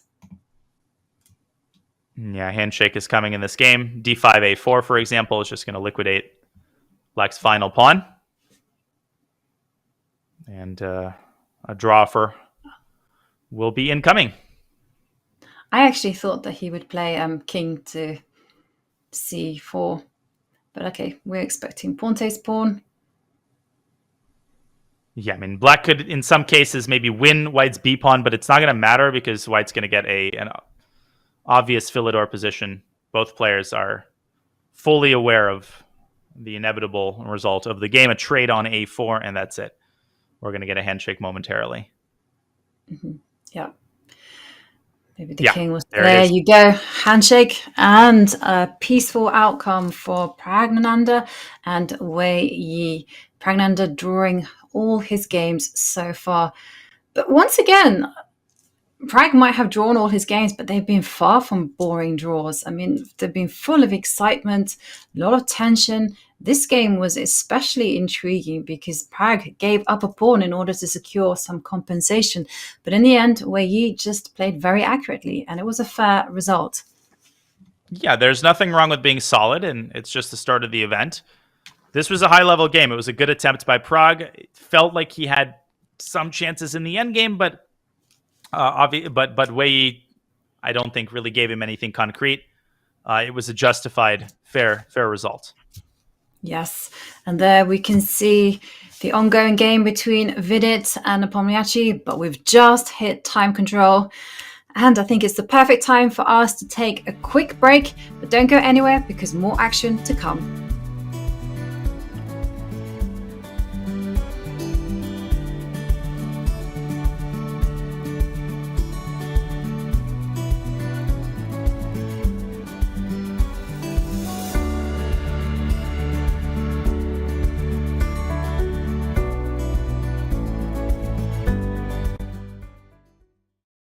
Hi, I'm Grandmaster Anish Giri, and welcome to Latvian Repertoire's 1e4.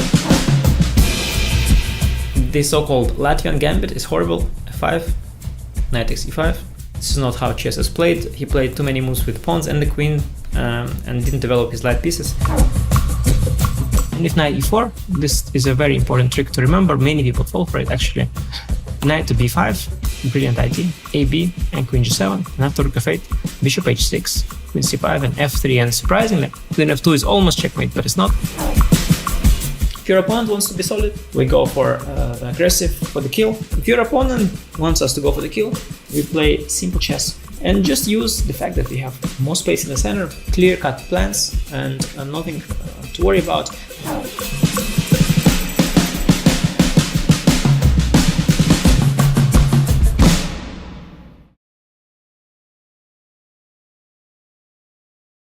Any good chess tactics book has one pattern in it that feels like it is on a completely different level than all of the other tactical patterns.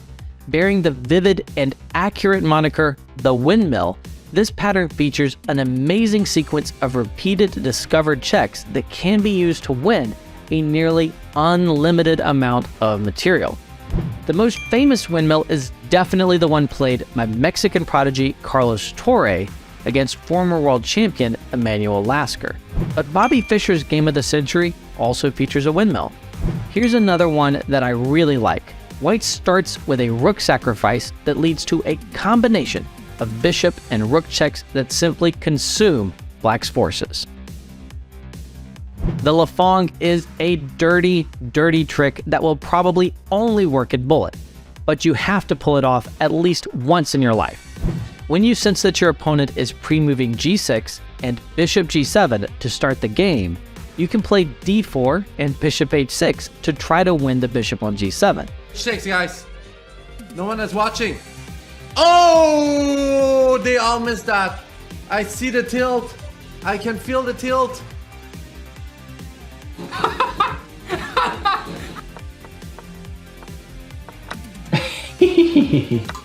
It is a high risk and high reward strategy because you are hanging your own bishop if you don't catch them in a pre-move. But it is certainly hilarious when you do pull it off. Like one of my friends, Asios, he made a bot. The report chart was partly based on hyperbullet games, so then you could see a lot of the Lafongs and queen c2 takes h7 and so on. So.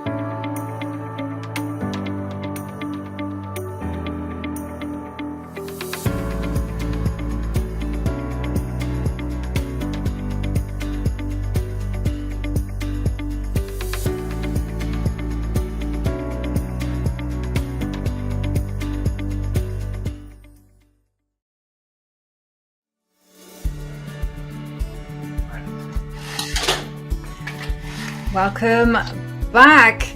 And it's, well, we've passed the time control in round 3. And 5 games have already finished. But check this out. 3 decisive games and all victories with the black pieces. We saw Jordan van Foreest. We also saw Dingleren and Nordibek Abdusattorov all scoring their first victories of the event. And, well, 2 games remaining, and those are between Vidit and Nepomniachtchi, and of course we also have another game outstanding between Alexander Donchenko and Anish Giri. But if my eyes don't deceive me, maybe we can head there, because has that game finished? Yes, it has. Okay, so Donchenko has just resigned, as predicted, and very unfortunate timing, literally. He had the most difficult decisions of the game in the last couple of moves, but by then the situation had gone out of control. He simply resigned after f4, gf4, queen f4. Okay, queen d7, rook f8. Look at them. This is just a disaster. The queen is coming to f2. If somebody asks you, why is this position lost? You just answer, it's just because it's lost. There's just too many threats. There's too much going on. White's losing all his pieces.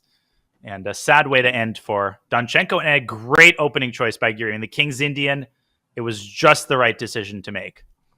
Yeah, and that means that Anish Giri joins Alireza Firouzja in the lead with 2.5 points out of 3. It's been a great start for the Dutchman. He always overperforms here in Vikensee. It's like he's inspired by the home crowd. And it's so nice to see the 2 players analyzing their games, just learning and discussing those ideas. And that leaves 1 game remaining between Vidit and Nepomniachtchi. I thought that this game was long headed for a draw.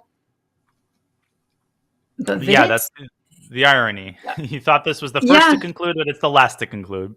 It is the last to conclude. But I'm just taking a look at the clock times, and I see that Jan has 1 hour, 25 minutes.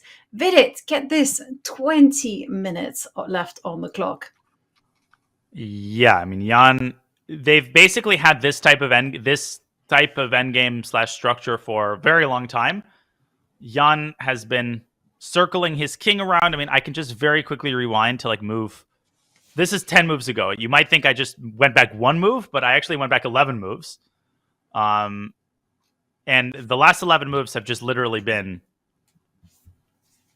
nothing happening. I mean, Jan pushed f5, breaking news, but that didn't really change anything.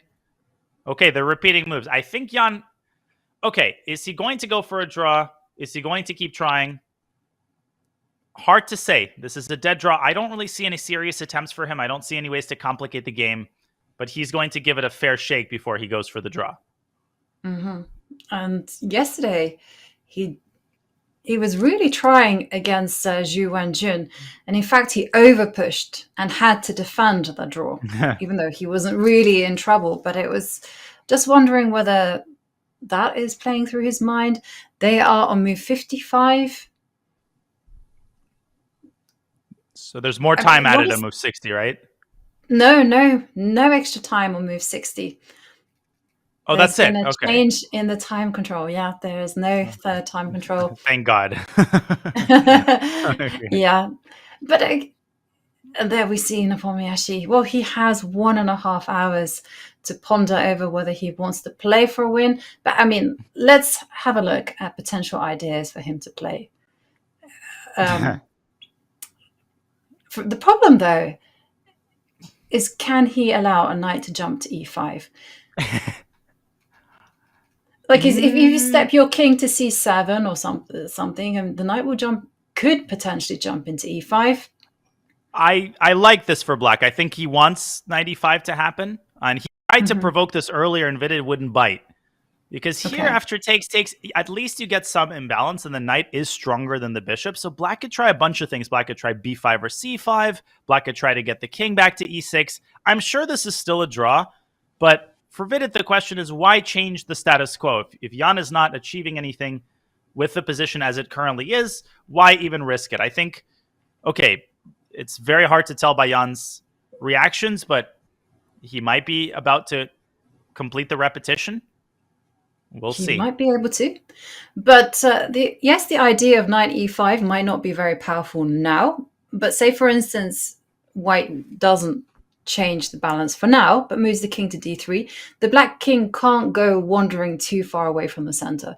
Because I thought one potential plan was to play for a b5 pawn break. So you can't go running away with the king to a6, and nor can you go bishop to d8, because then you are letting go of the e5 square. Exactly. Alternatively, if you go too far, if you fly too close to the sun, then after knight e5, suddenly the passed pawn becomes a problem. Exactly. So if you want to lose this with black, like, you can. It is possible. But then, is there any possibility for black to try to organize the only pawn break there is in the position? I think that's exactly the thing. I mean, you can even, b5. I just don't see a way to protect the a pawn. That's that problem. Yeah, the knight is so powerful on e5, just hitting at g6 and c6. Well, in that case, you cannot break the status quo. And Jana's really going through the grieving process about drawing Vidit with black. That's not such a bad result. No, Vidit is a phenomenal player. 2023 was his year qualifying for the candidates. Maybe there's something psychological happening here. Jan is trying to anticipate their encounter in the candidates and is trying to kind of draw this whole thing out so that Vidit on some level loses a little bit of confidence in himself. Yeah, the thing is, if there was something that Jan was going for in the long run, or there were traps that he could set, he would continue to do it. But I think we can see that Vidit just has everything under. At this point, he's just going to go king d3, king e2, king d3. So Jan kind of just doing Jan things. Yeah. As he sometimes likes to do. I was going to ask you, did you see the video that Magnus sent to the players in Vike and say, Magnus Carlsen, of course, not playing in this event. The last time he didn't play was in 2014, but he decided to sit this one out and instead go on a training camp on holiday, I think. And I didn't know whether I should reveal the location, whether that was a secret or not. But anyhow, he did a video where he said that he was taking a pause. He was going on holiday just to chill, but he'll be back next year to kick everyone's ass. Okay, that sounds like a challenge. Yeah. I mean, what do you feel about those kind of statements? Do you think, them's fighting words, bring it on? Or do you just kind of go, okay, fine, whatever. You're Magnus. You're the best in the world. I think the atmosphere or the relationship at the top in chess is friendly enough to where if somebody in like the boxing world did this, I would think, okay, yeah, probably they've got a beef with somebody. But I think everybody knows Magnus is superior, and he's won every tournament there is to win now that he's won the World Cup. So I think people are interpreting this in a pretty friendly manner. King e6. Does that mean what I think it means?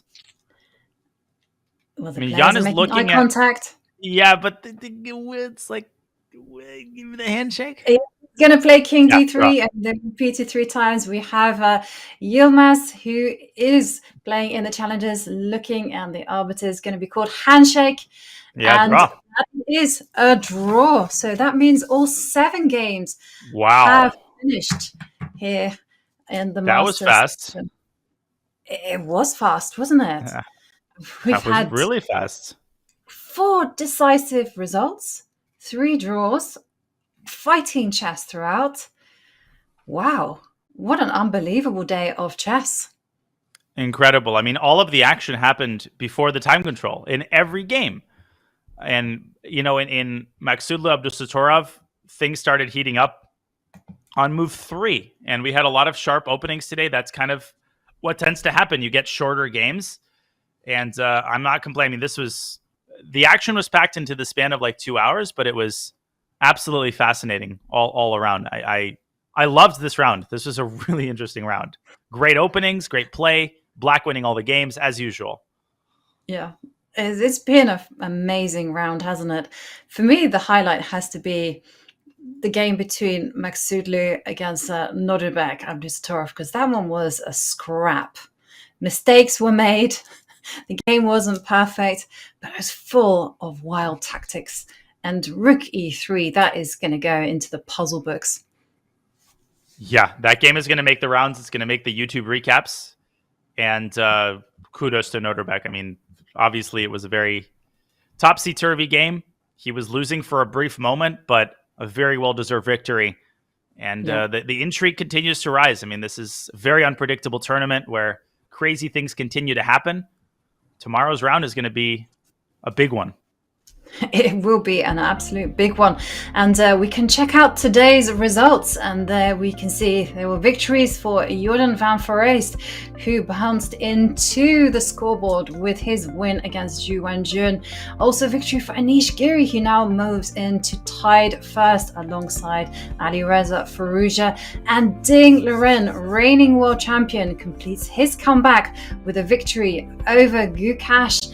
And the final person to have won is Nodibek Abdusattorov, who defeated Parham Maksudlu in a real wild, crazy game. And let's check out the standings. And there you can see there is now a tie for first place between Alireza, Firouzja and Anish Giri. But there is a tie, three-way tie for joint third place amongst Nepomniachtchi, Ding Liren and Nodibek Abdusattorov. Everything to play for. I mean, we are still 3 rounds into a 13-round competition. This event is a marathon. It is indeed, and I don't think any of the players are complaining about shorter games today. They get more time to rest and prepare for tomorrow. You just got to keep going in this tournament. You got to keep bringing new openings to the table, new ideas to the table, limit your blunders. And the big question is, when will the white pieces win a game? Yeah, and let's... well, first of all, we have to mention, have you ever wanted to be on the big screen? Well, like the elite chess players you're watching in Tata Steel, Chess.com has just launched the official community Twitch channel, Chesscom Community, where we stream community tournaments and bring you exciting commentary, host Q&As, review your games, and more. Use xClan, ChessFam in chat and come and hang out with us. Well, that is an opportunity for stardom. Get going. Use xClan, ChessFam, and learn more. Well, tomorrow it's an important match because tomorrow it is the day before the free day. So let's have a look at the matches. And as we're going to see, there are some big ones, Dania. And looking at this list, which ones catch your eye? Wow, I don't even know where to look. Firouzja versus Abdusattorov, both players in great form. That's going to be one to watch. Ding Liren, he won a game with the black pieces, a brilliant game with the black pieces. Now he is rewarded with white against Praggnanandhaa. Not sure it's much of a reward in this tournament. And Van Foreest, can he continue his positive momentum, having scored his first victory? He will have to do it against the very powerful Vidit Gujarati. It's going to be another great round tomorrow. Yeah, it's going to be another barn burner. I feel it in my bones. And also Anish Giri faces off against Gukesh. And, well, it's been exciting. And Dania, what have you made of this round? Well, it was just action-packed from the very beginning. I think we could tell we saw Naidorov, we saw a crazy English, we saw really combative openings all around. And that set the tone for a very exciting round, a shorter round, but and a round that wasn't missing in amazing action. It was a great round 3, setting us up for a great round 4, which I'm super excited about. Yeah, me too. We saw some blistering attacks. We also saw the return of Din as he wins his first game in the tournament's first Super Grandmaster event of 2024. Well, it's been a showstopper of a round. I can't wait for tomorrow. And talking about tomorrow, well, we're going to close the show and we're going to return to Vik and Say tomorrow, same time, same place. Thank you all for watching. Good night.